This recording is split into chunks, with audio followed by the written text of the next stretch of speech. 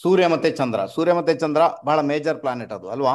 ಸೂರ್ಯ ಬಂದು ರಾಜ, ಚಂದ್ರ ಬಂದು ರಾಣಿ. ವಿಷ್ಣು ಮತ್ತೆ ನಾರಾಯಣ, ಶಿವ ಮತ್ತೆ ಪಾರ್ವತಿ. ಓಕೆ. ಸೊ ಇಲ್ಲಿ ಮುಖ್ಯವಾಗಿ ಏನಾಗುತ್ತೆ, ಯಾವಾಗ ಸೂರ್ಯನಿಗೆ ಏನು ಫಲ ಕೊಟ್ಟಿದ್ದಾರೆ ಅಲ್ವಾ. ಈಗ ನೋಡ್ಕೊಳ್ಳಿ ಏನಾಗುತ್ತೆ ಜಾತಕದಲ್ಲಿ. ಈಗ ನಿಮ್ಗೆಲ್ರಿಗೂ ಗೊತ್ತಿರುತ್ತೆ, ಸೂರ್ಯ ಬಂದು ನ್ಯಾಚುರಲ್ ಫಿಫ್ತ್ ಲಾರ್ಡ್ ಆತ, ನ್ಯಾಚುರಲ್ ಆಗಿ 5ನೇ ಮನೆ ಅಧಿಪತಿ ಆತ, ರೈಟಾ. ನೈಸರ್ಗಿಕ ಜನ್ಮಗುಳ್ಳೆನ ತೆಗೆದುಕೊಂಡಾಗ ನ್ಯಾಚುರಲ್ 5ನೇ ಮನೆ ಅಧಿಪತಿ ಆಗ್ತಾನೆ, ಅಂದ್ರೆ ಸಿಂಹರಾಶಿ ಅಧಿಪತಿ ಸೂರ್ಯನಾಗ್ಬಿಡ್ತಾನೆ, ಕರ್ಕಟಕ ರಾಶಿ ಅಧಿಪತಿ ಚಂದ್ರನಾಗ್ಬಿಡ್ತಾನೆ, ರೈಟಾ.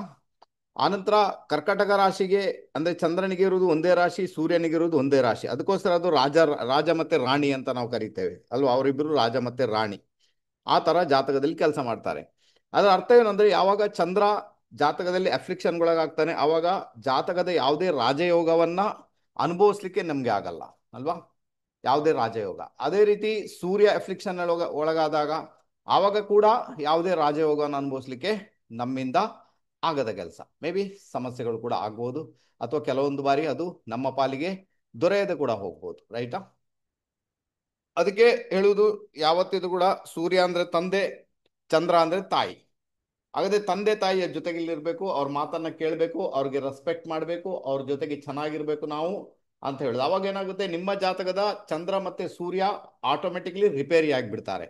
ಆವಾಗ ಜಾತಕದಲ್ಲಿ ಯಾವುದೇ ರೀತಿಯ ರಾಜಯೋಗಗಳು ಇದ್ರೂ ಕೂಡ ಅದನ್ನ ಅನುಭವಿಸ್ಲಿಕ್ಕೆ ಸಿಗುತ್ತೆ. ಒಂದು ವೇಳೆ ರಾಜಯೋಗ ಇಲ್ಲ ಪರವಾಗಿಲ್ಲ, ಜೀವನ ಅಂತೂ ಚೆನ್ನಾಗಿರುತ್ತೆ, ತೊಂದರೆ ಇಲ್ಲ. ಯಾಕಂದ್ರೆ ಸೂರ್ಯ ಮತ್ತೆ ಚಂದ್ರನನ್ನ ತಂದೆ ತಾಯಿಗಳ ಮುಖಾಂತರ ನೀವು ಚೆನ್ನಾಗಿಟ್ಕೊಳ್ಳಿಕ್ಕೆ ಆಲ್ಮೋಸ್ಟ್ ಪ್ರಯತ್ನ ಮಾಡಿದ್ದೀರಿ, ಮತ್ತೆ ಅದರಲ್ಲಿ ಸಫಲತೆಯನ್ನು ಪಡೆದಿದ್ದೀರಿ. ಅದಕ್ಕೋಸ್ಕರ ಸೂರ್ಯ ಮತ್ತೆ ಚಂದ್ರನಿಂದ ನಿಮ್ಗೆ ಯಾವ ತರದ ಮ್ಯಾಲಿಫಿಕ್ ಇನ್ಫ್ಲುಯೆನ್ಸ್ ಬರಬೇಕು, ಮೇ ಬಿ ಅದು ಬರಲ್ಲ ಅಲ್ವಾ, ಈ ತರ.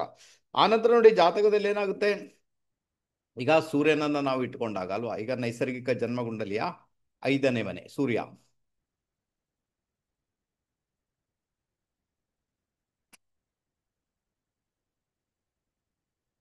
ಈಗ ಇದನ್ನ ನಾನು ನೈಸರ್ಗಿಕ ಜನ್ಮಗುಂಡಲಿ ಮಾಡ್ಕೊಂಡಾಗ ಅಲ್ವಾ, ಇದನ್ನ ಲಗ್ನ ಅಂತ ಇಟ್ಕೊಂಡಾಗ, ಈ ಲಗ್ನ ಅಂತ ಇಟ್ಕೊಂಡಾಗ 5ನೇ ಮನೆಯಲ್ಲಿ ಇಲ್ಲಿ ಸೂರ್ಯ ಬರ್ತಾನೆ. ಓಕೆ, ಸೂರ್ಯ ಇಲ್ಲಿ ಕನ್ಯಾ ರಾಶಿ ಇದೆ, ಇಲ್ಲಿ ಸೂರ್ಯ ಇದ್ದಾನೆ. ಇದು ನಿಮಗೆ ಕೀರ್ತಿ ಪ್ರತಿಷ್ಠೆ ಯಶಸ್ಸು ಅಲ್ವಾ. ಕೀರ್ತಿ ಪ್ರತಿಷ್ಠೆ ಯಶಸ್ಸು ಎಲ್ಲಿಂದ? 5ನೇ ಮನೆಯಿಂದ. ಹಾಗಾದ್ರೆ ಯಾವುದರಿಂದ ಕೀರ್ತಿ ಪ್ರತಿಷ್ಠೆ ಯಶಸ್ಸು? ನಿಮ್ಮ ವಿದ್ಯೆಯಿಂದ, ನಿಮ್ಮ ಬುದ್ಧಿಯಿಂದ ಅಲ್ವಾ. ನೀವು ನಿಮ್ಮ ಬುದ್ಧಿಯನ್ನ ಯಾವ ತರ ಯೂಸ್ ಮಾಡ್ತೀರಾ ಅಲ್ವಾ. ಬುದ್ಧಿಯ ಕಾರಕ ಗ್ರಹ ಯಾವುದು? ಬುಧ. ಬುಧ ಎಲ್ಲಿರ್ತಾನೆ? 3rd ಹೌಸ್ ಅಲ್ಲಿ, 3ನೇ ಮನೆ ಅಲ್ವಾ, ಇಲ್ಲಿರ್ತಾನೆ ಬುಧ. ಬುಧನಿಗೆ 3ನೇ ಮನೆ ನಿಮ್ಮ 5ನೇ ಮನೆ. ಅದಕ್ಕೆ ಬುಧನಿಗೆ ಪವರ್ಫುಲ್ ಮನೆ ಯಾವುದು? 5ನೇ ಮನೆ ಅಲ್ವಾ. ಅದಕ್ಕೆ ಬುಧ ಮತ್ತೆ ಸೂರ್ಯ ಒಟ್ಟು ಸೇರ್ಕೊಂಡಾಗ ಏನಾಗುತ್ತೆ? ಬುಧಾದಿತ್ಯ ಯೋಗ ಅಂತ ಕರಿತೇವೆ. ಸ್ಟ್ರಗಲ್ ಇದೆ, ಸ್ಟ್ರಗಲ್ ಇಲ್ಲ ಅಂತಿಲ್ಲ, ಬಟ್ ಬುಧನಿಗೆ ಯಾರು ಸಪೋರ್ಟ್ ಸಿಕ್ಕರು? ಅಪ್ಪನ ಸಪೋರ್ಟ್ ಸಿಕ್ತು. ಅದಕ್ಕೋಸ್ಕರ ಏನಾಗುತ್ತೆ, ಬುಧ ಅಂದ್ರೆ ಮಗು, ಸೂರ್ಯ ಅಂದ್ರೆ ಅಪ್ಪ. ಹಾಗಾದ್ರೆ ಏನಾಗುತ್ತೆ ಅಲ್ಲಿ, ಅಲ್ಲಿ ಬಹಳ ವಿಶೇಷವಾಗಿ ಬುಧಾದಿತ್ಯ ಯೋಗ, ಅಲ್ಲಿ ಸ್ಟ್ರಗಲ್ ಮಾಡಿ ಮತ್ತೆ ನೀವು ತುಂಬಾನೇ ಒಂದು ರಾಜಯೋಗ ತರ ಯೋಗವನ್ನು ಪಡೆಯುವಂತ ಭಾಗ್ಯ ನಿಮ್ಮ ಪಾಲಿಗಂತೂ ಕ್ರಿಯೇಟ್ ಆಗುತ್ತೆ. ಇಲ್ಲಿ 5ನೇ ಮನೆ ಅಧಿಪತಿ ಸೂರ್ಯ ಅಂದಾಗ ನೋಡಿ, 5ನೇ ಮನೆ ಬಂದು ನಿಮ್ಮ ವಿದ್ಯೆ, ನಿಮ್ಮ ಬುದ್ಧಿ, ನಿಮ್ಮ ಮಕ್ಕಳು, ನಿಮ್ಮ ಸ್ನೇಹಿತರು, ನಿಮ್ಮ ಪ್ರೀತಿ ಪ್ರೇಮ, ನಿಮ್ಮ ಪೂರ್ವ ಜನ್ಮ ಅಂದ್ರೆ ಪೂರ್ವ ಪುಣ್ಯ ಸ್ಥಾನ, ಆನಂತರ ನಿಮ್ಮ ಮನರಂಜನೆ, ನಿಮ್ಮ ಹೀಲಿಂಗ್ಸ್, ಯಾವುದೇ ರೀತಿಯ ರೋಗಗಳನ್ನು ಗುಣಪಡಿಸುವಂಥದ್ದು, ಯಾವುದೇ ರೀತಿಯ ಸಮಸ್ಯೆಗಳನ್ನು ದೂರ ಮಾಡುವಂಥದ್ದು, ಹೀಲಿಂಗ್ಸ್ ಅಲ್ವಾ. ನಿಮ್ಮ 5ನೇ ಮನೆ ಅದು ತಂದೆಯ ಭಾಗ್ಯ, ನಿಮ್ಮ ಅಜ್ಜ ತಾಯಿಯ ಕುಟುಂಬ, ಒಡ ಹುಟ್ಟಿದವರ ಪರಾಕ್ರಮ, ಆನಂತರ ನಿಮ್ಮ ಪಾರ್ಟ್ನರ್ನ ಇನ್ಕಮ್ ಅಲ್ವಾ. ಇಷ್ಟು ಪಾರ್ಟ್ ಅದರಲ್ಲಿ ಇರುವಂಥದ್ದು ಯಾವುದು? ನಿಮ್ಮ 5ನೇ ಮನೆಯಲ್ಲಿ. 5ನೇ ಮನೆ ಸ್ಟೇಟಸ್ ಕ್ರಿಯೇಟ್ ಆಗಿರುತ್ತೆ. 5ನೇ ಮನೆಯಲ್ಲಿ ಯಾವುದೇ ಗ್ರಹ ನೀಚಾನೂ ಆಗಲ್ಲ, ಯಾವುದೇ ಗ್ರಹ ಉಚ್ಚಾನೂ ಆಗಲ್ಲ. ಅಲ್ಲಿ ಸ್ವಗೃಹಿ ಆಗುವಂಥ ಗ್ರಹ ಬಂದು ಸೂರ್ಯ, ಮತ್ತೆ ಅವನ ಫ್ರೆಂಡ್ಲಿ ಗ್ರಹ ಯಾರಿದೆ ಅವರೆಲ್ಲರೂ ಕೂಡ ಅಲ್ಲಿ ಒಳ್ಳೆ ರಿಸಲ್ಟ್ ಅನ್ನ ಡೆಫಿನೆಟ್ ಆಗಿ ಕೊಟ್ಟೇ ಕೊಡ್ತಾರೆ. ಅದೇ ತರ ಸೂರ್ಯ ಯಾವಾಗ ಬೇರೆ ಬೇರೆ ಮನೆಗಳನ್ನ ಆತ ಸೇರ್ಕೊಳ್ತಾನೆ ಅಲ್ವಾ, ಆ ನ್ಯಾಚುರಲ್ ಮನೆ 5ನೇ ಮನೆ, ಬೇರೆ ಬೇರೆ ಮನೆಗಳನ್ನು ಸೇರ್ಕೊಂಡಾಗ ಆ ಮನೆಯನ್ನು ಡಾಮಿನೇಟ್ ಮಾಡ್ತಾನೆ ಆತ. ಅದರ ಅರ್ಥ ಏನಂದ್ರೆ, ಯಾವಾಗ ಸೂರ್ಯ ಒಂದು ಮನೆಗೆ ಹೋಗ್ತಾನೆ ಆ ಮನೆಯನ್ನ ಡಾಮಿನೇಟ್ ಮಾಡ್ತಾನೆ. ಅದರ ಅರ್ಥ ಬಹಳ ವಿಶೇಷವಾಗಿ ಅಲ್ಲಿ ನೀವು ಅಥಾರಿಟಿಯನ್ನ ಬಯಸ್ತೀರಿ ಅಂತ ಇಂಡಿಕೇಶನ್ ಅಲ್ವಾ. ಸೂರ್ಯ ಅಂದ್ರೆ ರಾಜ. ಹಾಗಾದ್ರೆ ಸೂರ್ಯ ಯಾವ ಮನೆಗೆ ದಾಂಗುಡಿ ಇಡ್ತಾನೆ, ಹಾಗಾದ್ರೆ ಆ ಮನೆಯಲ್ಲಿ ತುಂಬಾನೇ ಅಥಾರಿಟಿಯನ್ನ ಪಡಿಲಿಕ್ಕೆ ನೀವು ಪ್ರಯತ್ನ ಮಾಡ್ತೀರಾ, ತುಂಬಾ ಅಥಾರಿಟಿ ಬರುತ್ತೆ ನಿಮ್ಗೆ. ಅಂದ್ರೆ ನೀವು ಅಲ್ಲಿ ಬಹಳ ವಿಶೇಷವಾಗಿ ಎಲ್ಲ ಇದ್ದೀರಲ್ವ ಮಾರ್ರೆ. ನನಗೆ ಒಮ್ಮೆ ಡೌಟ್ ಆಯಿತು, ಯಾಕಂದರೆ ಅಲ್ಲಿ ಇಬ್ಬರು ಕಾಣ್ತಾ ಇದ್ರು, ಅವರು ಅವರು ಸ್ಟನ್ ಆಗಿದ್ರು ಹಾಗೆ ಅದು ನಾನು ಅನಿಸ್ಬಿಟ್ಟೆ ವಿಡಿಯೋಸ್ ಫ್ರೀಸ್ ಆಯ್ತಾ ಅಂತ, ಅಲ್ವಾ? ಅವ್ರು ಹೀಗೆ ಇದ್ರು, ಅಂದರೆ ವಿಡಿಯೋ ಫ್ರೀಸ್ ಆಯ್ತು ಅದಕ್ಕೆ ತೆಗಿಬೇಕಾಯ್ತು, ರೈಟಾ? ಎಲ್ಲ ಒಂದು ಕಡೆ. ಓಕೆ, ಕೆಲವೊಮ್ಮೆ ಹೇಳಲಿಕ್ಕೆ ಆಗುದಿಲ್ಲವಲ್ಲ, ನೆಟ್ವರ್ಕ್ ಪ್ರಾಬ್ಲಮ್ ಆಗಿ ಇಲ್ಲದೆ ಹೋಗುವಂಥದ್ದು. ಓಕೆ, ಸೂರ್ಯ ಯಾವ ಮನೆಗೆ ದಾಂಗುಡಿ ಇಡ್ತಾನೆ ಅಲ್ಲೇನಾಗುತ್ತೆ, ನಮಗೆ ಅಥಾರಿಟಿ ಬರುತ್ತೆ ಅಲ್ವಾ? ನಾವೇನ್ ಮಾಡ್ತೇವೆ, ಆ ಪಾರ್ಟಲ್ಲಿ ತುಂಬಾನೇ ಅಧಿಕಾರವನ್ನ ಪಡಿಲಿಕ್ಕೆ ಬಯಸ್ತೇವೆ ಅಂತ ಒಂದು ಇಂಡಿಕೇಶನ್. ಇನ್ನೊಂದೇನಂದ್ರೆ, ಸೂರ್ಯ 5ನೇ ಮನೆ ಅಧಿಪತಿ ತಾನೆ, ಆತ ಏನ್ ಮಾಡ್ತಾನೆ, 6ನೇ ಮನೆಗೆ 12ನೇ ಮನೆ. 6ನೇ ಮನೆ ಅಂದ್ರೆ 6ನೇ ಮನೆ ನಿಮ್ಮ ರೋಗ ಋಣ ರಿಪು, ಅನಂತರ ಸೇವೆ ಕೂಡ. ಈಗ ರೋಗ ಋಣ ರಿಪುವಿನಲ್ಲಿ ನಿಮ್ಗೆ ಒಂದು ಬಿಡುಗಡೆ ಬೇಕಾದ್ರೆ ಅಲ್ಲಿ ಸೂರ್ಯ ಕೆಲಸ ಮಾಡಬೇಕು. 5ನೇ ಮನೆ ಕೆಲಸ ಮಾಡಿದಾಗ ಏನಾಗುತ್ತೆ, 6ನೇ ಮನೆಗೆ 5ನೇ ಮನೆ ವ್ಯಯಸ್ಥಾನ. ಅವಾಗ 6ನೇ ಮನೆಯಲ್ಲಿ ಬರ್ತಕ್ಕಂಥ ಸಮಸ್ಯೆಯನ್ನ 5ನೇ ಮನೆ ಸಾಲ್ವ್ ಮಾಡುತ್ತೆ. ಅದಕ್ಕೋಸ್ಕರ ಸೂರ್ಯನಿಗೆ ಅಷ್ಟು ದೊಡ್ಡ ಪಾರ್ಟ್ ಇದೆ. ನಿಮ್ಮ ಜೀವನದಲ್ಲಿ ಬರ್ತಕ್ಕಂಥ ಒಂದಷ್ಟು ತೊಂದರೆಗಳನ್ನ, ಒಂದಷ್ಟು ಅಬ್ಸ್ಟಕಲ್ಸ್ಗಳನ್ನ, ಒಂದಷ್ಟು ಹಿನ್ನಡೆಯನ್ನ ಆತ ಸರಿ ಮಾಡಲಿಕ್ಕೆ ಸಾಧ್ಯತೆ ಉಂಟು. ಆನಂತರ ರೋಗ ಬಂದಾಗ, ಅಥವಾ ನಿಮಗೆ ಆರೋಗ್ಯದ ಸಮಸ್ಯೆ ಬಂದಾಗ, ಅಥವಾ ಋಣ ಅಂದ್ರೆ ಸಾಲದ ಸಮಸ್ಯೆ ಬಂದಾಗ, ಅಥವಾ ನಿಮಗೆ ಶತ್ರುಕಾಟ ಬಂದಾಗ, ಅದನ್ನ ನಿವಾರಣೆ ಮಾಡಲಿಕ್ಕೆ ನಿಮ್ಗೆ ಯಾರು ಬೇಕಾಗುತ್ತೆ, 5ನೇ ಮನೆ ಬೇಕಾಗುತ್ತೆ. ಆಗ 5ನೇ ಮನೆ ಆಕ್ಟಿವೇಟ್ ಆದಾಗ ಮೇ ಬಿ ನಿಮ್ಮ 6ನೇ ಮನೆಯಲ್ಲಿ ಬರ್ತಕ್ಕಂಥ ತೊಂದರೆ ಮೈನಸ್ ಆಗುತ್ತೆ. ಅರ್ಥ ಆಗುತ್ತೆ? ಪ್ರತಿಯೊಂದು ಭಾವಕ್ಕೂ ಹಾಗೇನೆ. ಅದರ 12ನೇ ಮನೆ ಅದನ್ನು ಮೈನಸ್ಸೇ ಮಾಡುತ್ತೆ, ನೆಗೆಟ್ ಮಾಡಿಬಿಡುತ್ತೆ, ಅದನ್ನು ಇಲ್ಲದ ಹಾಗೆ ಮಾಡಿಬಿಡುತ್ತೆ. ಆ ಥರ ಮಾಡಬೇಕಾದ್ರೆ ಇಲ್ಲಿ ನಮ್ಗೇನಾಗಿದೆ, ನಮಗೆ ತುಂಬ ತೊಂದರೆ ಉಂಟಾಗುವುದೇ ನಿಮ್ಮ 6ನೇ ಮನೆಯಿಂದ. ಆನಂತರ 8ನೇ ಮನೆಯಿಂದ. 8ನೇ ಮನೆ ಕ್ಲನ್ಸಿಂಗ್ ಆಗಬೇಕಾದ್ರೆ ನಿಮ್ಮ ಪಾರ್ಟ್ನರ್ ಸರಿ ಇರಬೇಕು ಅಲ್ವಾ? 8ನೇ ಮನೆಯಲ್ಲಿ ಸಮಸ್ಯೆ ಬಂತು. 8ನೇ ಮನೆ ಅಂದರೆ ತುಂಬಾನೇ ಪೀಡೆ, ತುಂಬಾನೇ ಏರಿಳಿತ, ತುಂಬಾನೇ ಫ್ಲಕ್ಚುಯೇಷನ್ಸ್, ಆಯುಷ್ಯಕ್ಕೇನೆ ಕಂಟಕ. ಆಯುಷ್ಯಕ್ಕೆ ಕಂಟಕ ಬಂದಾಗ ನಿಮ್ಗೆ ಯಾರು ಸಹಾಯ ಮಾಡಬೇಕು, ನಿಮ್ಮ ಪಾರ್ಟ್ನರೇ ಸಹಾಯ ಮಾಡಬೇಕು. ಯಾವಾಗ ನಿಮ್ಮ ಪಾರ್ಟ್ನರ್ ನಿಮ್ಮ ಜೊತೆಗಿರ್ತಾರೆ, ಅವ್ರು ನಿಮ್ಗೋಸ್ಕರ ಪ್ರೇ ಮಾಡ್ತಾರೆ, ಅವಾಗ ಏನಾಗುತ್ತೆ, ನಿಮ್ಮ ಆರೋಗ್ಯ ಬೇಗನೆ ಚೇತರಿಸ್ಕೊಳ್ಳುತ್ತೆ. ನಿಮ್ಗೋಸ್ಕರ ಬೇರೆಯವರು ಪ್ರೇಯರ್ ಮಾಡುವಂಥ ವಿಷಯ ಬೇರೆ, ನಿಮ್ಗೋಸ್ಕರ ಬೇರೆಯವರು ಮದ್ದು ತಿನ್ನಿಸುವಂಥ ವಿಷಯ ಬೇರೆ. ಬಟ್ ನಿಮ್ಮ ಪಾರ್ಟ್ನರ್, ಗಂಡ ಆದ್ರೆ ಹೆಂಡತಿ, ಹೆಂಡತಿ ಆದ್ರೆ ಗಂಡ, ಯಾರು ಅವರು ಅದನ್ನು ಮಾಡಿದಾಗ ನಿಮ್ಮ 8ನೇ ಮನೆ ತನ್ನಿಂದಾನೇ ಕ್ಲನ್ಸಿಂಗ್ ಆಗುತ್ತೆ. ನಿಮಗೆ ಮೇ ಬಿ ನಿಮಗೆ ಗೊತ್ತಿಲ್ಲದ ವಿಚಾರ. ಯಾಕಂದ್ರೆ ಯಾವಾಗ 7th ಹೌಸ್ 7ನೇ ಮನೆ ಅದು ಗಂಡ ಮತ್ತೆ ಹೆಂಡತಿ ಪಾರ್ಟ್ನರ್. ಹಾಗಾದ್ರೆ ಗಂಡ ಮತ್ತೆ ಹೆಂಡತಿ ಚೆನ್ನಾಗಿದ್ದಾರೆ ಅಂದಾಗ 8ನೇ ಮನೆ ಚೆನ್ನಾಗಿರುತ್ತಲ್ವಾ? 8ನೇ ಮನೆಯಲ್ಲಿ ಸಮಸ್ಯೆನೇ ಆಗಲ್ಲಲ್ವಾ? ಮತ್ತೆ ಆಯುಷ್ಯಕ್ಕೆ ತೊಂದರೆ ಎಲ್ಲಿಂದ ಬಂತೀಗ, ಅಲ್ವಾ? 8ನೇ ಮನೆಯಲ್ಲಿ ಯಾವುದೇ ಮ್ಯಾಲಿಫಿಕ್ ಇನ್ಫ್ಲುಯೆನ್ಸ್ ಇರಲಿ, ಆಯುಷ್ಯಕ್ಕೆ ತೊಂದರೆ ಎಲ್ಲಿಂದ ಬರುತ್ತೆ? ಮೇ ಬಿ ಅವ್ರು ದೀರ್ಘಾಯುಷ್ಯ ಬಾಳ್ತಾರೆ. ಈಗ ಕೂಡ ನೀವು ನೋಡ್ಬೋದು, ಕೆಲವೆಲ್ಲ ಅಜ್ಜ ಅಜ್ಜಿ ಅಂದಿರು ಎಷ್ಟೋ ವರ್ಷ ಆಯಿತು ಮದುವೆ ಆಗಿ, 60 ವರ್ಷ 60 ಆದರೂ ಒಳ್ಳೆ ಲೈಫ್ ನಡೆಸ್ತಾ ಇದ್ದಾರೆ. ಅಷ್ಟು ಒಳ್ಳೆ ರೀತಿಯಲ್ಲಿ ಅವರು ತಿರುಗ್ಲಿಕ್ಕೆ ಹೋಗ್ತಾರೆ, ಮಾತಾಡ್ತಾರೆ, ಎಂಜಾಯ್ ಮಾಡ್ತಾರೆ. ನೋಡಿ ಅವ್ರಿಗೆ ಯಾಕೆ ಸಮಸ್ಯೆ ಬಂದಿಲ್ಲ? ನಮ್ಮಲ್ಲಿ ಮದುವೆ ಆಗಿ 4 ದಿನಕ್ಕೆ ಶುರುವಾಗುತ್ತೆ ಈಗೋ. ಅದಕ್ಕೋಸ್ಕರ ಪ್ರಾಬ್ಲಮ್ ಕ್ರಿಯೇಟ್ ಆಗುತ್ತೆ. ಯಾವಾಗ ಅಮಿತಾಬ್ ಬಚ್ಚನ್ ಅವರಿಗೆ ಆರೋಗ್ಯದಲ್ಲಿ ಸಮಸ್ಯೆ ಬಂದಿದ್ದು, ಕರುಳಿನ ಸಮಸ್ಯೆ, ಕೂಲಿ ಚಿತ್ರದ ಸಮಯದಲ್ಲಿ, ಆವಾಗ ಪ್ರೇಯರ್ ಮಾಡಿದ್ದಾರು ಅವರ ಪತ್ನಿ ಅಲ್ವಾ? ಅವ್ರ ಜೊತೆಗೆ ಇದ್ದುಕೊಂಡು ಅವರ ಪತ್ನಿ ಅವ್ರಿಗೋಸ್ಕರ ಪ್ರೇಯರ್ ಮಾಡಿದ್ರು. ಅವಾಗ ಏನಾಯ್ತು, ಅವ್ರ 8ನೇ ಮನೆ ಕ್ಲನ್ಸಿಂಗ್ ಆಯಿತು ಅಲ್ವಾ? ಎಲ್ಲೋ ಒಂದು ಕಡೆ ಮೃತ್ಯುಕೂಪಕ್ಕೆ ಹೋದವ್ರು ವಾಪಸ್ ಬಂದ್ಬಿಟ್ರು. ಅರ್ಥ ಆಗುತ್ತಾ ನಿಮಗೆ? ಪ್ರತಿಯೊಂದರಲ್ಲಿ ಕೂಡ ಹಾಗೇನೆ. ಅದಕ್ಕೆ ಗಂಡ ಹೆಂಡತಿ ಚೆನ್ನಾಗಿರೋದು ಇದೆಯಲ್ವಾ, ಗಂಡ ಹೆಂಡತಿ ಒಬ್ಬರನ್ನೊಬ್ಬರು ಅರಿತುಕೊಂಡು ಬಾಳೋದು ಇದೆಯಲ್ವಾ, ಅದು ನಿಮ್ಮ ಲೈಫಲ್ಲಿ ದೊಡ್ಡ ವರದಾನ. ಆವಾಗ 8ನೇ ಮನೆ ಬೈ ಡಿಫಾಲ್ಟ್ ಕ್ಲೆನ್ಸಿಂಗ್ ಆಗುತ್ತೆ. ಆವಾಗ ನಿಮಗೆ ಬರ್ತಕ್ಕಂಥ ಒಂದು ಪೀಡೆ ಇರ್ಬೋದು, ಅದು ಅಚಾನಕ್ ಆದ ಘಟನೆಗಳಿರ್ಬೋದು, ಆಕ್ಸಿಡೆಂಟ್ಸ್ ಇರ್ಬೋದು, ಅಥವಾ ಆಯುಷ್ಯಕ್ಕೆ ಸಮಸ್ಯೆ ಇರ್ಬೋದು, ಮೇ ಬಿ ಬರಲ್ಲ ಅಲ್ವಾ? ಯಾವಾಗ ನಿಮ್ಮ ಮಧ್ಯೆನೇ ಮಿಸ್ಅಂಡರ್ಸ್ಟ್ಯಾಂಡಿಂಗ್, ಮೇ ಬಿ ಅದು ತೊಂದರೆ ಕೂಡ ಕ್ರಿಯೇಟ್ ಮಾಡ್ಬೋದು. ಅದೇ ಥರ 5ನೇ ಮನೆ ಕೂಡ ಅಲ್ವಾ? 5ನೇ ಮನೆ ಅಲ್ವಾ ರಾಜರಾಶಿ ಅಂತ ಕರಿತೇವೆ. ಯಾವಾಗ 5ನೇ ಮನೆಯನ್ನು ಚೆನ್ನಾಗಿ ಇಟ್ಕೊಳ್ತೀರಾ ನೀವು, ಅವಾಗ ನಿಮ್ಮ 6ನೇ ಮನೆಯಲ್ಲಿ ಬರ್ತಕ್ಕಂಥ ಸಮಸ್ಯೆ ಸಾಲ್ವ್ ಆಗುತ್ತೆ. ಅದು ರೋಗ ಋಣ ರಿಪು, ಆರೋಗ್ಯ, ಹಣಕಾಸು, ಶತ್ರುಕಾಟ, ಇಷ್ಟೂ ಕೂಡ ಸಾಲ್ವ್ ಆಗುವಂಥ ಸಾಧ್ಯತೆ ತೀರಾ ಜಾಸ್ತಿ. ಯಾವಾಗ 5th ಹೌಸನ್ನು ನೀವು ಆಕ್ಟಿವೇಟ್ ಮಾಡಿ ಇಟ್ಕೊಂಡಾಗ. ಆಕ್ಟಿವೇಟ್ ಅಂದರೆ ಅದನ್ನು ಚೆನ್ನಾಗಿ ಇಟ್ಕೊಂಡಾಗ ಅಲ್ವಾ? ಈಗ 5th ಹೌಸಲ್ಲಿ ಏನಿದೆ ನಿಮಗೆ, 5th ಹೌಸಲ್ಲಿ ನೋಡಿ, 5th ಹೌಸಲ್ಲಿ ನಿಮಗೆ ಮನೋರಂಜನೆ ಕೂಡ ಇದೆ. ಆನಂತರ 5th ಹೌಸ್ಗೆ ತುಂಬ ಇಂಪಾರ್ಟೆನ್ಸ್ ಇದೆ, ಅದು ನಿಮ್ಮ ಪೂರ್ವ ಪುಣ್ಯ. ಹಾಗಾದರೆ 5th ಲಾರ್ಡ್, ನಿಮ್ಮ ಜಾತಕದಲ್ಲಿ ಯಾರೇ 5th ಲಾರ್ಡ್ ಇರಲಿ, ಆತ ಎಲ್ಲಿ ಹೋಗ್ತಾನೆ ಅಲ್ಲಿ ಪೂರ್ವ ಪುಣ್ಯವನ್ನು ತಗೊಂಡೇ ಹೋಗ್ತಾನೆ. ಆವಾಗ ಆ ಭಾವಕ್ಕೆ ಸಂಬಂಧಪಟ್ಟಂತ ವ್ಯಕ್ತಿಗಳು ಯಾರು ಇರ್ತಾರೆ, ಅವರು ನಿಮ್ಮ ಪೂರ್ವ ಪುಣ್ಯನ ಅನುಭವಿಸ್ತಾರೆ, ಅವ್ರಿಗೆ ಫೇವರೇಬಲ್ ಆಗುತ್ತೆ. ಅದೇ ತರ ಸೂರ್ಯ ಬೈ ಡಿಫಾಲ್ಟ್ ಆಗಿ ಪೂರ್ವ ಪುಣ್ಯ ಸ್ಥಾನದ ಅಧಿಪತಿ ಆತ, ಬೈ ಡಿಫಾಲ್ಟ್ ಆಗಿ. ಹಾಗಾದ್ರೆ ಸೂರ್ಯ ಎಲ್ಲಿದ್ದಾನೆ ಅಲ್ಲಿ ಕೂಡ ಅಥಾರಿಟಿಯನ್ನು ಬಯಸ್ತೀರಾ, ಸೂರ್ಯ ಎಲ್ಲಿದ್ದಾನೆ ಅಲ್ಲಿ ಕೂಡ ನಿಮ್ಮ ಅಧಿಕಾರವನ್ನು ಬಯಸ್ತೀರಾ, ಅದು ಒಂದು ಇಂಪ್ಯಾಕ್ಟ್ ಇದೆ ಅಲ್ವಾ? ಅರ್ಥ ಆಗುತ್ತಾ? ಟ್ರೈ ಮಾಡಿ ನೋಡಿ, ನಿಮ್ಮ ಜಾತಕದಲ್ಲಿ ಸೂರ್ಯ ಎಲ್ಲಿ ಕೂತಿದ್ದಾನೆ ಅಥವಾ ಫಿಫ್ತ್ ಲಾರ್ಡ್ ಎಲ್ಲಿ ಕೂತಿದ್ದಾನೆ. ಈಗ ಫಿಫ್ತ್ ಲಾರ್ಡ್ 5ನೇ ಮನೆ ಅಧಿಪತಿ 7ನೇ ಮನೆಗೆ ಬಂದ, ಅಥವಾ ನಿಮ್ಮ ಪೂರ್ವ ಪುಣ್ಯ ಎಲ್ಲಿ ಹೋಯ್ತು? 7ನೇ ಮನೆಗೆ ಬಂತು. 7ನೇ ಮನೆ ಪಾರ್ಟ್ನರ್. ಹಾಗಾದ್ರೆ ನಿಮ್ಮ ಪೂರ್ವ ಪುಣ್ಯದ ಫಲವನ್ನು ನಿಮ್ಮ ಪಾರ್ಟ್ನರ್ ಅನುಭವಿಸ್ತಾರೆ. ಅದರ ಅರ್ಥ ನಿಮ್ಮ ಕೈ ಹಿಡಿದ ನಂತರ ನಿಮ್ಮ ಪಾರ್ಟ್ನರ್ ಬೆಳೀತಾರೆ. ಈಗ ನೀವು ಚೆನ್ನಾಗಿರ್ತಿರೋದು ವಿಷಯ ಬೇರೆ, ಪಾರ್ಟ್ನರ್ ಮುಖಾಂತರ ಚೆನ್ನಾಗಿರ್ತೀರಾ. ಮದುವೆ ಆಯಿತು, ಚೆನ್ನಾಗಿರ್ತೀರಾ. ಪಾರ್ಟ್ನರ್ಶಿಪ್ ಬಿಸ್ನೆಸ್ ಮಾಡಿ ಚೆನ್ನಾಗಿರ್ತೀರಾ. ವಿದೇಶಕ್ಕೆ ಹೋಗಿ ಚೆನ್ನಾಗಿರ್ತೀರಾ. ಇಂತಹ ಒಂದು ಇಂಪ್ಯಾಕ್ಟ್ ಏನೋ ಅಲ್ಲಿ ಕ್ರಿಯೇಟ್ ಆಗುತ್ತೆ. ಅದೇ ಥರ ಫಿಫ್ತ್ ಲಾರ್ಡ್ 4th ಹೌಸ್ಗೆ ಬಂದ, 5ನೇ ಮನೆ ಅಧಿಪತಿ 4ನೇ ಮನೆಗೆ ಬಂದ. ಆವಾಗ ಮಕ್ಕಳಾದ ನಂತರ ಮನೆ ಮಾಡ್ತೀರಾ. ಮಕ್ಕಳಿಂದ ನಿಮಗೆ ಒಳ್ಳೆಯದಾಗುತ್ತೆ. ಮನೆ ಬಹಳ ಈಸಿಯಾಗಿ ಆಗುತ್ತೆ. ಪೂರ್ವ ಪುಣ್ಯದ ಫಲ ಉಂಟು ಅಲ್ಲಿ. ಆ ಮನೆ ಬಹಳ ವಿಶೇಷ ರೀತಿಯಲ್ಲಿ ಪ್ರಗತಿಯನ್ನು ಸಾಧಿಸುವಂಥ ಮನೆಯೇ ಆಗಿರುತ್ತೆ. ನೀವು ಲೈಫನ್ನು ಎಂಜಾಯ್ ಮಾಡ್ತೀರಿ. ಅರ್ಥ ಆಯ್ತಾ? ಸೊ ಈ ಥರ ಅದಕ್ಕೆ ಹೇಳೋದು, ಈ ಒಂದು 5ನೇ ಮನೆ ಅಧಿಪತಿಗೆ ಬಹಳಷ್ಟು ಮಹತ್ವ ಇದೆ. ಯಾಕಂದರೆ ನಿಮ್ಮ ಪೂರ್ವ ಪುಣ್ಯ ಏನು ಮಾಡ್ಕೊಂಡು ಬಂದಿದ್ದೀರಾ, ಅಲ್ಲಿ ಅಫ್ಲಿಕ್ಷನ್ ಕೂಡ ಕೆಲವೊಂದು ಬರುತ್ತೆ, ಇರುವುದಿಲ್ಲ ಅಂತ ಏನಿಲ್ಲ. ಅಫ್ಲಿಕ್ಷನ್ ಕೂಡ ಬಂದುಬಿಡುತ್ತೆ, ತೊಂದರೆ ಕೂಡ ಇರುತ್ತೆ. ಯಾವಾಗ ಪೂರ್ವ ಪುಣ್ಯ ಸ್ಥಾನದ ಅಧಿಪತಿ ಆತ ಸ್ಟ್ರಾಂಗ್ ಆಗಿಬಿಟ್ಟು, ಆವಾಗ ಸಮಸ್ಯೆಗಳು ಕೂಡ ಸಾಲ್ವ್ ಆಗುತ್ತೆ. ಅಲ್ವಾ? ಆ ಥರ ಕೆಲಸ ಮಾಡಿರಬೇಕು ತಾನೇ ಪೂರ್ವ ಪುಣ್ಯದಲ್ಲಿ. ಅಂದರೆ ನೀವು ಒಂದು ಜನ್ಮದಲ್ಲಿ ಆ ಥರ ಕೆಲಸ ಮಾಡಿ ಬಂದಿರುವ, ಆವಾಗ ಪೂರ್ವ ಪುಣ್ಯ ಅಧಿಪತಿ ಸ್ಟ್ರಾಂಗ್ ಆಗಿರ್ತಾನೆ. ಅಲ್ಲಿ ನಿಮ್ಮ ಅಜ್ಜನ ಆಶೀರ್ವಾದ ಕೂಡ ಉಂಟು. ಅಜ್ಜ ಒಂದು ವೇಳೆ ಸರಿ ಇಲ್ಲ ಅಂದಾಗ ಪೂರ್ವ ಪುಣ್ಯ ಸ್ಥಾನದ ಅಧಿಪತಿ ಕೂಡ ಮ್ಯಾಲಿಫಿಕ್ ಇನ್ಫ್ಲುಯೆನ್ಸ್ಗೆ ಒಳಗಾಗ್ತಾನೆ. ಅಲ್ವಾ? ಅದು ತಂದೆಯ ಭಾಗ್ಯ ಕೂಡ. ಹಾಗಾದರೆ ತಂದೆಯ ಭಾಗ್ಯ ಕೂಡ ತುಂಬ ಚೆನ್ನಾಗಿ ಹೋಗ್ಬೇಕಾದ್ರೆ ನಿಮ್ಮ ಪೂರ್ವ ಪುಣ್ಯ 5ನೇ ಮನೆ ಚೆನ್ನಾಗಿ, ಆವಾಗ ತಂದೆಯ ಭಾಗ್ಯ ಮುಂದುವರಿತದೆ. ಇಲ್ಲಾಂದರೆ ತಂದೆಯ ಭಾಗ್ಯಕ್ಕೂ ಸಮಸ್ಯೆ, ನಿಮಗೂ ಸಮಸ್ಯೆ, ನಿಮ್ಮ ಮಕ್ಕಳಿಗೂ ಸಮಸ್ಯೆ. ಅಲ್ವಾ? ಅಂದರೆ ಏನಾಯಿತು, ನೀವು ಹಿಂದಿನ ಜನ್ಮದಲ್ಲಿ ಮಾಡಿದಂತಹ ಪುಣ್ಯದ ಫಲ ಕಡಿಮೆ ಆಯಿತು, ಇಲ್ಲಿ ಮ್ಯಾಲಿಫಿಕ್ ಇನ್ಫ್ಲುಯೆನ್ಸ್ ತುಂಬಾ ಜಾಸ್ತಿ ಆಯಿತು. ಅಲ್ವಾ?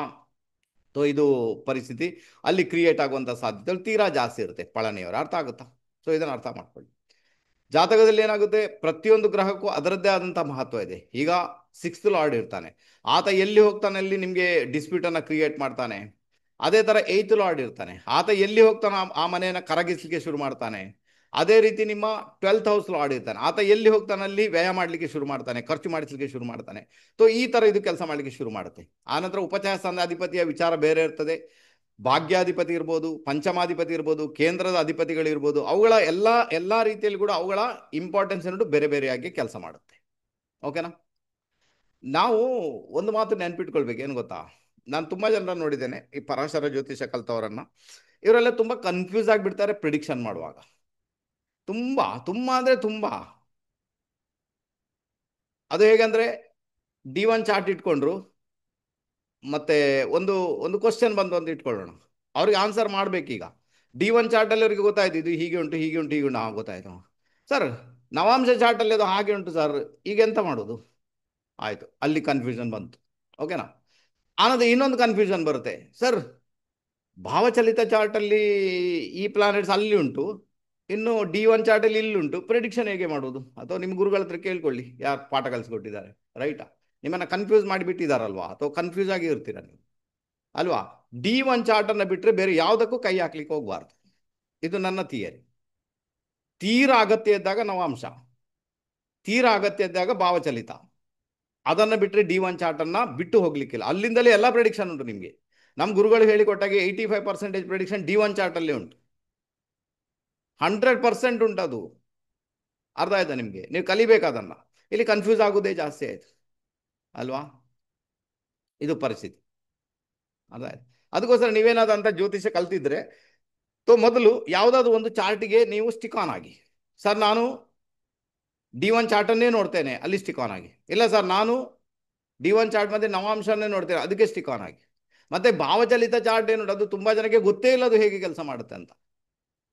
ಈಗಲೂ ಕನ್ಫ್ಯೂಷನ್, ಸರ್ ಅಲ್ಲಿ ಆ ಪ್ಲಾಂಟ್ಸ್ ಅಲ್ಲಿ ಉಂಟು ಸರ್, ಇದರಲ್ಲಿ ಇಲ್ಲಿ ಉಂಟು ಸರ್, ಅದನ್ನು ಹೇಗೆ ಹಿಡಿಯುವುದು? ಇದು ಇನ್ನೊಂದು ಪರಿಸ್ಥಿತಿ, ಅಲ್ವಾ? ಅರ್ಥ ಆಗುತ್ತಾನೆ? ಗೊತ್ತಾಯ್ತು ಅಂತ ಇಟ್ಕೊಳ್ತೇನೆ. ಎನಿವೆ ಇರಲಿ. ಸೊ ಅದಕ್ಕೋಸ್ಕರ ಈ 5th ಹೌಸ್ ಏನಿದೆ ನಿಮ್ಮ ಪೂರ್ವ ಪುಣ್ಯ, ಅಲ್ವಾ?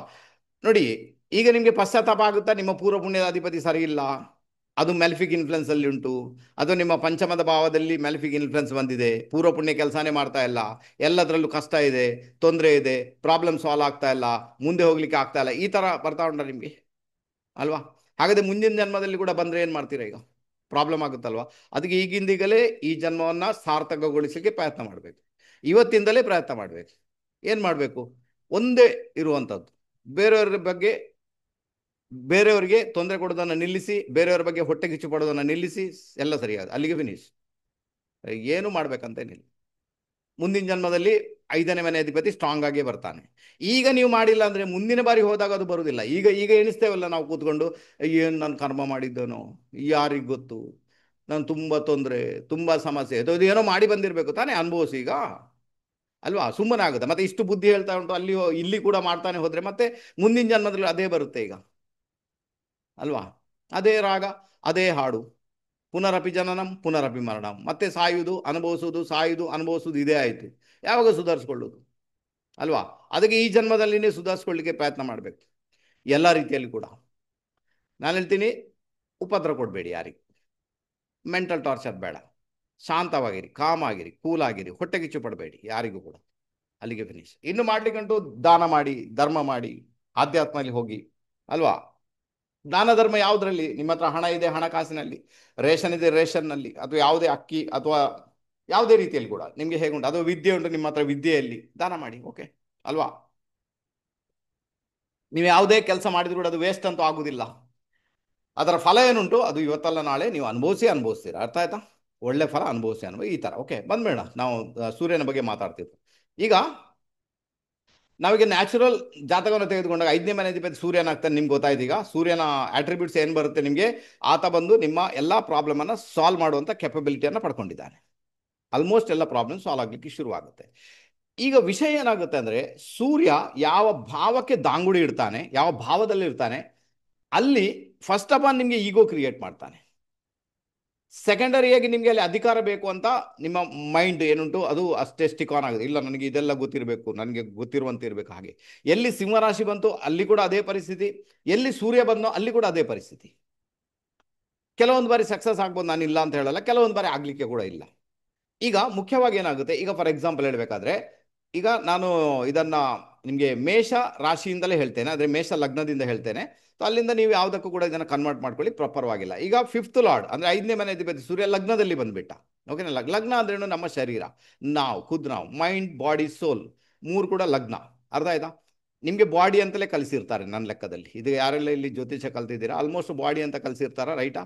ಅದನ್ನು ತನುಸ್ಥಾನ ಅಂತ ಕರೆದಿರ್ತಾರೆ, ರೈಟ್ ತಾನೆ? ಬಟ್ ಮೈಂಡ್, ಬಾಡಿ, ಸೋಲ್ ಅದು ಮೂರು ಕೂಡ ಲಗ್ನಾನೇ. ಯಾಕೆ ಮೈಂಡ್, ಬಾಡಿ, ಸೋಲ್?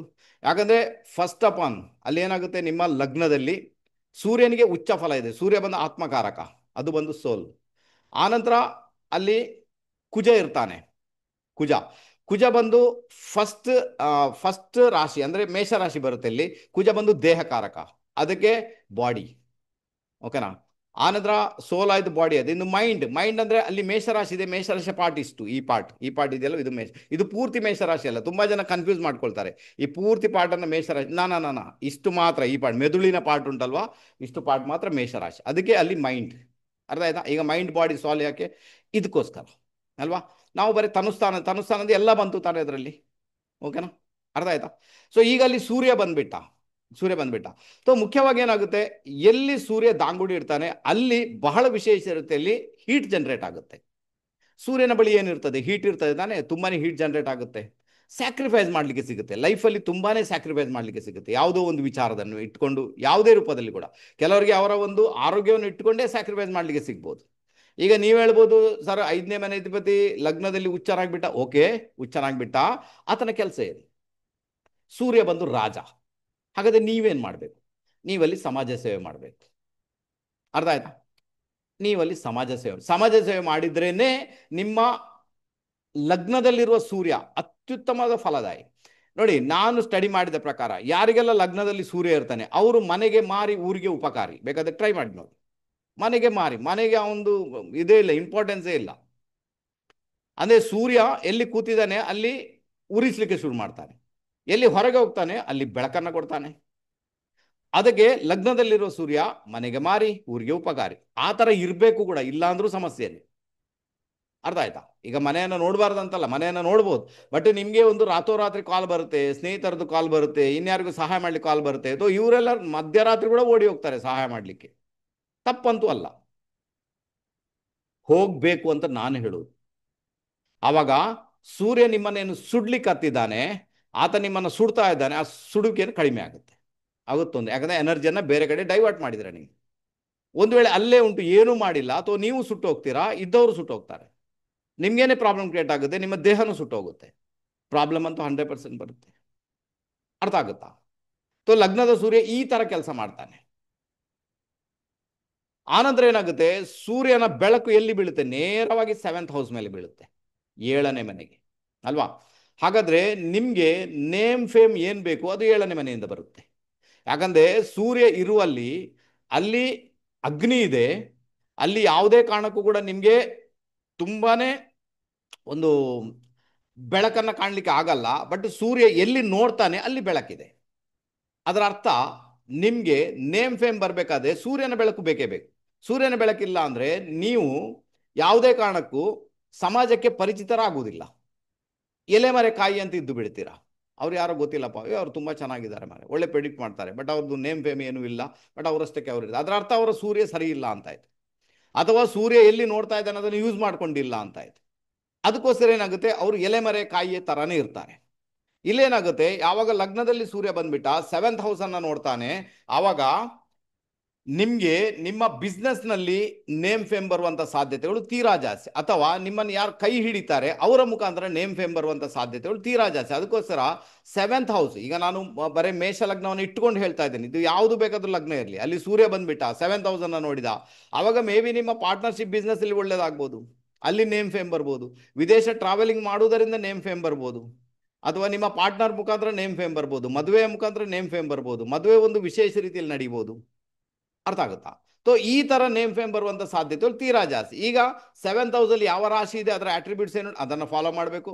7th ಹೌಸ್ ಅಲ್ಲಿ ಯಾವ ಪ್ಲಾನೆಟ್ಸ್ ಇದೆ, ಏನ್ ಕಾರಕತ್ವ ಇದೆ, ಅದನ್ನ ಫಾಲೋ ಮಾಡಬೇಕು. ಆವಾಗ ಆ ನೇಮ್ ಫೇಮ್ ಏನುಂಟು ನಿಮ್ಮಲ್ಲಿಗೆ ಬರುವ ಸಾಧ್ಯತೆಗಳು ತೀರಾ ಜಾಸ್ತಿ ಆಗಿಬಿಡುತ್ತೆ.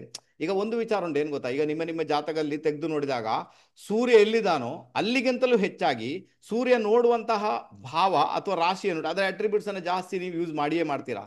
ನಿಮಗೆ ನೇಮ್ ಫೇಮ್ ಅದರ ಮುಖಾಂತರನೇ ಬರ್ಲಿಕ್ಕೆ ಶುರು ಆಗುತ್ತೆ. ಅರ್ಥ ಆಯ್ತಾ? ಸೊ ಈ ತರ ಓವರ್ ಆಲ್ ನೋಡ್ಲಿಕ್ಕೆ ಹೋದ್ರೆ ಲಗ್ನದಲ್ಲಿರೋ ಸೂರ್ಯ ನಿಮ್ಮನ್ನ ಲೈಫಲ್ಲಿ ತುಂಬಾನೇ ಸ್ಯಾಕ್ರಿಫೈಸ್ ಮಾಡುವಂತೇನೆ ಮಾಡ್ತಾನೆ ಆತ. ಇದು ಅರ್ಥ ಮಾಡ್ಕೊಳ್ಬೇಕು. ಓಕೆನಾ? ನಾನು ಹೇಳುವ ವಿಚಾರ ಏನಂದ್ರೆ, ಯಾವಾಗ ನೀವು ಇದನ್ನೆಲ್ಲ ಅರ್ಥ ಮಾಡ್ಕೊಳ್ತೀರಾ, ಸೊ ನಿಮ್ಮ ನಿಮ್ಮ ಒಂದು ಜಾತಕವನ್ನು ನೋಡಿಕೊಂಡು ನೀವೇ ಅದನ್ನ ಸರಿ ಮಾಡಿಕೊಂಡು ಲೈಫನ್ನ ತುಂಬಾ ಚೆನ್ನಾಗಿ ಇಟ್ಕೊಳ್ಳಿಕ್ಕೆ ನಿಮ್ಮಿಂದ ಸಾಧ್ಯತೆ ಉಂಟು. ನಿಮಗೆ ಟೆಕ್ನಿಕ್ ಗೊತ್ತಿಲ್ಲ, ಅದನ್ನ ಕನ್ಫ್ಯೂಸ್ ಆಗಿಬಿಡ್ತೀರಾ. ಅದಕ್ಕೋಸ್ಕರ ಏನಾಗುತ್ತೆ, ಮೇ ಬಿ ನಿಮ್ಗೆ ಅದು ಒಂಥರ ಇರಿಟೇಟ್ ಕೂಡ ಮಾಡಿಬಿಡುತ್ತೆ. ಅಯ್ಯೋ ದೇವ್ರೆ, ಹೀಗಾಯ್ತಲ್ವಾ, ಹೀಗಾಯ್ತು, ಯಾಕೆ ಆಗುತ್ತೆ, ಆಗ್ಬಾರ್ದು ಅಂತ ಹೇಳೋದು. ಆಗ್ಬಾರ್ದು, ಅದಕ್ಕೆ ಕಾಮನ್ ಸೆನ್ಸ್ ಅನ್ನು ಯೂಸ್ ಮಾಡ್ತಿಲ್ಲ ನೀವು. ಅದಕ್ಕೆ ನಾನು ಯಾವಾಗಲೂ ಹೇಳಿದ್ರು, ನೀವು ಹೇಳ್ತೀರ ನಾಗದೋಷ ನಾಗದೋಷ ನಾಗದೋಷ. ನಾಗದೋಷ ಯಾಕೆ ಬರುತ್ತೆ? ನಿಮ್ಮಲ್ಲಿ ಕಾಮನ್ ಸೆನ್ಸ್ ಯೂಸ್ ಮಾಡಿಲ್ಲ ನೀವು, ಪೇಪರ್ ವರ್ಕ್ ಮಾಡಿಲ್ಲ, ಪ್ಲಾನ್ ಮಾಡಿಲ್ಲ, ಅದಕ್ಕೆ ದೋಷ ಕ್ರಿಯೇಟ್ ಆಯ್ತು. ಇಲ್ಲಾಂದ್ರೆ ದೋಷ ಬರ್ಲಿಕ್ಕೇನೆ ಇಲ್ಲಲ್ವಾ? ಅರ್ಥ ಆಯ್ತಾ? ಈಗ ನಮಗೆಲ್ಲ ಜಾತಕದಲ್ಲಿ ರಾಹು ಇಲ್ವಾ? ನಮಗೆಲ್ಲ ಜಾತಕದಲ್ಲಿ ಶನಿ ಇಲ್ವಾ? ನಮಗೆಲ್ಲ ಜಾತಕದಲ್ಲಿ ಕೇತು ಇಲ್ವಾ? ನಾವು ಮನುಷ್ಯರಲ್ಲ, ನಮಗೆ ಕಷ್ಟ ಬರೋದಿಲ್ವಾ? ಮತ್ತೆ ಹೇಗೆ ಅದನ್ನು ನಾವು ಸರಿ ಮಾಡ್ಕೊಂಡಿರ್ತೇವೆ? ಪ್ಲಾನ್ ಮಾಡಿ ಸರಿ ಮಾಡ್ಕೊಂಡಿರ್ತೇವೆ. ಅರ್ಥ ಆಗುತ್ತಾ ನಿಮಗೆ? ಯಾರು ಪ್ಲಾನ್ ಮಾಡಿಲ್ಲ ಅವ್ನು ಡೆಸ್ಟ್ರಾಯ್ ಆಗಿಬಿಡ್ತಾರೆ, ಪ್ರಾಬ್ಲಮ್ ಆಗುತ್ತೆ. ಹಾಗೇನೆ ಎಲ್ಲವೂ ಕೂಡ. ಅದಕ್ಕೋಸ್ಕರ ಲಗ್ನದಲ್ಲಿರೋ ಸೂರ್ಯ ಸ್ಯಾಕ್ರಿಫೈಸ್ ತುಂಬಾ ಮಾಡಿಸ್ತಾನೆ ನಿಮ್ಮನ್ನು. ತುಂಬಾ ನಿಮಗೆ ಅನುಭವಿಸ್ಲಿಕ್ಕೂ ಸಿಗುತ್ತೆ. ತುಂಬಾ ಸುಲಭನೂ ಖಂಡಿತ ಅಲ್ಲ. ಭಲೆ ಪಂಚಮಾಧಿಪತಿಯಾಗಿ ಆತ ಭಾಗ್ಯದಲ್ಲಿದ್ದಾನೆ, ಓಕೆ ಅಲ್ವಾ, ಪರವಾಗಿಲ್ಲ. ಇನ್ನು ಅದು ಇಂಪ್ಯಾಕ್ಟ್ ಹೆಂಗ್ ಕ್ರಿಯೇಟ್ ಮಾಡಿದೆ, ಪಂಚಮದಲ್ಲಿ ಯಾರಿದ್ದಾರೆ ಅದು ಇಂಪ್ಯಾಕ್ಟ್ ಅಲ್ಲಿ ಇರ್ತದೆ ನಿಮಗೆ. ಪಂಚಮದಲ್ಲಿ ಮ್ಯಾಲಿಫಿಕ್ ಇನ್ಫ್ಲುಯೆನ್ಸ್ ಬಂದು ತೋ ಸೂರ್ಯನ ಇಂಪ್ಯಾಕ್ಟೇ ಖರಾಬ್ ಆಯ್ತು, ಅಲ್ಲಿ ಕೂಡ ಮತ್ತೆ ಸಮಸ್ಯೆನ ಅನುಭವಿಸ್ಬೇಕು. ಈಗ ಪಂಚಮದಲ್ಲಿ ಗುರು ಬಂದ, ಸೂರ್ಯ ಲಗ್ನದಲ್ಲಿ ಬಂದ, ಆವಾಗ ತೊಂದರೆ ಇಲ್ಲ. ಯಾಕಂದ್ರೆ ಪಂಚಮದಲ್ಲಿ ಗುರುವಿನ ಸ್ಥಾನ ಉಂಟು, ರಾಜನಿಗೆ ಗುರುವಿನ ಒಂದು ಆಶೀರ್ವಾದ ಉಂಟು, ಅದರಿಂದಾಗಿ ಪರವಾಗಿಲ್ಲ ಅನಿಸ್ಬೋದು. ಅಲ್ಲಿ ಶನಿ ಬಂದ್ಬಿಟ್ಟ, ಪಂಚಮ ಅಂದ್ರೆ ನಿಮ್ಮ ಮೇಷ ಲಗ್ನ ಇಟ್ಕೊಂಡಾಗ 5ನೇ ಮನೆಯಲ್ಲಿ ಸಿಂಹರಾಶಿ ಬರುತ್ತೆ, ಅಲ್ಲಿ ಈಗ ಶನಿ ಬಂದ್ಬಿಟ್ಟ. ಆವಾಗ ಯಾರು ಬಂದ್ಬಿಟ್ರು? ನೌಕರ ವರ್ಗ ಅಲ್ಲಿ ಬಂದ್ಬಿಡ್ತು. ಈಗ ಸೂರ್ಯ ವಿಚಲತೆನಾಗ್ಬಿಡ್ತಾನೆ. ಅಯ್ಯೋ ನನ್ನನ್ನು ಡೆಸ್ಟ್ರಾಯ್ ಮಾಡ್ತಾ ಇದ್ದಾರೆ. ಸೂರ್ಯ ಅವರಿಗೆ ಬೇಕಾದ ಕೆಲಸ ಮಾಡ್ಬೇಕು, ಸಾಮಾನ್ಯ ವ್ಯಕ್ತಿಗಳಿಗೆ ಬೇಕಾದ ಕೆಲಸ ಮಾಡಬೇಕಾಗುತ್ತೆ. ಅದೇ ರಾಹು ಬಂದ್ಬಿಟ್ಟು ಆವಾಗ ಸೂರ್ಯ ಮತ್ತೆ ವಿಚಲಿತನಾಗ್ಬಿಡ್ತಾನೆ. ನಿಮ್ಮ ತಂದೆಗೇನೆ ಸಮಸ್ಯೆ, ನಿಮ್ಗೂ ಸಮಸ್ಯೆ, ತಂದೆಗೂ ಸಮಸ್ಯೆ. ಪಾಪ ತಂದೆಗೂ ಕೂಡ ಬರ್ಕತ್ ಬರ್ಲಿಕ್ಕೆ ಬಿಡಲ್ಲ ಅದು. ಈ ಪರಿಸ್ಥಿತಿ ಕ್ರಿಯೇಟ್ ಆಗುತ್ತೆ. ಸ್ಟ್ರಾಂಗ್ ಆಗುತ್ತೆ, ಇಲ್ಲ ಅಂತ ಏನಿಲ್ಲ, ಗೌರ್ಮೆಂಟ್ ಜಾಬ್ ಸಿಗ್ಬೋದು ನಿಮಗೆ, ಪರವಾಗಿಲ್ಲ. ಬಟ್ ಒಂದಷ್ಟು ಗೊಜಲಾದ ವಿಚಾರಗಳಿಂದ ನೀವು ಮುಕ್ತರಾಗಬೇಕಾಗುತ್ತೆ. ತುಂಬಾ ತೊಂದರೆಗಳು ಕೂಡ ಆಗುತ್ತೆ. ಅರ್ಥ ಆಯ್ತಾ? 2nd ಹೌಸ್ ಅಲ್ಲಿ ಸೂರ್ಯ ಬಂದಾಗ 2ನೇ ಮನೆಯಲ್ಲಿ ಅಲ್ವಾ, ಯಾವುದೇ ಲಗ್ನ, ನಾನು ಮೇಷ ಲಗ್ನ ಇಟ್ಕೊಂಡು ಹೇಳ್ತಾ ಇದ್ದೇನೆ. 2nd ಹೌಸ್ ಸೂರ್ಯ, ಅವಾಗ ಏನಾಗುತ್ತೆ, ನಿಮ್ಮ ಕುಟುಂಬದಲ್ಲಿ ಒಂದಷ್ಟು ಮ್ಯಾರಿಡ್ ಲೈಫಲ್ಲಿ ತೊಂದರೆ ಆಗುತ್ತೆ. ಕುಟುಂಬದ ವಿಚಾರದಲ್ಲಿ ಸ್ಯಾಕ್ರಿಫೈಸ್ ಮಾಡ್ಕೊಳ್ಬೇಕಾಗುತ್ತೆ. ಹಣಕಾಸಿನ ವಿಚಾರದಲ್ಲಿ ಸ್ಯಾಕ್ರಿಫೈಸ್ ಮಾಡ್ಕೊಳ್ಬೇಕಾಗತ್ತೆ. ತೀರಾ ಅನುಭವಿಸ್ಲಿಕ್ಕೂ ಸಿಗುತ್ತೆ ನಿಮಗೆ. ಎರಡನೇ ಮನೆ ಸೂರ್ಯ ತುಂಬ ಚೆನ್ನಾಗಿರಲ್ಲ. ಯಾಕಂದರೆ ಎರಡನೇ ಮನೆ ನ್ಯಾಚುರಲ್ ಆಗಿ ಯಾರಿಗೆ ಬರುವಂಥದ್ದು? ಎರಡನೇ ಮನೆ ನ್ಯಾಚುರಲ್ ಆಗಿ ಅದು ಶುಕ್ರನ ಮನೆ ಅಲ್ವಾ? ಈಗ ಅಲ್ಲಿ ನಿಮ್ಮದು ಯಾವುದೇ ಲಗ್ನ ಇರಲಿ, ಎರಡನೇ ಮನೆ ಶುಕ್ರನದ್ದೇ. ಅಲ್ಲಿ ಸೂರ್ಯ ದಾಂಗುಡಿ ಇಟ್ಟುಬಿಟ್ಟ. ಈಗ ಮೇಷ ಲಗ್ನವಾಗಿ ಎರಡನೇ ಮನೆಯಲ್ಲಿ ಶುಕ್ರನ ರಾಶಿಯಲ್ಲಿ ಸೂರ್ಯ ಬಂದ್ಬಿಟ್ಟ, ಅಥವಾ ಈಗ ಈ ಪರಿಸ್ಥಿತಿಯಲ್ಲಿ ಇನ್ಕ್ರೀಸ್ ಆಯ್ತು. ಈಗ ಅವಾಗ ಏನಾಗುತ್ತೆ, ನಿಮಗೆ ಒಂದಷ್ಟು ಪ್ರಾಬ್ಲಮನ್ನು ನೀವು ನಿಮ್ಮ ಕುಟುಂಬದಲ್ಲಿ ಎದುರಿಸಬೇಕಾಗುತ್ತೆ.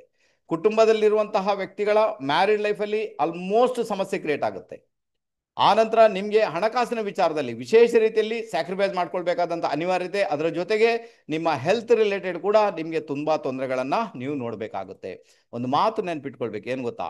ಎಲ್ಲಿ ಸೂರ್ಯ ಬರ್ತಾನೆ, ಎಲ್ಲಿ ಸೂರ್ಯ ಬರ್ತಾನೆ ಅಲ್ಲಿ ನೀವು ಇರೋದಿಲ್ಲ. ಇದು ಅರ್ಥ ಮಾಡ್ಕೊಳ್ಳಿ.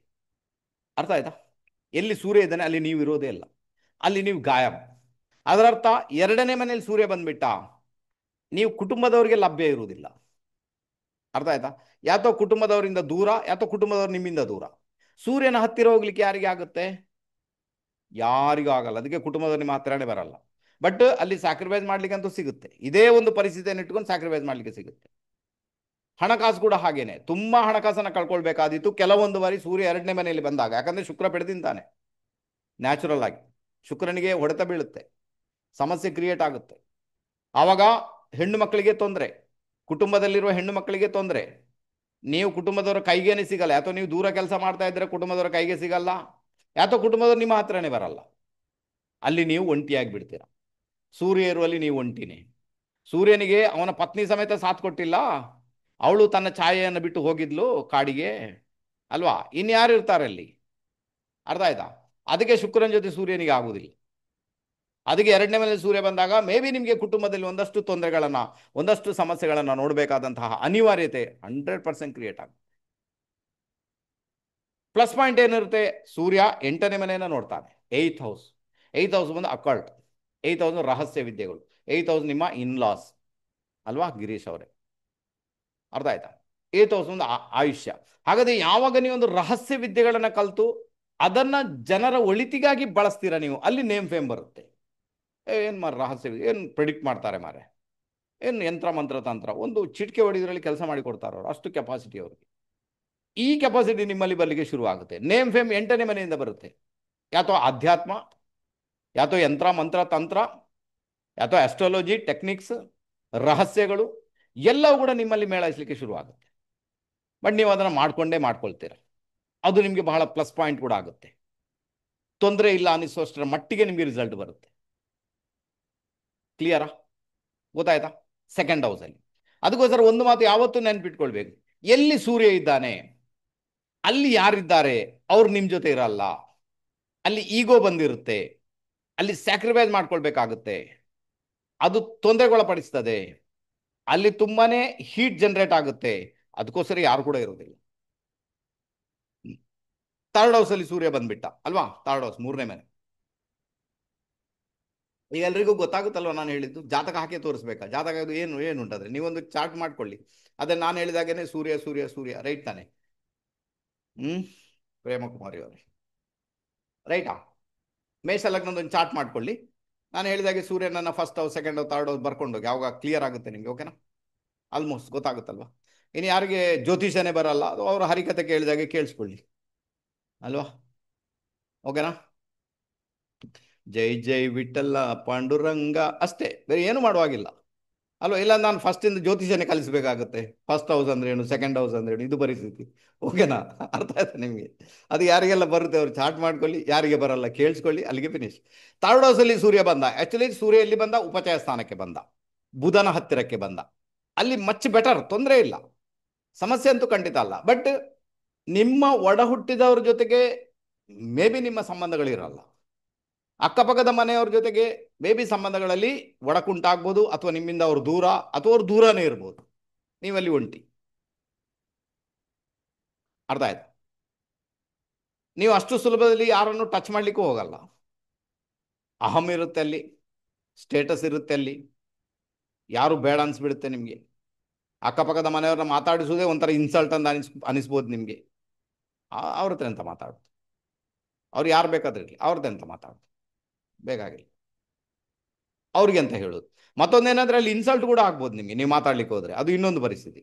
ಅಲ್ಲ, ಒಂದು ನಾರ್ಮಲ್ ಮಾತುಕತೆ ಇರುತ್ತೆ ಬಿಡಿ, ಅದು ವಿಷಯ ಬೇರೆ. ತುಂಬಾ ಕ್ಲೋಸ್ ಆಗಿರುವಂಥದ್ದು ಉಂಟಲ್ಲ, ಅದು ನಿಮ್ಮ ಮೂರನೇ ಮನೆ ಸೂರ್ಯನಿಂದ ಸಾಧ್ಯ ಇಲ್ಲ. ಕ್ಲೋಸ್ ನೀವು ಬಿಡುವುದಿಲ್ಲ, ಯಾಕಂದ್ರೆ ನಿಮ್ಮಲ್ಲಿ ಅಹಂ ಉಂಟು, ನಿಮ್ಮಲ್ಲಿ ಆ ಸ್ಟೇಟಸ್ ಉಂಟು. ನೀವು ಸಾಧಾರಣ ಮಟ್ಟಿಗೆ ಯಾರ ಜೊತೆ ಬೆರಲಿಕ್ಕೆ ಇಷ್ಟಪಡಲ್ಲ.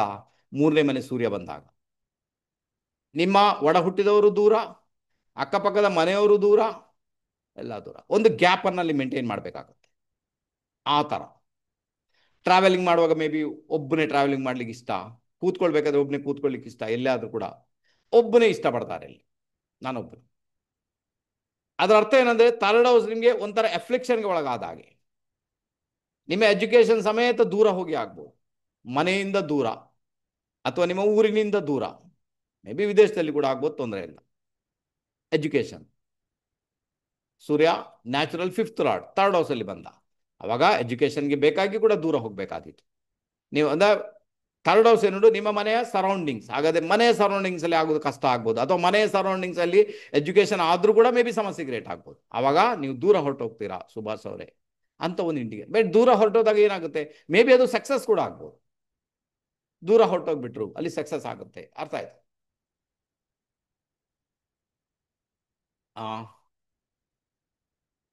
ಓಕೆನಾ, ಗೊತ್ತಾಯ್ತು ಅಂತ ಇಟ್ಕೊಳ್ತಾನೆ.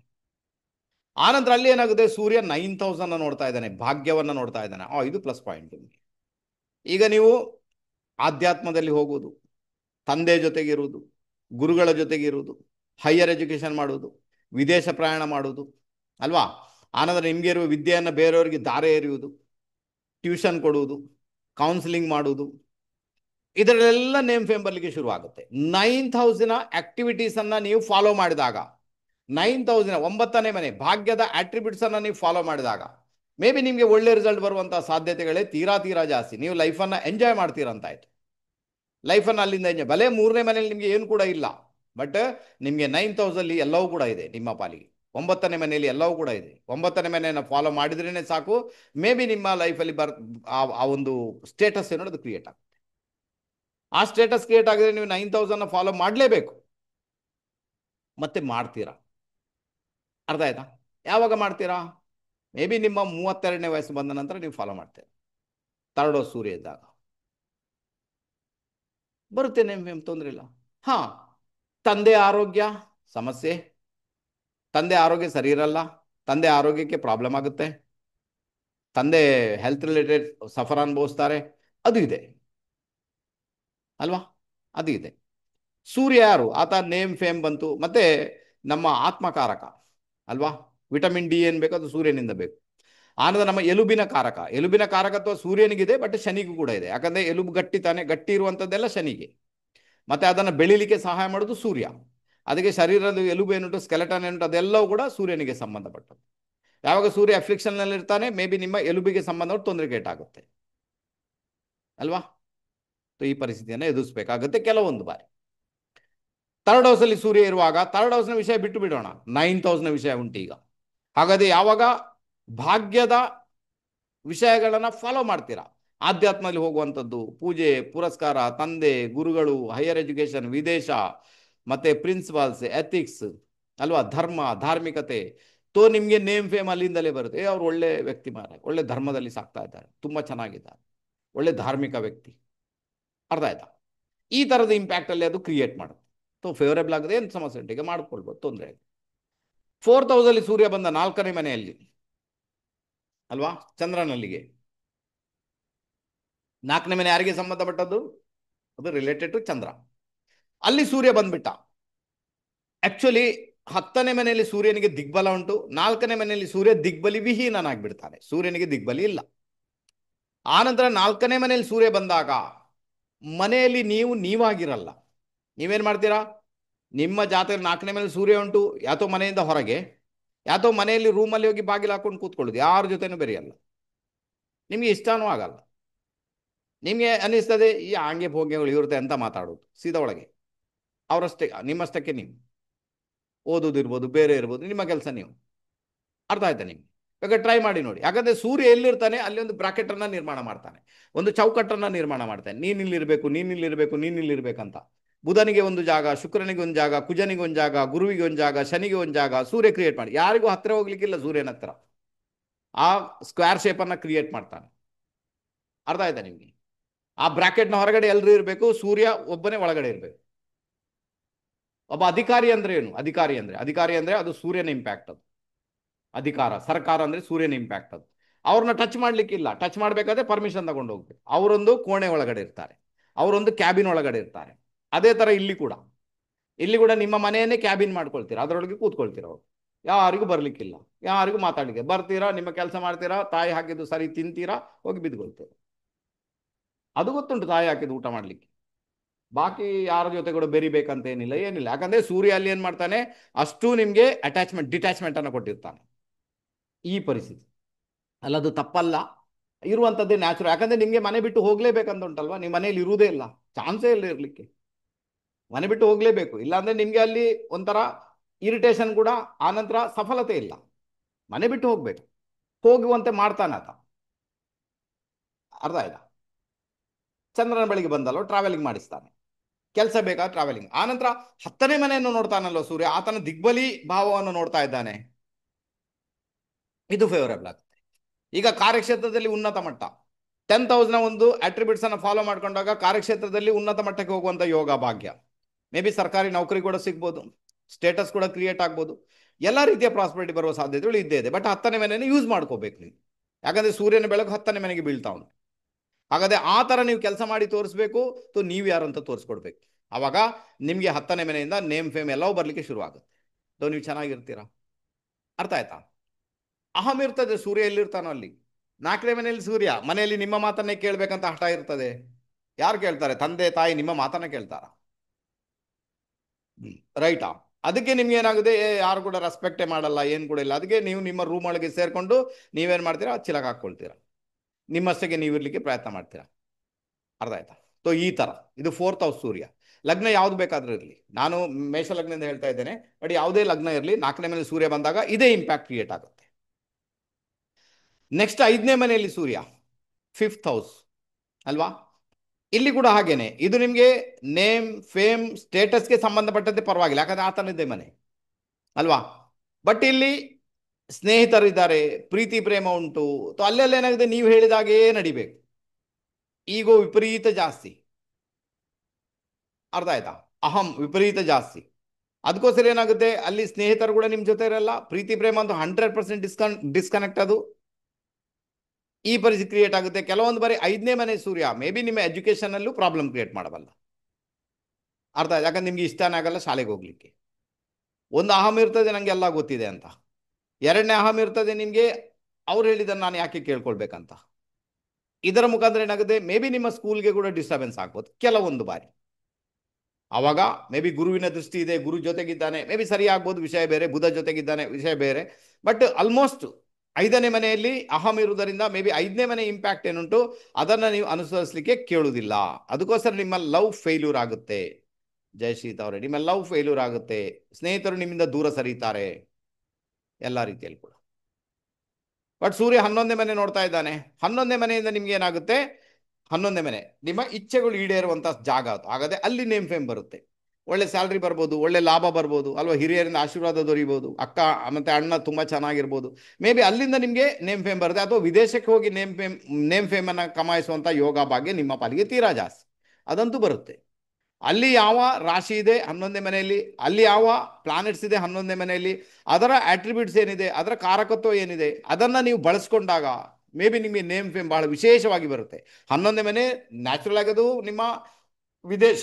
ಹಾಗಾದ್ರೆ ವಿದೇಶಕ್ಕೆ ಹೋಗೋದ್ರ ಮುಖಾಂತರ ನೇಮ್ ಫೇಮ್ ಬರ್ಬೋದು, ಅವ್ರು ವಿದೇಶದಲ್ಲಿದ್ದಾರೆ, ಒಳ್ಳೆ ಜಾಬಲ್ಲಿ ಇದ್ದಾರೆ,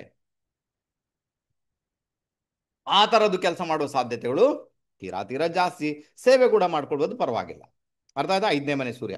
ಅದಕ್ಕೋಸ್ಕರ ಎಲ್ಲಿ ಸೂರ್ಯ ಇದ್ದಾನೋ ಅಲ್ಲಿ ಅಹಂ ಏನಿದೆ ಅದನ್ನ ಕಡಿಮೆ ಮಾಡಿ. ಅದಕ್ಕೆ ಯಾವಾಗ ಸೂರ್ಯನಿಗೆ ಬುಧನ ಸಂಯೋಗ ಬರುತ್ತೆ ಅಹಂ ಕಡಿಮೆ ಆಗುತ್ತೆ, ಗುರುವಿನ ಸಂಯೋಗ ಬಂದರೂ ಅಹಂ ಕಡಿಮೆನೆ. ಬುಧ ಆತನ ಹತ್ತಿರನೇ ಇರುವವ, ಬುಧ ಮತ್ತೆ ಶುಕ್ರ ಇಬ್ರು ಕೂಡ. ಅರ್ಥ ಆಯ್ತಾ? ಆತನ ಹತ್ತಿರ ಇರುವ ಗ್ರಹಗಳು. ಅದಕ್ಕೋಸ್ಕರ ಯಾವಾಗ ಬುಧ ಆತನನ್ನ ಸೇರ್ಕೊಳ್ತಾನೆ ಆವಾಗ ಬುಧ ಏನ್ ಮಾಡ್ತಾನೆ, ಆತನ ಹೀಟ್ ಅನ್ನ ಡೌನ್ ಮಾಡ್ತಾನೆ. ಆತ ಏನು ಹೀಟ್ ಜನರೇಟ್ ಮಾಡಿ ಅವಾಗ ಏನಾಗುತ್ತೆ, ಆ ಸೂರ್ಯನಿಂದ ಬರ್ತಕ್ಕಂಥ ಫಲಾಫಲಗಳು ಮೇ ಬಿ ನಿಮಗೆ ಅಲ್ಲಿಂದಲೇ ಬರಲಿಕ್ಕೆ ಶುರುವಾಗುತ್ತೆ. ಯಾಕಂದರೆ ಹೀಟ್ ಜನರೇಟ್ ಆಗುವುದನ್ನು ಬುಧ ತಡೀತಾ ಇದ್ದಾನೆ. ಅರ್ಥ ಆಗುತ್ತಾ? ಯಾವಾಗ ಆಕಾಶಕಾಯದಲ್ಲಿ ಸೂರ್ಯನ ಸುತ್ತ ಬುಧ ತಿರುಗ್ತಾನೆ, ಸೂರ್ಯನ ಸುತ್ತ, ಆವಾಗ ಸೂರ್ಯನ ಆ ಸುಟ್ಟು ಹೋಗುವಂಥ ಎನರ್ಜಿ ಏನಿದೆ ತುಂಬ, ಅದನ್ನು ಬುಧ ಕಂಟ್ರೋಲ್ ಮಾಡ್ತಾನೆ ಇರ್ತಾನೆ.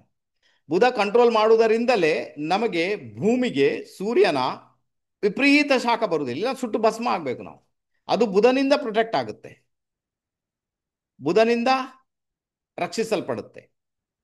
ಅದಕ್ಕೆ ಜಾತಕದಲ್ಲಿ ಕೂಡ ಯಾವಾಗ ನೋಡಿ, ಜಾತಕದಲ್ಲಿ ಕೂಡ ಬುಧನ ಅಕ್ಕಪಕ್ಕ ಬುಧ, ಸಾರಿ ಸೂರ್ಯನ ಅಕ್ಕಪಕ್ಕ ಬುಧ ಅಂತ ಇರುತ್ತೆ, ಬಟ್ ಸೂರ್ಯನ ಜೊತೆಗೆ ಬರೋದು ಅಪರೂಪ ಅಲ್ವಾ. ಕೆಲವ್ರಿಗೆ ಇರುತ್ತೆ, ಕೆಲವ್ರಿಗೆ ಇರಲ್ಲ, ರೈಟಾ? ಇರುತ್ತೆ ಹೆಚ್ಚಾಗಿ, ಕೆಲವ್ರಿಗೆ ಇರಲ್ಲ. ಆವಾಗ ಅಹಂ ಜಾಸ್ತಿ ಕ್ರಿಯೇಟ್ ಆಗುತ್ತೆ. ಆವಾಗ ಬುಧ ಬಂದ್ಬಿಟ್ಟ, ಆವಾಗ ಫೇವರೇಬಲ್ ಆಗುತ್ತೆ. ಈಗ ಸೂರ್ಯ ಏನು ಮಾಡ್ತಾನೆ, ಸೂರ್ಯ ಮೂಡ್ತಾನೆ, ಬೆಳಕನ್ನ ಭೂಮಿಗೆ ಕೊಡ್ತಾನೆ. ಓಕೆ, ಈ ಭೂಮಿಯಲ್ಲಿ ಏನಾಗುತ್ತೆ, ಭೂಮಿಯಲ್ಲಿ ಬುಧನನ್ನ ಪೃಥ್ವಿಯತ್ವ ಅಂತ ಕರೆದಿದ್ದಾರೆ. ಹಾಗಾದ್ರೆ ಈ ಪೃಥ್ವಿಯಲ್ಲಿ ಏನಾಗುತ್ತೆ, ಮರಗಿಡಗಳಿದೆ. ಆ ಮರಗಿಡಗಳು ಏನು ಮಾಡುತ್ತೆ, ಸೂರ್ಯನ ಬೆಳಕನ್ನು ಹೀರಿಕೊಂಡು ದ್ಯುತಿ ಸಂಶ್ಲೇಷಣ ಕ್ರಿಯೆಯಿಂದ ತಮ್ಮ ಆಹಾರವನ್ನು ತಾವೇ ತಯಾರು ಮಾಡಿಕೊಳ್ಳುತ್ತೆ. ಆವಾಗ ಎಷ್ಟು ಹೀಟ್ ನಿಮಗೆ ಬರಬೇಕು ಅದನ್ನು ಗಿಡ ಮರಗಳು ಹೇಳ್ಕೊಳ್ತವೆ. ಅದಕ್ಕೋಸ್ಕರ ಏನಾಗುತ್ತೆ, ನಮಗೆ ಹೀಟ್ ಅಷ್ಟು ಇಲ್ಲಿ ಎಫೆಕ್ಟ್ ಆಗಲ್ಲ. ಇದು ಬುಧನ ಇಂಪ್ಯಾಕ್ಟ್. ಈಗ ಗೊತ್ತಾಯ್ತು ಯಾಕೆ ಅಂತ. ಇದು ಬುಧನ ಇಂಪ್ಯಾಕ್ಟ್. ಅದೇ ಥರ ಇಲ್ಲಿ ಕೂಡ ಜಾತಕದಲ್ಲಿ ಕೂಡ ಹಾಗೇನೆ ಬುಧ ಇರಬೇಕಲ್ಲಿ ಅಲ್ವಾ. ಆ ಬುಧ ಸೂರ್ಯನ ಜೊತೆಗಿದ್ದಾಗ ಹೀಟ್ ಜನರೇಟ್ ಮಾಡೋದನ್ನು ಕಡಿಮೆ ಮಾಡ್ತಾನೆ, ನಿಮಗೆ ಆ ಭಾವದಿಂದ ಬರ್ತಕ್ಕಂಥ ಸಮಸ್ಯೆಗಳನ್ನು ದೂರ ಮಾಡಿ ಪ್ರಾಸ್ಪರಿಟಿಯನ್ನು ಕೊಡ್ತಾನೆ. ಅದಕ್ಕೇನು ಹೇಳುವುದು, ಅದು ಬುಧ ಆದಿತ್ಯ ಯೋಗ ಅಂತ. ಈ ಯೋಗ ಒಳ್ಳೆಯದೇ, ಬಟ್ ಸ್ಟ್ರಗಲ್ ಕೂಡ ಇದೆ ಅಲ್ವಾ. ಯಾಕಂದ್ರೆ ಬುಧ ಯಾರು, ಥರ್ಡ್ ಲಾರ್ಡ್, ಸೂರ್ಯ ಯಾರು, ಫಿಫ್ತ್ ಲಾರ್ಡ್. ಕಾಂಬಿನೇಷನ್ ಬರೆದಾಗ 3-11 ಕಾಂಬಿನೇಷನ್ ಅಲ್ವಾ. 3-11 ಕಾಂಬಿನೇಷನ್ ಬಂತು.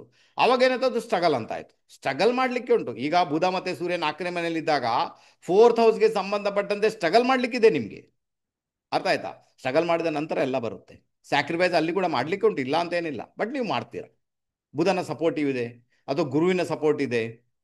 ಗುರು ಬಂದರೆ ಅದು ಕೂಡ ಫೇವರೇಬಲ್ ಆಗುತ್ತೆ ಅಲ್ವಾ. ಅರ್ಥ ಮಾಡ್ಕೊಳ್ಳಿಕ್ಕೆ ಪ್ರಯತ್ನ ಮಾಡಿ, ತುಂಬ ಚೆನ್ನಾಗಿರುತ್ತೆ.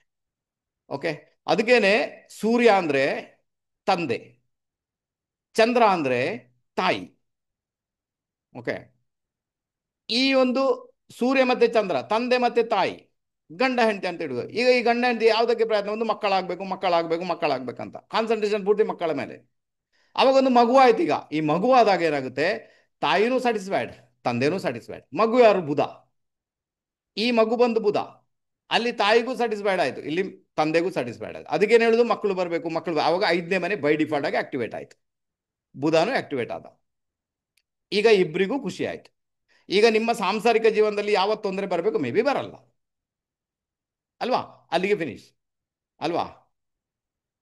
ಮತ್ತೆ ನಿಮ್ದು ದರಿದ್ರ ಮನಸ್ಸಂದಾಗ ಎಲ್ಲ ಕಡೆ ಕೂಡ ಪ್ರಾಬ್ಲಮ್ ಬರುತ್ತೆ, ಅದು ವಿಷಯ ಬೇರೆ ಅಲ್ವಾ. ನ್ಯಾಚುರಲ್ ಆಗಿ ಬರಲಿಕ್ಕಿಲ್ಲ. ನ್ಯಾಚುರಲ್ ಆಗಿ ಅಲ್ಲೇನುಂಟು, ಅಲ್ಲಿ ಬುಧನ ಇಂಪ್ಯಾಕ್ಟ್ ಉಂಟು. ಮಗ ಬಂದುಬಿಟ್ಟಿದ್ದಾನೆ, ಆವಾಗ ತಂದೆಗೆ ಸಪೋರ್ಟ್ ಉಂಟದು. ಅದರಿಂದಾಗಿ ತಂದೆ ಏನು ಹೀಟ್ ಆಗಬೇಕು ಅಲ್ವಾ. ಮನೆಯಲ್ಲಿ ನಿಮ್ಮ ಯಜಮಾನ ತಂದೆ ಹೀಟ್ ಆಗಬೇಕು, ತಂದೆಗೆ ವಿಪರೀತ ಸಿಟ್ಟು ಬರಬೇಕು. ಆ ಮಗುವನ್ನು ನೋಡಿದ ತಕ್ಷಣ ಅವನು ಕೂಲ್ ಆಗ್ತಾನೆ, ಕಾಮ್ ಆಗಿಬಿಟ್ಟ, ನನ್ನ ಮಗ ಇದ್ದಾನೆ, ಬೇಡ ಬೇಡ ಬೇಡ. ಅಥವಾ ಮಗಳಿದ್ದಾಳೆ, ಬೇಡ ಬೇಡ. ಜಗಳ ಮಾಡೋದು ಕಡಿಮೆ ಆಗುತ್ತೆ, ಕಾಮ್ ಆಗಿಬಿಡ್ತಾರೆ, ಕೂಲ್ ಆಗಿಬಿಡ್ತಾರೆ. ಮಕ್ಕಳು ಬರುವುದರಿಂದಲೇ ಒಂದಷ್ಟು ಸಂಸಾರಗಳು ಇವತ್ತು ಉಳಿದು ಬಿಟ್ಟಿದೆ. ಅರ್ಥ ಆಯ್ತಾ? ಮಕ್ಕಳು ಬರುವುದರಿಂದಲೇ ಒಂದಷ್ಟು ಸಂಸಾರ ಅಂದರೆ ಅದು ಉಳಿದು ಬಿಟ್ಟಿದೆ. ಓಕೆನಾ? ಇದು ಪರಿಸ್ಥಿತಿ. ಒಬ್ಬ ವ್ಯಕ್ತಿಗೆ ಮದುವೆ ಆಗ್ತಾ ಇರಲಿಲ್ಲ, ಆಯ್ತಾ, ಇದು ರಿಯಲ್ ಸ್ಟೋರಿ. ಈ 1 ತಿಂಗಳ ಮುಂಚೆ ಮದುವೆನೇ ಆಗ್ತಾ ಇರಲಿಲ್ಲ. ಅವನಿಗೊಂದು ಪ್ರೀತಿ ಪ್ರೇಮ ಆಯಿತು, ಡಿಸ್ಕನೆಕ್ಟ್ ಆಯಿತು. ಆನಂತರ ಮದುವೆ ಆಗಲಿಕ್ಕೆ ಕೇಳ್ತಾನೆ ಇರಲಿಲ್ಲ. ಏನೋ ಟೆಕ್ನಿಕ್ ಅದು ಇದು ಫಾಲೋ ಮಾಡಿ ಒಂದು ಹುಡುಗಿ ಬಂದ್ಲು, ಪಟ ಅಂತ ಮ್ಯಾರೇಜ್ ಆಯಿತು. 1 ತಿಂಗಳೊಳಗೆ ಫಿಕ್ಸ್ ಆಯಿತು, ಮ್ಯಾರೇಜ್ ಆಯಿತು, ಎಲ್ಲ ಆಯಿತು. ಬಟ್ ಬಾಕಿಯವ್ರು ಏನು ಹೇಳಿದ್ರು, ಯಾವ ಹುಡುಗ ಸರಿ ಇಲ್ಲ, ಅವನಿಗೆ ಯಾಕೆ ಕೊಟ್ಟದ್ದು, ಆ ಹುಡುಗಿಯನ್ನು ಅವನಿಗೆ ಕೊಡ್ಬಾ, ಆ ಥರ ಎಲ್ಲ ಮಾತುಕತೆ ಬಂತು. ಅವನೇನು ಮಾಡಿದ ಗೊತ್ತಾ, ಮದುವೆ ಆದ 1 ತಿಂಗಳಿಗೆ ಅವಳು ಬಸುರಿ. ಅವನಿಗೆ ಹೆದರಿಕೆ ಆಗಿದ್ದು ಮೊದಲೇ, ಇನ್ನೂ ಬಸುರಿ ಆಗಿಲ್ಲ ಅಂದರೆ ಇವಳು ನನ್ನನ್ನು ಬಿಟ್ಟು ಹೋಗೋದು ಗ್ಯಾರಂಟಿ. ಈಗ ಬಿಟ್ಟು ಹೋಗ್ಲಿಕ್ಕೇನಿಲ್ಲ. ಈಗ ಅವನು ನೋಡಿ ಎಷ್ಟು ಹುಷಾರಿದ್ದಾನೆ ಅವ, ರೈಟಾ.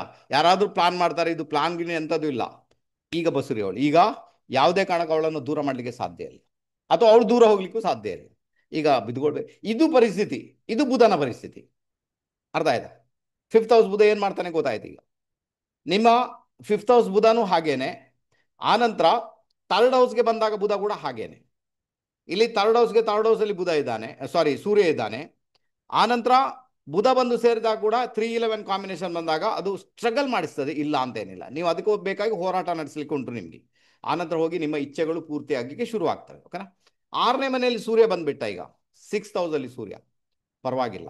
ಯಾಕಂದ್ರೆ ಉಪಚಯ ಸ್ಥಾನ, ಸೂರ್ಯನಿಗೆ ಅಲ್ಲಿ ಬಲ ಉಂಟು, ತೊಂದರೆ ಇಲ್ಲ ಅನಿಸುವಷ್ಟು ಮಟ್ಟಿಗೆ ರಿಸಲ್ಟ್ ಕೊಡ್ತಾರೆ. ಬಟ್ ನಿಮ್ಮ ಸೂರ್ಯ ಅಲ್ಲಿ ಎಕ್ಸಾಸ್ಟ್ ಆಗಿಬಿಡ್ತಾನೆ. ಅದು ಯಾಕೆ ಎಕ್ಸಾಸ್ಟ್ ಆಗ್ತಾನೆ? ಒಂದನೇದಾಗಿ ನಿಮ್ಮ ಹಣಕಾಸಿನ ಸಮಸ್ಯೆಯನ್ನು ಆತ ಸಾಲ್ವ್ ಮಾಡಬೇಕು, ಅದು ಬೇರೆ ಕೆಲಸನೇ ಇಲ್ಲ ಆತನಿಗೆ. ಅಲ್ಲಿ ನಿಮ್ಮ ಹಣಕಾಸಿನ ವಿಷಯ ಸಾಲ್ವ್ ಮಾಡಬೇಕು, ಸಾಲದ ವಿಚಾರ ಸಾಲ್ವ್ ಮಾಡಬೇಕು, ಸೂರ್ಯ ಹೋರಾಟ ಮಾಡಬೇಕು. ನಿಮ್ಮ ಶತ್ರುಘಾಟ ನಿಭಾಯಿಸಬೇಕು, ಸೂರ್ಯ ಹೋರಾಟ ಮಾಡಬೇಕು. ಅರ್ಥ ಆಯ್ತಾ? ಅದು ಈಗ ಶತ್ರುಘಾಟ ಉಂಟು, ಅದನ್ನು ನಿಭಾಯಿಸಬೇಕಾತ, ಅದಕ್ಕೆ 6ನೇ ಮನೆಯಲ್ಲಿ ಸೂರ್ಯ ಹೋರಾಟ ಮಾಡಬೇಕು. ಆನಂತರ ನಿಮ್ಮ ಹಣಕಾಸಿನ ತೊಂದರೆಗೂ ಆತ ಸಪೋರ್ಟ್ ಮಾಡಬೇಕು ಮತ್ತೆ ಹೋರಾಟ ನಡೆಸಬೇಕು. ಆನಂತರ ನಿಮಗೆ ಅನಾರೋಗ್ಯ ಸಮಸ್ಯೆ ಉಂಟು, ಅದನ್ನ ನಿವಾರಣೆ ಮಾಡಲಿಕ್ಕೂ ಸೂರ್ಯ ಹೋರಾಟ ಮಾಡಬೇಕು. ಸೊ ಇದರ ಮುಖಾಂತರ ಏನಾಗುತ್ತೆ, 5ನೇ ಮನೆಯಲ್ಲೂ ಒಂದು ಕಡೆ ವೀಕ್ ಆಗುತ್ತೆ. ಅವಾಗ ಮೇ ಬಿ ಮಕ್ಕಳ ವಿಚಾರದಲ್ಲಿ ತೊಂದರೆಗಳು ಬರುವಂಥ ಸಾಧ್ಯತೆಗಳು ಕೆಲವೊಂದು ಬಾರಿ ತೀರಾ ಜಾಸ್ತಿ.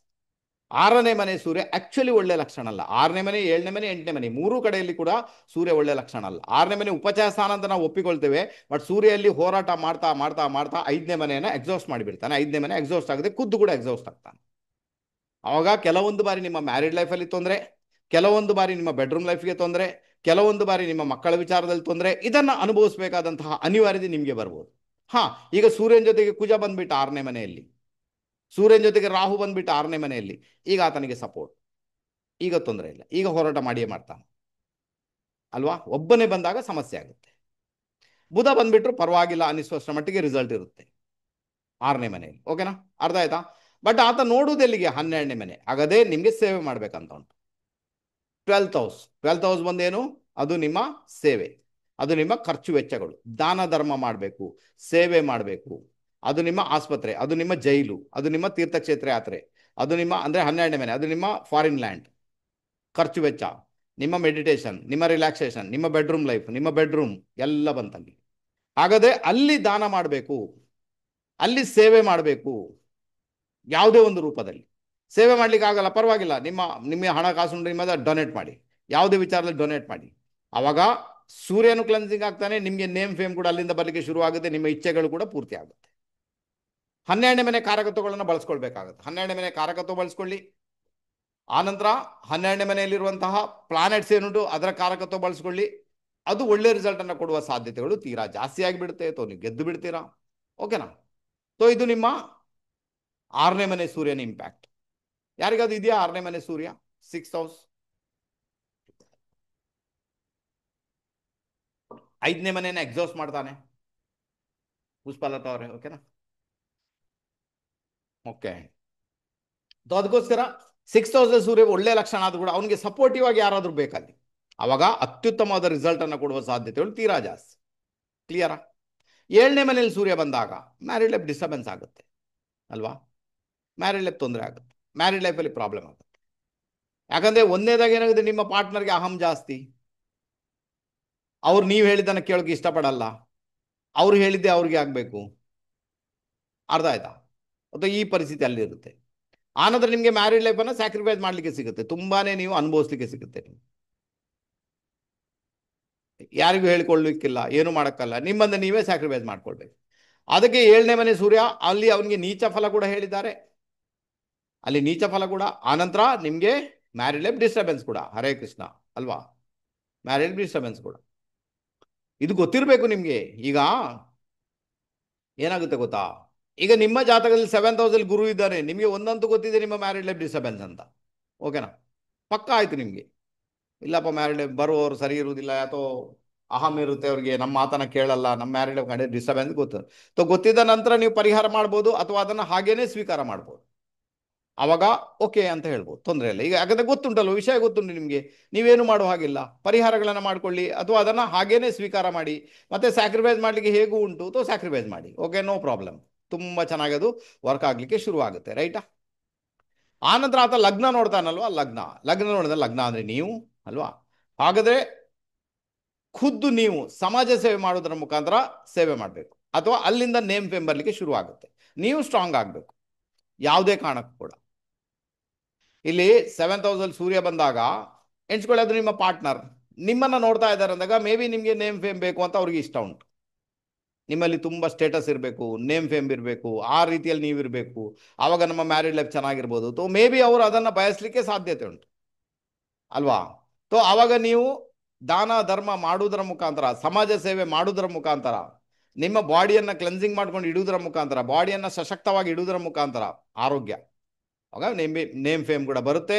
ಮೇ ಬಿ ನಿಮ್ಮ ಪಾರ್ಟ್ನರ್ ಯಾರು ಇರ್ತಾರೆ ಅವ್ರು ಕೂಡ ಸ್ಯಾಟಿಸ್ಫೈಡ್ ಆಗಿಬಿಡ್ತಾರೆ. ತೊಂದರೆ ಇಲ್ಲ ಅನಿಸುವಷ್ಟರ ಮಟ್ಟಿಗೆ ನಿಮಗೆ ರಿಸಲ್ಟ್ ಬರುವಂಥ ಸಾಧ್ಯತೆಗಳು ತೀರಾ ಜಾಸ್ತಿ. ರೈಟಾ. 8ನೇ ಮನೆ ಸೂರ್ಯ 8th ಹೌಸ್, ಅದು ಕೂಡ ಮ್ಯಾರಿಡ್ ಲೈಫ್ ಡಿಸ್ಟರ್ಬೆನ್ಸೇ. ಅರ್ಥ ಆಯ್ತಾ. ಯಾಕಂದ್ರೆ 8ನೇ ಮನೆ ಬಂದು ಅದು ಆಯುಷ್ಯ ಸ್ಥಾನ, ಡಿಟ್ಯಾಚ್ಮೆಂಟ್ ಅಂತ ಒಂದು. ಹಾಗಾದ್ರೆ ಅಲ್ಲೇನಾಗುತ್ತೆ, ಯಾವಾಗ ಸೂರ್ಯ 8ನೇ ಮನೆಯಲ್ಲಿ ಬರ್ತಾನೆ ಆವಾಗ ನಿಮ್ಮ ತಂದೆ ನಿಮ್ಮಿಂದ ದೂರ, ಅಥವಾ ಒಟ್ಟಿಗೆ ಇದ್ರೂ ಕೂಡ ತಂದೆ ಕೋಪಿಷ್ಟ, ಅವ್ರ ಜೊತೆಗೆ ನಿಮ್ಗೆ ಆಗಲ್ಲ.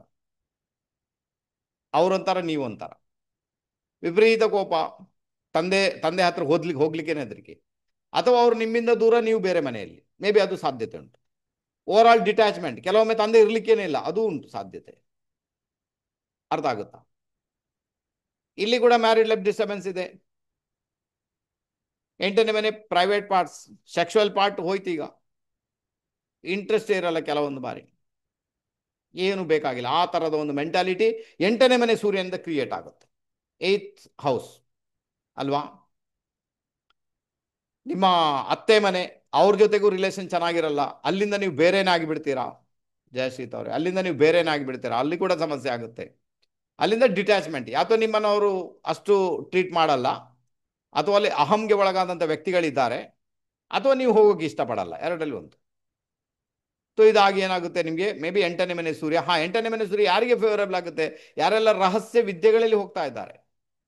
ಆವಾಗ ಕತ್ತಲಲ್ಲೂ ಕಾಣಲಿಕ್ಕೆ ಕಾಣುತ್ತೆ ನಿಮಗೆ ವ್ಯಕ್ತಿಯ ಚರಿತ್ರೆ ಏನು, ವ್ಯಕ್ತಿ ಏನು, ವ್ಯಕ್ತಿತ್ವ ಏನು, ಅವನ ಭವಿಷ್ಯ ಏನು, ಅದು ಗೊತ್ತಾಗುತ್ತೆ.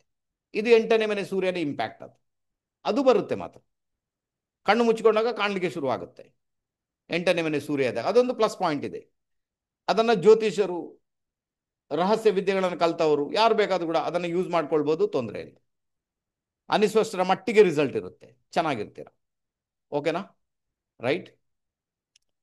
ನೋಡುವುದು 2ನೇ ಮನೆಯನ್ನ, ಸೆಕೆಂಡ್ ಹೌಸ್ ಅನ್ನು ನೋಡ್ತಾ ಇದ್ದಾನೆ ಅಲ್ವಾ, ಕುಟುಂಬ ಸ್ಥಾನವನ್ನು ನೋಡ್ತಾ ಇದ್ದಾನೆ.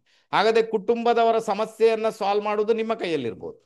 ಕುಟುಂಬದವರ ಸಮಸ್ಯೆ ಸಾಲ್ವ್ ಮಾಡಿ, ಅವರಿಗೆ ಬಂದಂಥ ತೊಂದರೆಗಳನ್ನು ಸಾಲ್ವ್ ಮಾಡಿ, ಅವರ ಮಾತಿಗೆ ಕಿವಿಗೊಡಿ. ಈಗ 2ನೇ ಮೇಲೆ ಸೂರ್ಯ ಇರುವಾಗ ನೀವು ಅದನ್ನು ಮಾಡಲೇ ಇಲ್ಲ, 8ನೇ ಮೇಲೆ ಸೂರ್ಯ ಇರುವಾಗ ನೀವು ಅದನ್ನು ಮಾಡ್ತೀರಾ, ಅವರಿಗೆ ಬೆಳಕು ಕೊಡ್ತೀರಾ, ಅವರ ಪ್ರಾಬ್ಲಮನ್ನು ಸಾಲ್ವ್ ಮಾಡಲಿಕ್ಕೆ ನೋಡ್ತೀರಾ. ಅರ್ಥ ಆಯ್ತಾ. ಯಾವುದೋ ದುಡ್ಡು ಕೊಟ್ಟು ಕೂಡ ಸಾಲ್ವ್ ಮಾಡ್ಬೋದು, ಅಥವಾ ನಿಮ್ಮ ಯಾವುದೇ ರೂಪದಲ್ಲಿ ಕೂಡ ಡೊನೇಟ್ ಮಾಡಿ ಕೂಡ ಸಾಲ್ವ್ ಮಾಡ್ಬೋದು, ಮಾತುಗಾರಿಕೆಯಿಂದ ಸಾಲ್ವ್ ಮಾಡ್ಬೋದು, ನೀವು ಹೇಗೆ ಬೇಕಾದ್ರೂ ಮಾಡ್ಬೋದು, ಅದು ನಿಮಗೆ ಬಿಟ್ಟದ್ದು. ಬಟ್ ಸೊಲ್ಯೂಷನ್ ಮಾಡಲಿಕ್ಕೆ ನಿಮ್ಗಂತೂ ಸಿಗುತ್ತೆ. ನಿಮ್ಮ ಕುಟುಂಬದಲ್ಲಿ ನಿಮ್ಗೊಂದು ನೇಮ್ ಫೇಮ್ ಅಂತೂ ಇರುತ್ತೆ. ಅವರು ಚೆನ್ನಾಗಿದ್ದಾರೆ, ಏನಾದ್ರು ಒಂದು ಹೆಲ್ಪ್ ಕೇಳಿದ್ರೆ ಕೂಡಲೇ ಬರ್ತಾರೆ, ಕೂಡಲೇ ನಮಗೆ ಸಹಾಯ ಮಾಡ್ತಾರೆ. ಅದರ ಅರ್ಥ ಎಲ್ಲದರಲ್ಲೂ ಕೂಡ ನೀವು ಕುಟುಂಬದವ್ರಿಗೆ ಬೇಕಾಗಿ ಹೆಲ್ಪ್ ಮಾಡಬೇಕಾದೀತು, ಮತ್ತೆ ಅದನ್ನು ಮಾಡಿಸ್ತಾನೆ ಕೂಡ. ಅರ್ಥ ಆಯ್ತಾ. ಯಾಕಂದ್ರೆ 8th ಹೌಸ್ ಸೂರ್ಯ 2ನೇ ಮನೆಗೆ ದೃಷ್ಟಿ ಇಟ್ಟಿದ್ದಾನೆ, ಅದಕ್ಕೋಸ್ಕರ ಈ ಥರದ ಇಂಪ್ಯಾಕ್ಟನ್ನು ಆತ ಕ್ರಿಯೇಟ್ ಮಾಡ್ತಾನೆ. ಓಕೆನಾ. ಇನ್ನು 9th ಹೌಸ್ ಸೂರ್ಯ ಪರವಾಗಿಲ್ಲ. 9ನೇ ಮನೆ, 10ನೇ ಮನೆ, 11ನೇ ಮನೆ ಸೂರ್ಯ ಆಲ್ಮೋಸ್ಟ್ ಒಳ್ಳೆ ರಿಸಲ್ಟೇ, ತೊಂದರೆ ಇಲ್ಲ. ಬಟ್ ಯಾವಾಗ 9ನೇ ಮನೆಯಲ್ಲಿ ಸೂರ್ಯ ಬರ್ತಾನೆ ಆವಾಗ ನೀವು ಬಯಸುವುದೇನು, ನಿಮ್ಮ ಕಾರ್ಯಕ್ಷೇತ್ರದಲ್ಲಿ ಸ್ಟೇಟಸ್ ಅನ್ನು ಬಯಸುವುದು. ಯಾಕಂದ್ರೆ ಸೂರ್ಯ 3ನೇ ಮನೆ ನೋಡ್ತಾ ಇದ್ದಾನೆ, 3ನೇ ಮನೆ ಒಂದು ಸ್ಟೇಟಸ್. ಹಾಗಾದ್ರೆ ಕೆಲಸದಲ್ಲಿ ಸ್ಟೇಟಸ್ ಬೇಕು ನಿಮಗೆ. ಬಟ್ ಸೂರ್ಯ ಚೆನ್ನಾಗಿರ್ತಾನೆ, ಯಾಕಂದ್ರೆ ಆತ ದಿಗ್ಬಲಕ್ಕೆ ಹತ್ತಿರದಲ್ಲಿ ಇರ್ತಾನೆ. 10ನೇ ಮನೆ ಆತನ ದಿಗ್ಬಲಿ ರಾಶಿ ಅಥವಾ ದಿಗ್ಬಲಿ ಭಾವ, ಅಲ್ಲಿಗೆ ಬಂದಿರ್ತಾನೆ. ಅದಕ್ಕೋಸ್ಕರ ನಿಮಗೆ ಕಾರ್ಯಕ್ಷೇತ್ರ ಚೆನ್ನಾಗಿರುತ್ತೆ, ಕೆಲಸದಲ್ಲಿ ನೀವು ಚೆನ್ನಾಗಿ ಹೋಗ್ತೀರಾ. ತಂದೆಯಿಂದ ದೂರ ಇರ್ಬೋದು, ವಿದೇಶ ಪ್ರಯಾಣ ಮಾಡ್ಬೋದು, ಎಜುಕೇಷನ್ಗೆ ಬೇಕಾಗಿ ವಿದೇಶ ಪ್ರಯಾಣ ಮಾಡ್ಬೋದು. ಅರ್ಥ ಆಯ್ತಾ.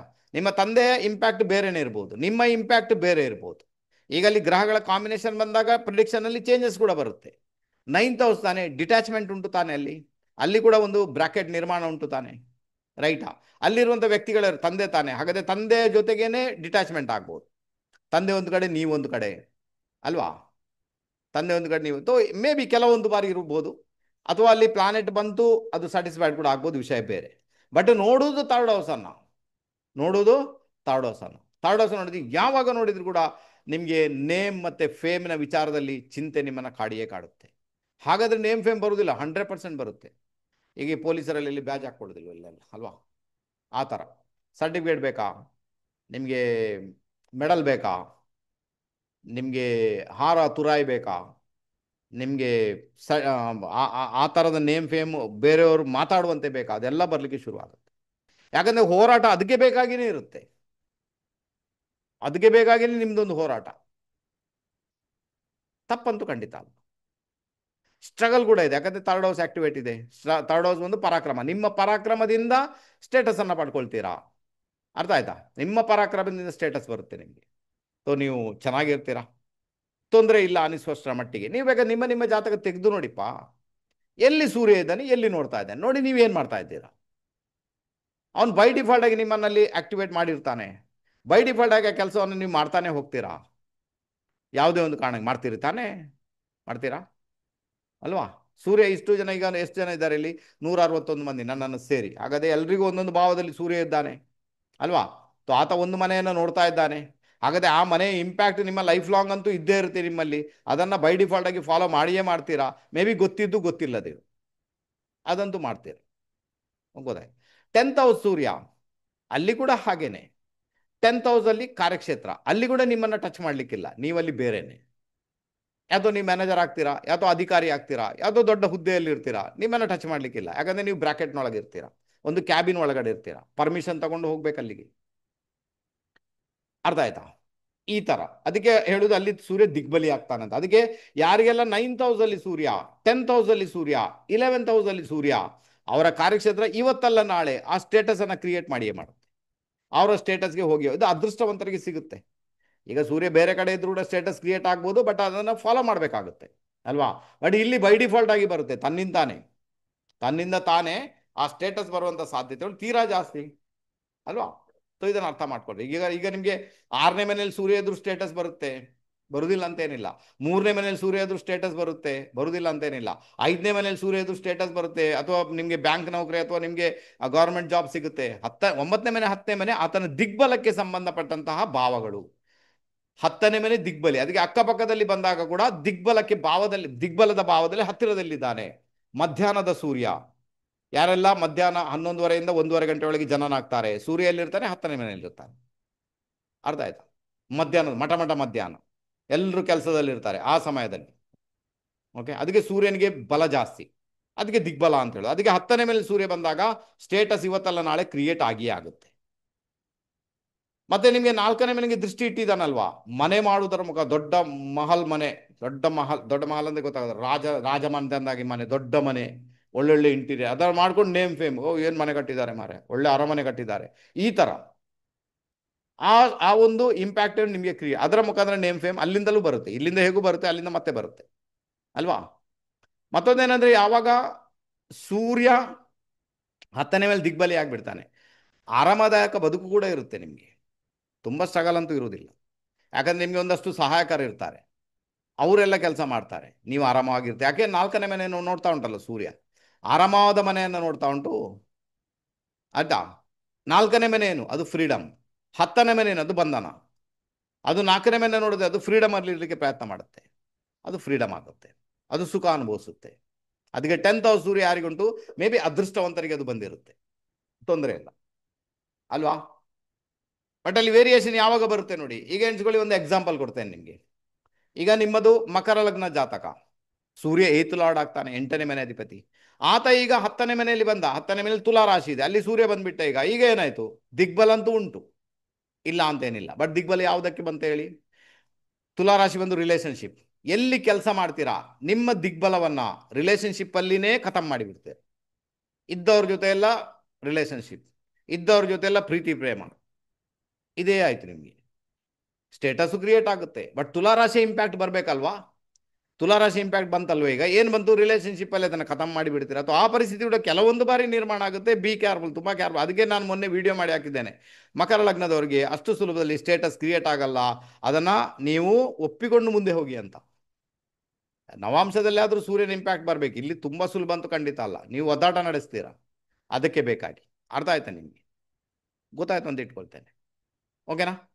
ಬಟ್ ಓವರ್ ಆಲ್ ನೋಡ್ಲಿಕ್ಕೆ ಹೋದ್ರೆ 10ನೇ ಮನೆಯಲ್ಲಿ ಸೂರ್ಯ ದಿಗ್ಬಲಿ ಆಗುವುದರಿಂದ ಒಂದು ಒಳ್ಳೆ ಸ್ಟೇಟಸ್ ಕ್ರಿಯೇಟ್ ಆಗುವಂತ ನೀವು ಪ್ರಯತ್ನ ಮಾಡಿದಾಗ ಅದು ಬಂದೇ ಬರುತ್ತೆ. ನೆಕ್ಸ್ಟ್ 11ನೇ ಮನೆ ಸೂರ್ಯ. 11ನೇ ಮನೆ ಏನು, ಅದು ಶನಿ ಮತ್ತೆ ರಾಹುವಿನ ಮನೆ. ಓಕೆ, ಅಲ್ಲಿ ಸೂರ್ಯ ಬಂದ್ಬಿಟ್ಟ. ಈಗ ಹೇಳಲಿಕ್ಕೆ ಏನಾಗುತ್ತೆ ಅಂದರೆ ನಮಗೆ ಸೂರ್ಯ 11ನೇ ಮನೆಯಲ್ಲಿದ್ದಾನೆ, ಎಲ್ಲ ಕೆಲಸ ಕಾರ್ಯಗಳು ಕೂಡ ಸಕ್ಸಸ್ ಆಗುತ್ತೆ, ಅದು ಹಾಗಾಗುತ್ತೆ ಹೀಗಾಗುತ್ತೆ ಅಂತ. ಬಟ್ ನಿಮ್ಮ ತಂದೆ ಮೋಸ ಹೋಗಿರ್ತಾರೆ, ನಿಮ್ಮ ಕಾರ್ಯಕ್ಷೇತ್ರದಲ್ಲಿ ಮೋಸ ನೋಡಲಿಕ್ಕೆ ಸಿಗ್ಬೋದು, ನಿಮಗೆ ಸ್ಯಾಲ್ರಿಯಲ್ಲಿ ಮೋಸ ನೋಡಲಿಕ್ಕೆ ಸಿಗ್ಬೋದು. ಈ ಪರಿಸ್ಥಿತಿ ಕ್ರಿಯೇಟ್ ಆಗುತ್ತೆ. ತಂದೆಗಂತೂ ವಿಶೇಷ ಮೋಸ ನೋಡಲಿಕ್ಕೆ ಸಿಗುವಂಥದ್ದು. ಯಾರಿಗೆಲ್ಲ 11ನೇ ಮನೆಯಲ್ಲಿ ಸೂರ್ಯ ಇದ್ದಾನೆ, ನೀವು ಹುಟ್ಟುವುದಕ್ಕಿಂತ ಮುಂಚೆ ಅಥವಾ ಹುಟ್ಟಿದ ನಂತರ ತಂದೆಗೆ ಕೇಳಿ ನಿಮ್ಗೆ ಯಾರೆಲ್ಲ ಫಿಟ್ಟಿಂಗ್ ಇಟ್ಟು ಹೋಗಿದ್ದಾರಂತ, ಅವ್ರು ಮೇ ಬಿ ಹೇಳ್ಬೋದು ನೀವು, ಅಲ್ವಾ? ಮೇ ಬಿ ನಿಮ್ಮ ಜೊತೆ ಶೇರ್ ಮಾಡಲಿಕ್ಕಿಲ್ಲ, ಮೇ ಬಿ ಅವ್ರ ಜಬರ್ದಸ್ತಿ ಕೇಳಿದಾಗ ಮೇ ಬಿ ಹೇಳ್ಬೋದು ಅವರು. ಅವತ್ತು ಕೇಳಿ ನೋಡಿ ಯಾರೆಲ್ಲ ನಿಮಗೆ ತೊಂದರೆ ಗೇಟ್ ಮಾಡಿದ್ದಾರೆ, ನಿಮ್ಮ ಒಡ ಹುಟ್ಟಿದವರು ಮಾಡಿದಾರಾ, ಹಿರಿಯರು ಮಾಡಿದಾರಾ, ಅಲ್ವಾ? ಸ್ಯಾಲ್ರಿಯಲ್ಲಿ ಆಗಿದ, ಲಾಭದಲ್ಲಿ ಆಗಿದ, ಗೊತ್ತಾಗುತ್ತೆ ನಿಮಗೆ. ಬಟ್ 11ನೇ ಮನೆ ಸೂರ್ಯ ದಿಗ್ಬಲೆಗೆ ಹತ್ತಿರದಲ್ಲಿರುವುದರಿಂದ ದಿಗ್ಬಲಿ ಅಂತೂ ಕ್ರಿಯೇಟ್ ಆಗುತ್ತೆ. ಒಂಥರ ನಿಮಗೆ ಸ್ಟೇಟಸ್ ಅಂತೂ ಬರುತ್ತೆ, ಇವತ್ತೆಲ್ಲ ನಾಳೆ ಕಾರ್ಯಕ್ಷೇತ್ರ ಚೆನ್ನಾಗಿರುತ್ತೆ, ಮೋಸ ಹೋಗ್ಲಿಕ್ಕೂ ಇರುತ್ತೆ. ಅರ್ಥ ಆಯ್ತು ಈಗ ನಾಗರಾಜಾಚಾರ್ಯ, ಅಲ್ವಾ? ಅದು ಕೂಡ ಎಣಿಸ್ಕೊಳ್ಳಿ, ನಿಮ್ದು ಮೇಷಲಗ್ನದ ಜಾತಕ, 11ನೇ ಮೇಲೆ ಕುಂಭರಾಶಿ, ಅಲ್ಲಿ ಸೂರ್ಯ ಬಂದ್ಬಿಟ್ಟ, ಅದರ ಜೊತೆಗೆ ರಾಹು ಕೂಡ ಅಲ್ಲಿನೇ ಬಂದ್ಬಿಟ್ಟ. ಈಗ ಪಕ್ಕಾ ಮೋಸ, 100% ಮೋಸ, ತೊಂದರೆ ಆಯ್ತು. ಓಕೆನಾ? 5ನೇ ಮನೆಯನ್ನು ನೋಡ್ತಾ ಇದ್ದಾನೆ ಸೂರ್ಯ, ನಿಮ್ಮ ನೇಮ್ ಫ್ಯಾಮಿಲಿಯಿಂದ ಬರುತ್ತೆ, 5ನೇ ಮನೆಯಿಂದ ಬರುತ್ತೆ. ಅದು ಮಕ್ಕಳಿಂದ ಬರ್ಬೋದು, ಸ್ನೇಹಿತರಿಂದ ಬರ್ಬೋದು, ಅಲ್ವಾ? ರೈಟಾ? 5ನೇ ಮನೆ ಸ್ನೇಹಿತರಿಂದ ಪಾಠ ಕೇಳಿಸ್ಕೊಳ್ಬೇಕಮ್ಮ. ಹರೇ ಕೃಷ್ಣ. ಓಕೆನಾ? ನಾನೇನು ಹೇಳಿದೆ ಆವಾಗ? 10ನೇ ಮನೆ ಸೂರ್ಯ ದಿಗ್ಬಲಿ ಸೂರ್ಯ, ಸ್ಟೇಟಸ್ ಕ್ರಿಯೇಟ್ ಮಾಡ್ತಾನೆ, ಅಧಿಕಾರ ಕೊಡ್ತಾನೆ, ಅದನ್ನು ಮೊದಲು ಕೂಡ ಹೇಳಿದ್ನಲ್ವಾ, ಅಲ್ವಾ? ಒಂದು ಒಂದು ಕ್ಯಾಬಿನ್ ಒಳಗೆ ಇರ್ತೀರಂದ್ರೆ ಸುಮ್ಮನೆ ನಿಮ್ಮನ್ನು ಕ್ಯಾಬಿನ್ ಒಳಗೆ ಹಾಕಿ ಬಿಟ್ಟಿರ್ತಾರ? ನೀವೇನು ಡ್ರಮ್ಮ ನಿಮ್ಮನ್ನು ಒಳಗಡೆ ಹಾಕಿ ಕೂತ್ಕೊಳ್ಸಿಕ್ಕೆ ಏನಾದರೂ ಉಂಟಲ್ಲಿ, ಅಲ್ವಾ? ಹಾಗೆಲ್ಲ ತಾನೆ, ಅಲ್ಲಿ ಸ್ಟೇಟಸ್ ಕ್ರಿಯೇಟ್ ಆದ್ರೇನೆ ತಾನೇ ಒಂದು ಚೌಕಟ್ಟು ಕ್ರಿಯೇಟ್ ಆಗುತ್ತೆ, ಒಂದು ಕ್ಯಾಬಿನ್ ಸಿಗುತ್ತೆ. ಆ ಕ್ಯಾಬಿನ್ ಒಳಗೆ ಕೂತ್ಕೊಂಡಿರ್ತೀರಾ, ಆಫೀಸ್ ಒಳಗೆ ಕೂತ್ಕೊಂಡಿರ್ತೀರಾ, ಯಾರಾದರೂ ಬರ್ಬೇಕು ಮತ್ತೆ, ಅಲ್ವಾ? ಅದರ ಕಾಂಬಿನೇಷನ್ ನೋಡದೆ ಯಾವುದೇ ಕಾರಣಕ್ಕೂ ಕೂಡ ನಿಮಗೆ ಗೌರ್ಮೆಂಟ್ ಜಾಬ್ ಸಿಗುತ್ತೆ ಅಂತ ಹೇಳಕ್ಕಾಗಲ್ಲ. ಕಾಂಬಿನೇಷನ್ ನೋಡ್ಕೊಂಡು ಹೇಳಬೇಕು. ಯಾಕಂದ್ರೆ ಒಂದು ವಿಷಯ ಏನು ಗೊತ್ತಾ, 10ನೇ ಮನೆಯಲ್ಲಿ ಸೂರ್ಯ ಬಂದ್ಬಿಟ್ಟ, ಸ್ಟೇಟಸ್ ಕ್ರಿಯೇಟ್ ಆಗುತ್ತೆ, ಅದು ಎಲ್ಲಿಂದ ಬೇಕಾದ್ರೂ ಕ್ರಿಯೇಟ್ ಆಗುತ್ತೆ. ಈಗ ಎಣಿಸ್ಕೊಳ್ಳಿ, ನಿಮ್ದೊಂದು ಸಣ್ಣ ಅಂಗಡಿ ಇದೆ, ಒಂದು ಸಣ್ಣ ಕ್ಯಾಂಟೀನ್ ಇದೆ, ಅಲ್ಲಿ ನೀವೇ ರಾಜ, ನೀವು ಹೇಳಿದಾಗೆಲ್ಲ. ಅರ್ಥ ಆಯ್ತಾ? ನಿಮ್ಮನ್ನು ಮೀರಿ ಯಾರು ಹೋಗ್ಲಿಕ್ಕಿಲ್ಲ, ಆ ಸ್ಟೇಟಸ್ ಕೂಡ ಕ್ರಿಯೇಟ್ ಆಗ್ಬೋದು. ಗೌರ್ಮೆಂಟ್ ಜಾಬ್ ಬಂದೇ ಸ್ಟೇಟಸ್ ಬೇಕಂತ ಏನಿಲ್ಲ. ನೀವೊಂದು ಕಂಪನಿ ನಡೆಸ್ತಾ ಇದ್ದೀರಿ, ನೀವೊಂದು ಹೋಟೆಲ್ ನಡೆಸ್ತಾ ಇದ್ದೀರಿ, ಕ್ಯಾಂಟೀನ್ ನಡೆಸ್ತಾ ಇದ್ದೀರಿ, ಬೇಕರಿ ನಡೆಸ್ತಾ ಇದ್ದೀರಿ, ಮತ್ತು ದೊಡ್ಡ ಸಂಸ್ಥೆ ನಡೆಸ್ತಾ, ಅಲ್ಲಿ ನೀವೇ ರಾಜ. ಆವಾಗ ನಿಮ್ಮ ಮಾತನ್ನ ಯಾರು ಮೀರ್ಲಿಕ್ಕಿಲ್ಲ. ಈ ಸ್ಟೇಟಸ್ ಕೂಡ 10ನೇ ಮನೆ ಸೂರ್ಯನಿಂದ ಕ್ರಿಯೇಟ್ ಆಗುತ್ತೆ. ಗೌರ್ಮೆಂಟ್ ಜಾಬ್ ಬಂದೇ ಕ್ರಿಯೇಟ್ ಆಗುದಲ್ಲ, ಈ ಭ್ರಮೆಯಿಂದ ಹೊರಬನ್ನಿ. ಇನ್ನು ನಮ್ಮಲ್ಲಿ ಕೆಲವರಿಗಂಟು ಎಲ್ಲರಿಗೂ ಗೌರ್ಮೆಂಟ್ ಜಾಬೇ ಬೇಕು, ಆರಾಮಾಗಿರ್ಬೇಕು, ಅಲ್ವಾ? 9 ಗಂಟೆಯಿಂದ 10 ಗಂಟೆಯಿಂದ 5 ಗಂಟೆ ಜಾಬೇ ಬೇಕು, ಮತ್ತೆ ಅವರಿಗೆ ಕೈಕಾಲು ಬಡಿಲಿಕ್ಕೆ ಇಷ್ಟ ಇಲ್ಲ, ಇದು ಪರಿಸ್ಥಿತಿ. ಯಾಕೆ? ಪ್ರೈವೇಟ್ ಜಾಬಲ್ಲಿ ಹೋಗಿದ್ದು ಜಾಬ್ ಅಲ್ವದು? ಬಿಸ್ನೆಸ್ ಮಾಡ್ಕೊಂಡ್ರೆ ಜಾಬ್ ಅಲ್ವದು? ಆಗುದಿಲ್ವಾ? ರೈಟಾ? ನಾವು ಅದೇನೋ ಎಣಿಸ್ಕೊಂಡು ಹೋಗಿರ್ತೇವೆ, ಇಲ್ಲ ಅವ್ರು ಆರಾಮಾಗಿರ್ತಾರೆ, ಅದು ಒಂದು ಕಾಲದಲ್ಲಿ. ಈಗೆಲ್ಲ ಏನುಂಟು, ಈಗೆಲ್ಲ ಕಾರ್ಬಾರ್ ಮಾಡುವಂಥದ್ದು, ಈಗೆಲ್ಲ ಒಬ್ಬರಿಗಿಂತ ಒಬ್ಬರು ಮಿಗಿಲಾಗಿ ಹೋಗುವಂಥದ್ದು, ಟ್ಯಾಲೆಂಟನ್ನು ತೋರಿಸುವಂಥದ್ದು ಆ ಸಮಯ ಈಗ. ಬರೇ ಗೌರ್ಮೆಂಟ್ ಜಾಬ್ ಸಿಗುತ್ತೆ ಅಂತ ಅದಕ್ಕೆ ಅದರ ಹಿಂದೆ ಓಡಾಡುವುದಲ್ಲ, ಇದ್ದದ್ದನ್ನು ಮಾಡ್ಕೊಳ್ಬೇಕು. ಏನುಂಟದು, ಕೆಲವರಿಗೆಲ್ಲ ಗೌರ್ಮೆಂಟ್ ಜಾಬ್ ಅಂತ ಜಾತಕ ಪಕ್ಷದಿಂದ ಕಾಯ್ತಾ ಇರ್ತಾರೆ, ಯಾವಾಗ ಸಿಗುತ್ತೆ ಯಾವಾಗ ಸಿಗುತ್ತೆ, ಅಷ್ಟು ಎಕ್ಸಾಮ್ ಕಟ್ಟಿದ್ದು ಅಷ್ಟು ಅವ್ರಿಗೆ ಯಾವುದಾದ್ರು ಕೆಲಸಕ್ಕೆ ಸೇರ್ಕೋಪ್ಪ, ಅದು ಎಕ್ಸ್ಪೀರಿಯನ್ಸ್ ಆದರೂ ಆಗುತ್ತೆ, ಸ್ವಲ್ಪ ಸ್ಯಾಲ್ರಿ ಆದರೂ ಸಿಗುತ್ತೆ, ಅಲ್ವಾ? ಸ್ಟಾರ್ಟ್ ಅಂತೂ ಆಗಲಿ ಜೀವನ, ಮತ್ತೆ ಹೋಗಿ ಗೌರ್ಮೆಂಟ್ ಜಾಬ್ಗೆ ಪ್ರಯತ್ನ ಮಾಡು, ಅಲ್ವಾ? ತುಂಬ ಜನ ಇದ್ದಾರೆ ಅಂತವರು, ಬರೇ ಗೌರ್ಮೆಂಟ್ ಜಾಬ್ಗೆ ಬೇಕಾಗಿನೇ ಕೂತ್ಕೊಳ್ಳೋದು, ಬೇರೆ ಕೆಲಸ ಮಾಡ್ಲಿಕ್ಕೆ ಆಗಲ್ಲ ಇವ್ರಿಗೆ, ಅಲ್ವಾ? ಇದು ಪರಿಸ್ಥಿತಿ. ಹೆದರಿಕೆ ಒಂಥರ, ನಾಳೆ ಏನಾಗುತ್ತೋ, ಗೌರ್ಮೆಂಟ್ ಜಾಬಿಂದ ತೆಗೆದು ಬಿಸಾಡಿದ್ರೆ ನಾಳೆ ಏನಾಗ್ಬೋದು, ಆವಾಗ ಅವಾಗ ಏನು ಮಾಡ್ತೀರಿ ನೀವು, ಅಲ್ವಾ? ಅಲ್ಲೇನಾದರೂ ಪ್ರಾಬ್ಲಮ್ ಆಯಿತು, ಹುಡುಗಿಯರ ಜೊತೆ ಪ್ರಾಬ್ಲಮ್ ಆಯಿತು, ಯಾವುದೋ ಸಮಸ್ಯೆ ಆಯಿತು, ಯಾವುದೋ ಬ್ಲ್ಯಾಕ್ ಡಾಟ್ ಬಿದ್ದು ಬಿಡ್ತು, ಆವಾಗ ತೆಗೆದು ಬಿಸಾಡಿಬಿಟ್ರು ನಿಮ್ಮನ್ನು, ಆವಾಗ ಏನು ಮಾಡ್ತೀರಿ? ಆ ಆಗಬಾರ್ದಂತೇನಿಲ್ಲ ತಾನೇ. ಅದಕ್ಕೆ ಇದ್ದದ್ದನ್ನು ಸ್ವೀಕಾರ ಮಾಡ್ಲಿಕ್ಕೆ ಕಲಿಬೇಕು. ಏನು ಬಂತು ಆ ಸಂದರ್ಭ ಅದನ್ನು ಸ್ವೀಕಾರ ಮಾಡಿ, ಅದು ಯಾವುದೇ ಜಾಬ್ ಇರಲಿ, ಅಲ್ವಾ? ಯಾವುದೇ ಜಾಬ್ ಇರಲಿ, ಅಲ್ವಾ? ಎಲ್ಲರೂ ಕೂಡ ಎಂಜಾಯ್ ಮಾಡ್ತಾರೆ ಸರ್. ಬಟ್ ಈ ಕೆಲವು ತಂದೆ ತಾಯಿಯ ಮೈಂಡಲ್ಲಿ ಅದೊಂದು ಉಂಟಲ್ಲ, ಗೌರ್ಮೆಂಟ್ ಜಾಬ್ ಬೇಕು ಅಂತ, ಗೌರ್ಮೆಂಟ್ ಜಾಬ್ ಬೇಕು, ಮಕ್ಕಳು ಸುಖವಾಗಿರ್ತಾರೆ ಉಂಟಲ್ವಾ, ಇದು ಇದು ಇದು ತುಂಬಾನೇ ಒಂಥರ ವಿಷದ ಥರ ಕೆಲಸ ಮಾಡುತ್ತೆ. ಅವಾಗ ಏನಾಗಿದೆ, ಆ ಮಕ್ಕಳಿಗೂ ಕಷ್ಟ, ಅವರಿಗೂ ಕಷ್ಟ, ಮತ್ತೆ ಜಾಬ್ ಸಿಕ್ಕಿಲ್ಲ ಅಂದಾಗ ಇನ್ನಷ್ಟು ಕಷ್ಟ. ನಾನು ಹೇಳ್ತೀನಿ, ಯಾವ ಜಾಬ್ ಸಿಗುತ್ತೆ ಅದರಲ್ಲಿ ಹೋಗಿ ಸೇರ್ಕೊಳ್ಳಿ ನೀವು, ಭಗವಂತ ಇವತ್ತಲ್ಲ ನಾಳೆ ದಾರಿ ತೋರಿಸ್ತಾನೆ, ಅಲ್ವಾ? ಅರ್ಥ ಆಯ್ತಾ? ಮೊದಲು ಮನೆ ಜಗುಲಿ ಹಾರಿ, ಮತ್ತೆ ಬಿಲ್ಡಿಂಗ್ ಹಾರಿ. ನಿಮಗೆ ಮೊದಲೇ ಬಿಲ್ಡಿಂಗ್ ಹಾರ್ಬೇಕು, ಕೈಕಾಲು ಮುರ್ಕೋಬೇಕು ಅಷ್ಟೇ. ಅರ್ಥ ಆಯ್ತಾ? ನಾವೆಲ್ಲ ಈ ಸ್ಟೇಟಸ್ಗೆ ಬಂದಿದ್ದರೆ ಎಲ್ಲ ಕೆಲಸ ಮಾಡಿನೇ ಬಂದಿದ್ದೇವೆ ನಾವು, ಆ ಸ್ಟೇಟಸ್ ಅಲ್ಲಿ ಇದ್ಕೊಂಡು ಬಂದವರಲ್ಲ. ಎಲ್ಲ ಕೆಲಸ ಯಾವುದು ಬಾಕಿ ಇಲ್ಲ ಇನ್ನು ಮಾಡಲಿಕ್ಕೆ, ಆದರೆ ಅದನ್ನು ಯಾವುದು ಕೀಳರಿಮೆಯಿಂದ ನೋಡ್ಲು ಕೂಡ ಇಲ್ಲ, ಎಲ್ಲ ಮಾಡಿ ಬಂದಿದೆ. ಅದಕ್ಕೆ ಭಗವಂತ ಈ ಪಟ್ಟದಲ್ಲಿ ಕೂರಿಸಿದ್ದಾನೆ. ಈಗ ತೊಂದರೆ ಇಲ್ಲ ಅನ್ನಿಸುವಷ್ಟರ ಮಟ್ಟಿಗೆ ಇದ್ದೇವೆ. ಅರ್ಥ ಆಯ್ತು ಈಗ ನಿಮಗೆ? ಏನು ಗೌರ್ಮೆಂಟ್ ಜಾಬ್ ಇದು ಅಲ್ಲ ತಾನೇ? ಓಕೆನಾ? ಸೊ ಈ ಒಂದು ಇದನ್ನು ತಲೆಯಿಂದ ಎತ್ತಿ ಹಾಕಿ ಆನಂತರ ಏನು ಕೆಲಸ ಉಂಟು ಅದನ್ನು ಮಾಡ್ಕೊಳ್ಳಿಕ್ಕೆ ಪ್ರಯತ್ನ ಮಾಡಿ. ಭಗವಂತ ಸಾಥ್ ಕೊಡ್ತಾನೆ, ಅವನು ನಿಮ್ಮ ಜೊತೆಗಿರ್ತಾನೆ, ಅವನು ದಾರಿ ತೋರಿಸ್ತಾನೆ. ಕೆಲವರಿಗೊಂದು ಜಾಬ್ ಹೋಯ್ತಂದ್ರೂ ಕೂಡ ಲೋ ಬಡ್ಕೊಳ್ತಾರೆ. ಯಾಕೆ ಬಡ್ಕೊಳ್ಬೇಕು? ಯಾಕೆ ಬಡ್ಕೊಳ್ಳೋದು? ಜಾಬ್ ಹೋಯ್ತಂತ ಈಗ ಈಗ ನಿಮಗೆ ಜಾಬ್ ಹೋಯ್ತು ಅಂತ ಇಟ್ಕೊಳ್ಳೋಣ. ಭಗವಂತನ ಒಂದು ಲೆಕ್ಕಾಚಾರ ಬೇರೆ ಇರ್ಬೋದು. ನಿನಗೆ ಇಲ್ಲಿ 50,000 ಸಂಬಳ ಅಲ್ವಾ, ನಿಮಗೆ ಒಂದು 80,000 ಸಂಬಳದ ಹುಡುಕಿಟ್ಟಿದ್ದೇನೆ, ಇಲ್ಲಿ ನೀನು ಚೇಂಜ್ ಮಾಡಬೇಕು. ಸಾಧಾರಣ ಮಟ್ಟಿಗೆ ನೀನು ಚೇಂಜ್ ಮಾಡಲಿಕ್ಕಿಲ್ಲ, ಅದಕ್ಕೆ ಇಲ್ಲಿ ಜಗಳ ಮಾಡಿಸ್ತಾನೆ, ಮತ್ತೆ ಚೇಂಜ್ ಮಾಡಿಸ್ತಾನೆ, ಮತ್ತೆ ಹೊರಗೆ ಬರ್ತೀರಾ, ಇನ್ನು ಪ್ರಯತ್ನ ಮಾಡ್ತೀರಾ, 80,000 ಜಾಬ್ ಸಿಗುತ್ತೆ. ಆವಾಗ ಅದು ಯಾರ ಕರಮತ್? ಈಗ ಭಗವಂತನ ಕರಮತ್, ಅವನೇ ಮಾಡಿಸಿತ್ತು. ಅರ್ಥ ಆಯ್ತಾ? ಅದಕ್ಕೋಸ್ಕರ ಯಾವಾಗ ಜಾಬಲ್ಲಿ ಪ್ರಾಬ್ಲಮ್ ಕ್ರಿಯೇಟ್ ಆಗುತ್ತೆ, ಹಾಗಾದ್ರೆ ಅಲ್ಲಿ ಏನೋ ಬೇರೆ ಬರುವುದುಂಟು, ನನಗೆ ಅಲ್ಲೇನೋ ಇನ್ನೊಂದು ಬರಲಿಕ್ಕೆ ಉಂಟು, ಅದಕ್ಕೋಸ್ಕರ ಜಾಬಲ್ಲಿ ಸಮಸ್ಯೆ ಕ್ರಿಯೇಟ್ ಆಗಿ ಬಿಡುವಂತಾಯ್ತು. ಇನ್ನು ಪ್ರಯತ್ನ ಮಾಡ್ಕೊಂಡಾಗ ಅದಕ್ಕಿಂತ ಒಳ್ಳೆ ಜಾಬನ್ನು ಭಗವಂತ ಹುಡುಕಿಟ್ಟಿರ್ತಾನೆ, ನಾನು ಅಲ್ಲಿಗೆ ಹೋಗ್ತೇನೆ, ಎಂಜಾಯ್ ಮಾಡ್ತೇನೆ, ಅಲ್ಲಿಗೆ ಫಿನಿಶ್. ಈ ಮೆಂಟಾಲಿಟಿ ಬಂತು, ನೀವು ಗೆದ್ದು ಬಿಡ್ತೀರಾ. ಇಲ್ಲಾಂದ್ರೆ ಕಿರ್ಕಿರ್ ಕಿರ್ಕಿರ್ ಕಿರ್ಕಿರ್. ಈಗ ಕೆಲವರಿಗೆಲ್ಲ ಒಂದು ಸಮಸ್ಯೆ ಆಗಿದೆ, ಈ AI ಟೆಕ್ನಾಲಜಿ ಬಂದಿದೆ, ಅದರಿಂದಾಗಿ ಒಂದಷ್ಟು ಜಾಬ್ ಹೋಗುತ್ತೆ. ಅದು ಓಕೆ, ಸ್ಟಾರ್ಟಿಂಗಲ್ಲಿ ಎಲ್ಲ ಸ್ವಲ್ಪ ಸ್ವಲ್ಪ ಆಗುತ್ತೆ. ಕಂಪ್ಯೂಟರ್ ಬಂದಾಗ ಕೂಡ ಇದನ್ನೇ ಹೇಳಿದರು, ಕಂಪ್ಯೂಟರ್ ಎಲ್ಲ ಬಂತು, ಈಗ ಎಲ್ಲ ಜಾಬ್ ಕಲ್ತ್ಕೊಳ್ತಾರೆ, ಎಲ್ಲ ಪ್ರಾಬ್ಲಮ್ ಆಗುತ್ತೆ ಅಂತ. ಈಗ ಕಂಪ್ಯೂಟರ್ನ ಕೆಲಸ ಮಾಡಲಿಕ್ಕೆ 20 ಜನ ಬೇಕು ಅಲ್ವಾ? ಸ್ಟಾರ್ಟಿಂಗ್ ಎಲ್ಲ ಆ ಥರ ಆಯಿತು, ಕಂಪ್ಯೂಟರ್ ಬಂದಾಗೆಲ್ಲ ಜಾಬ್ ಹೊರಟೋಗುತ್ತೆ ಅಂತ. ಈಗ AI ಬಂದಿದೆ, ಇಲ್ಲಿ ಕೂಡ ಹಾಗೇನೆ, ಇಲ್ಲ ಅವರೆಲ್ಲ ಜಾಬಿಂದ ತೆಗಿತಾರೆ. ಈಗ ಒಂದು AI ಕೆಲಸ ಮಾಡಬೇಕಾದ್ರೆ ಅದಕ್ಕೊಂದು 20 ಜನ ಮತ್ತೆ ಬೇಕು. ಆವಾಗ ಜಾಬ್ ಬಂತಾ ಇಲ್ವಾ? ಭಲೆ ಈಗ ಸ್ಟಾರ್ಟಿಂಗ್ ಸ್ಟೇಜಲ್ಲಿ ಇದ್ದೇವೆ, ನಮಗೆ ಗೊತ್ತಾಗಲ್ಲ, ಬಟ್ ಭಗವಂತ ಯಾವತ್ತೂ ಕೈ ಬಿಡಲ್ಲ. ಅರ್ಥ ಆಯ್ತಾ? ಭಗವಂತ ಯಾರಿಗೂ ಕೂಡ ಹಸಿವಿನಿಂದ ಬಳಲಂತೆ ಮಾಡಲ್ಲ. ನಿಮ್ಮ ಪುಣ್ಯ ಏನು ಕಟ್ಟಿಕೊಂಡು ಬಂದಿದ್ದರೆ ಅದು ಮ್ಯಾನಿಫೆಸ್ಟೇಷನ್ ಆಗಿಯೇ ಆಗುತ್ತೆ. ಅದು AI ಟೆಕ್ನಾಲಜಿ ಬರಲಿ, ಯಾವುದೇ ರೋಬೋಟಿಕ್ ಟೆಕ್ನಾಲಜಿ ಬರಲಿ, ಏನೇ ಬರಲಿ, ಹ್ಯೂಮನ್ ಮೈಂಡ್ಗಿಂತ ಬೇರೆ ಯಾವುದು ಕೂಡ ಇಲ್ಲ. ಇದು ಎಂಡ್, ಇಲ್ಲಿಗಿಂತ ಮತ್ತೆ ಯಾವುದು ಕೂಡ ಇಲ್ಲ. ಯಾವುದೇ ನಿಮ್ಮ ಆರ್ಟಿಫಿಷಿಯಲ್ ಇಂಟೆಲಿಜೆನ್ಸ್ ಉಂಟು, ಇದರ ಎದುರಿಗೆ ಯಾವುದಿಲ್ಲ. ಅದನ್ನು ಮಾಡಿದ್ದು ಕೂಡ ಇದೇ ತಾನೇ? ಇದೇ ಯಾಕೆ ಅರ್ಥ ಆಗಲ್ಲ? ನಾಳೆ ಅದರ ಸೇವೆ ಮಾಡಲಿಕ್ಕೂ ಇಲ್ಲಿ ಅಷ್ಟು ಜನ ಬೇಕು, ಅದನ್ನು ಪ್ರಿಪೇರ್ ಮಾಡಲಿಕ್ಕೂ ಅಷ್ಟು ಜನ ಬೇಕು ಅಲ್ವಾ? ಈ ಪರಿಸ್ಥಿತಿ. ಓಕೆನಾ? ರೈಟ್, ಗೊತ್ತಾಯ್ತು ಅಂತ ಇಟ್ಕೊಳ್ತೇನೆ. ಸೊ ಟೆಕ್ನಿಕನ್ನು ಫಾಲೋ ಮಾಡಿ, ತುಂಬ ಚೆನ್ನಾಗಿರ್ತಾರೆ. ಕೆಲವರಿಗೆಲ್ಲ ಆ ಥರ ಕೂಡ ಇಟ್ಟು, ಒಂದು ಮೊಬೈಲ್ ಇರ್ತದೆ, ಮೊಬೈಲ್ ಬಿದ್ದು ಹೊಡೆದು ಹೋಗುತ್ತೆ, ಲಬೋ ಅಂತ ಪಡ್ಕೊಳ್ತಾರೆ. ಹೋಗ್ಲಿ, ಅದು 10,000 20,000 ಮೊಬೈಲ್ ಇದ್ದು ಬಿದ್ದು ಹೊಡೆದೋಗ್ಲಿ, ಹೊಸ ಮೊಬೈಲ್ ಬರುತ್ತೆ ಈಗ 50,000 60,000, ಯಾಕೆ ಚಿಂತೆ ಅಲ್ವಾ? ಟಚ್ ಸ್ಕ್ರೀನ್ ಚೆಂದ ಮಾಡಿ ಟಚ್ ಮಾಡಲಿಕ್ಕೆ ಆಗುತ್ತೆ, ಹೀಗೆ ಹೀಗೆ ಹೀಗೆ, ರೈಟಾ? ಒಳ್ಳೆ ಮೊಬೈಲ್ ಬರುತ್ತೆ, ಚಿಂತೆ ಮಾಡುವ ಅಗತ್ಯ ಇಲ್ಲ. ಅದಕ್ಕೆ ಅದು ಬಿದ್ದು ಹೊಡೆದೋಯ್ತು, ಎಷ್ಟು ಸಮಯ ಇಟ್ಕೊಳ್ತೀಯ ನೀನು?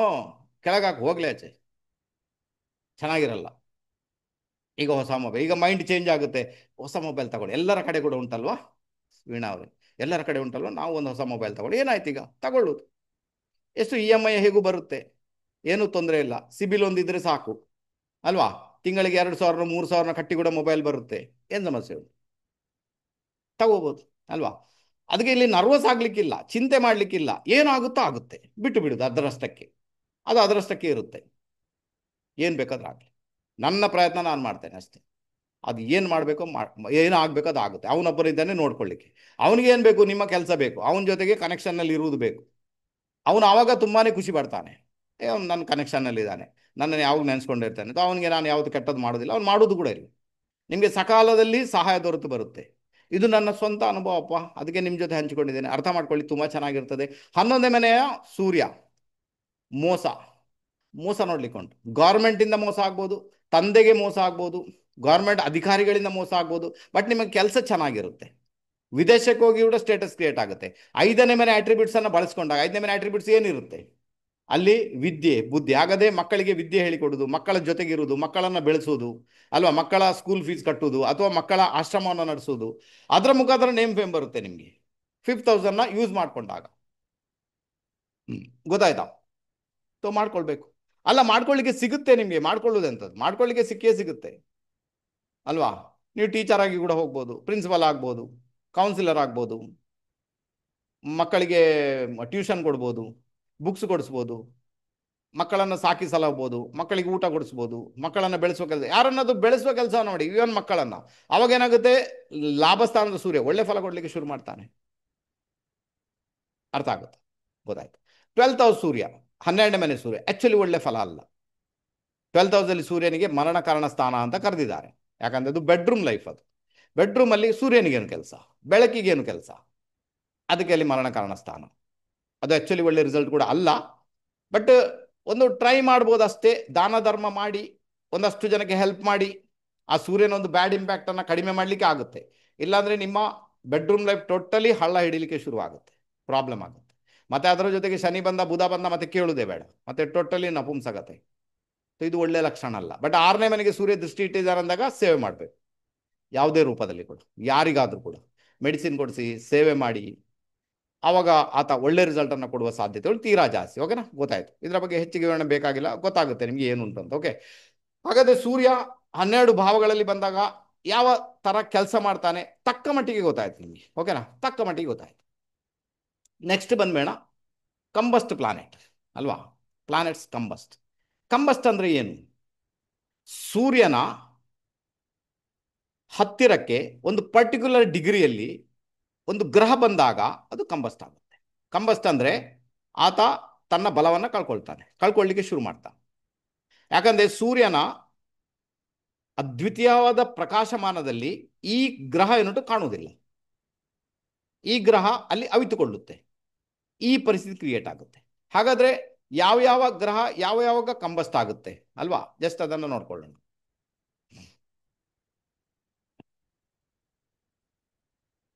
ಇಲ್ಲಿದೆ ನೋಡಿ, ಈಗ ಕಾಣಿಸ್ತಾ ಉಂಟಾ?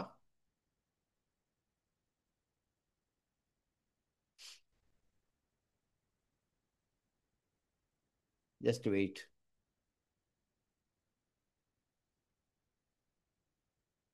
ಓಕೆ, ಈಗ ಕ್ಲಿಯರ್ ಆಯ್ತು ರೈಟಾ?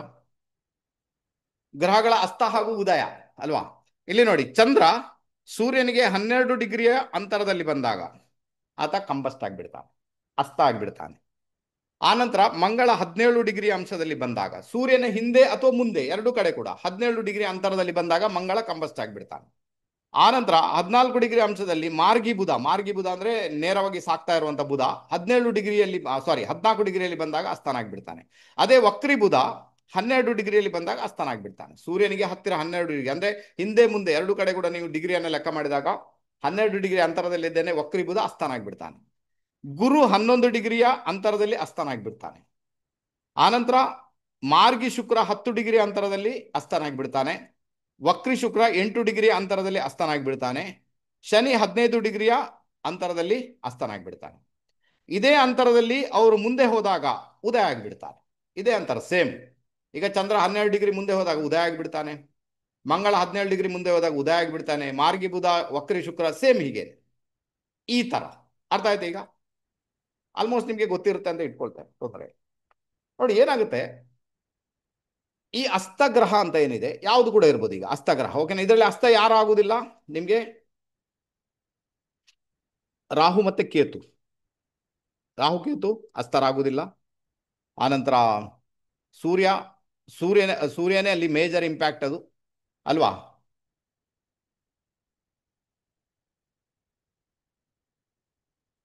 ಸೂರ್ಯನದೇ ಮೇಜರ್ ಇಂಪ್ಯಾಕ್ಟ್ ಇರುವಂಥದ್ದು. ಬಾಕಿ ಗ್ರಹಗಳು ಯಾವುದೇ ಅಸ್ತ ಆಗುತ್ತೆ, ಯಾವ ಡಿಗ್ರಿಯಲ್ಲಿ ಉದಯ ಆಗುತ್ತೆ ಗೊತ್ತಾಯ್ತು. ಈಗ ಗುರು ಅಸ್ತನಿದ್ದಾನೆ, ಬರುವ 9ನೇ ತಾರೀಕಿಗೆ ಉದಯ ಆಗ್ತಾನೆ ರೈಟಾ. ಗುರು ಸೂರ್ಯನಿಗೆ ಹತ್ತಿರದಲ್ಲಿ ಇದ್ದುಕೊಂಡು. ಓಕೆ, ಈ ಅಸ್ತಗ್ರಹಗಳು ಬಂದಾಗ ಏನಾಗುತ್ತೆ, ಈಗ ರಾಜನ ಹಿಂದೆ ಸೂರ್ಯ ಬಂದು ರಾಜನ ಹಿಂದೆ ಈ ಗ್ರಹಗಳು ಹೋಗಿ ಅವಿತುಕೊಂಡಿರ್ತವೆ. ಅದರ ಅರ್ಥ ಏನಂದ್ರೆ, ಈಗ ಒಂದು ಎಕ್ಸಾಂಪಲ್, ಸೂರ್ಯನ ಹಿಂದೆ ಗುರು ಹೋಗಿ ಅಸ್ತನಾಗ್ಬಿಡ್ತಾನೆ. ಈಗ ಆಲ್ರೆಡಿ ಆಗಿದ್ದಾರೆ ಅಲ್ವಾ. ಈಗ ನಿಮ್ಮ ಜನ್ಮ ಕುಂಡಲಿಯಲ್ಲಿ ಇಂಥದ್ದೊಂದು ಕಾಂಬಿನೇಷನ್ ಬಂತು ಅಂತ ಇಟ್ಕೊಳ್ಳೋಣ, ಒಂದು ಎಕ್ಸಾಂಪಲ್. ಸೂರ್ಯನ ಪರ್ಟಿಕ್ಯುಲರ್ ಡಿಗ್ರಿಯಲ್ಲಿ ಗುರು ಬಂದಾಗ ಅಸ್ತನಾಗ್ಬಿಟ್ಟ. ಓಕೆ, ನಿಮ್ಮ ಜಾತಕದಲ್ಲಿ ಇದು ಕಾಣಿಸ್ತಾ ಉಂಟು, ದಗ್ಧ ಅಂತ ಕಾಣಿಸ್ತಾ ಉಂಟು, ಈಗ ಅಸ್ತನಾಗಿದೆ ಅಂತ ಕಾಣಿಸ್ತಾ ಉಂಟು. ಹಾಗಾದಲ್ಲಿ ಏನಾಗುತ್ತೆ, ಅದರ ಅರ್ಥ ಏನು ಅಂದ್ರೆ, ಆ ಗುರುಗ್ರಹ ಕಾಣುವುದಿಲ್ಲ.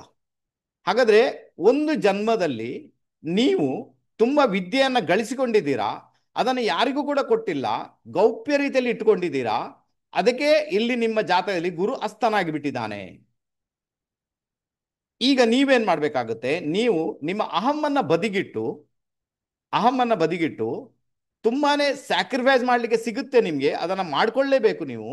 ಅಷ್ಟು ಮಾಡಿಕೊಂಡು ಗುರುವಿನ ಕಾರಕತ್ವಗಳು ಏನಿದೆ, ಅಥವಾ ಗುರುವಿನ ರಿಸಲ್ಟ್ ಅಥವಾ ಇಂಪ್ಯಾಕ್ಟ್ ಏನಿದೆ ಹೆಚ್ಚಾಗಿ ಕಾರಕತ್ವಗಳು ಅದನ್ನು ನೀವು ಡೊನೇಟ್ ಮಾಡಲಿಕ್ಕೆ ನೋಡಬೇಕು, ಅಥವಾ ಅದನ್ನು ಹೆಚ್ಚಾಗಿ ಬಳಸಲಿಕ್ಕೆ ವಿನಮ್ರ ರೀತಿಯಲ್ಲಿ ನೀವು ಪ್ರಯತ್ನ ಮಾಡಬೇಕು. ಆವಾಗ ಗುರು ಅಸ್ತನ ಆದರೂ ಕೂಡ ಆತ ನಿಮಗೆ ಅಸ್ತದ ರಿಸಲ್ಟ್ ಕೊಡಲ್ಲ, ಒಳ್ಳೆ ರಿಸಲ್ಟ್ ಅನ್ನು ಕೊಡ್ತಾನೆ. ಇಲ್ಲಿ ಏನಾಗುತ್ತೆ ಅಂದರೆ, ಯಾವಾಗ ಸೂರ್ಯನ ಹತ್ತಿರ ಯಾವುದೇ ಗ್ರಹಗಳು ಅಸ್ತನ ಆದಾಗ ಅದು ಅಹಂಗೆ ಒಳಗಾಗುತ್ತೆ. ಒಂದನೇದಾಗಿ ಅಹಂ ಯಾಕೆ ಇರುತ್ತೆ? ಒಂದನೇದಾಗಿ ಅಹಂ ಇರುತ್ತೆ, ನಾನು ರಾಜನ ಜೊತೆ ಇದ್ದೇನೆ ಅಲ್ವಾ. ರಾಜನ ಜೊತೆ ಎರಡೂ ಸಮಯದಲ್ಲಿ ಇರ್ಲಿಕ್ಕೆ ಆಗುತ್ತೆ ನಿಮಗೆ. ಯಾತೋ ನೀವು ರಾಜನಿಗೆ ಪ್ರೀತಿ ಪಾತ್ರರಾಗಿರ್ಬೇಕು, ಇಲ್ಲ ರಾಜ ನಿಮ್ಮನ್ನು ದಂಡಿಸಬೇಕು, ಎರಡರಲ್ಲಿ ಒಂದು. ಹಾಗಾದ್ರೆ ರಾಜನ ಪ್ರೀತಿ ಪಾತ್ರಕ್ಕೆ ಒಳಗಾಗುವುದು ಯಾವಾಗ? ಯಾವಾಗಂದ್ರೆ ನೀವು ಒಂದು ಸ್ಯಾಕ್ರಿಫೈಸ್ ಮಾಡ್ಕೊಳ್ಳುವುದು, ಇನ್ನೊಂದು ಡೌನ್ ಟು ಅರ್ತ್ ಇರುವುದು. ಆವಾಗ ಮೇ ಬಿ ನಿಮ್ಗೆ ಆ ಗ್ರಹಗಳಿಂದ ಬರ್ತಕ್ಕಂಥ ಸಮಸ್ಯೆ ಬರ್ಲಿಕ್ಕೆ ಬಿಡಲ್ಲ. ಇಲ್ಲಾಂದ್ರೆ ನಿಮ್ಗೆ ತುಂಬಾ ಸ್ಯಾಕ್ರಿಫೈಸ್ ಮಾಡ್ಲಿಕ್ಕೆ ಸಿಗುತ್ತೆ, ಆಯ್ತಾ? ಅಷ್ಟು ಸುಲಭ ಅಂತೂ ಅಲ್ಲ, ಸ್ಯಾಕ್ರಿಫೈಸ್ ಮಾಡ್ಬೇಕಾಗುತ್ತೆ. ಗುರು ಬಂದಾಗ ಮಕ್ಕಳ ವಿಚಾರ ಇರ್ಬೋದು, ಕುಟುಂಬದ ವಿಚಾರ ಇರ್ಬೋದು, ಆನಂತರ ನಿಮ್ಮ ಒಂದು ಒಳಗಿಂದ ಬಂದ ಖುಷಿಯ ವಿಚಾರ ಇರ್ಬೋದು, ಅಭಿವೃದ್ಧಿಯ ವಿಚಾರ ಇರ್ಬೋದು, ಅದರಲ್ಲಿ ಸ್ಯಾಕ್ರಿಫೈಸ್ ಮಾಡ್ಬೇಕಾಗುತ್ತೆ. ಎಷ್ಟು ಕಷ್ಟಪಡ್ತಿದ್ದೀನಪ್ಪ, ಏನು ಮಾಡೋಕ್ಕೆ ಆಗ್ತಾ ಇಲ್ಲ, ಏನು ಬರ್ತಾನೆ ಇಲ್ಲ, ಆ ಸ್ಯಾಕ್ರಿಫೈಸ್ ಮಾಡಲಿಕ್ಕೆ ನಿಮಗೆ ಸಿಗುತ್ತೆ. ಸ್ಯಾಕ್ರಿಫೈಸ್ ಮಾಡ್ತಾ ಮಾಡ್ತಾ ಮಾಡ್ತಾ ಮಾಡ್ತಾ ಮತ್ತೆ ಸರಿಯಾಗುತ್ತೆ, ಏನು ತೊಂದರೆ ಆಗಲ್ಲ. ಅರ್ಥ ಆಯ್ತಾ? ಸೊ ಇದನ್ನು ಅರ್ಥ ಮಾಡ್ಕೊಳ್ಬೇಕು. ಯಾವಾಗ ಬುಧ ಅಸ್ತನ ಆಗ್ಬಿಡ್ತಾನೆ ಆವಾಗ ಅದು ಕೂಡ ಹಾಗೇನೆ, ಸೂರ್ಯನ ಹತ್ತಿರ ಬಂದು ಅಸ್ತನ ಆಗ್ಬಿಟ್ಟ, ತೋ ಬುಧನ ಇಂಪ್ಯಾಕ್ಟ್ ಅನ್ನೋದು ಬುದ್ಧಿ. ಹಾಗಾದ್ರೆ ಬುದ್ಧಿ ಓಡ್ಲಿಕ್ಕೆ ಬಿಡಲ್ಲ ನಾನು, ಬುದ್ಧಿ ಪರ್ಟಿಕ್ಯುಲರ್ ವೇಯಲ್ಲಿ ಕೆಲಸನೇ ಮಾಡಲ್ಲ. ಆವಾಗ ಕೂಡ ಸಮಸ್ಯೆ ಗ್ರೇಟ್. ಆವಾಗ ಡೌನ್ ಟು ಅರ್ತ್ ಇರಬೇಕಾಗುತ್ತೆ, ಸ್ಯಾಕ್ರಿಫೈಸ್ ಮಾಡಲಿಕ್ಕೆ ಸಿಗುತ್ತೆ ಬುಧನಿಂದ.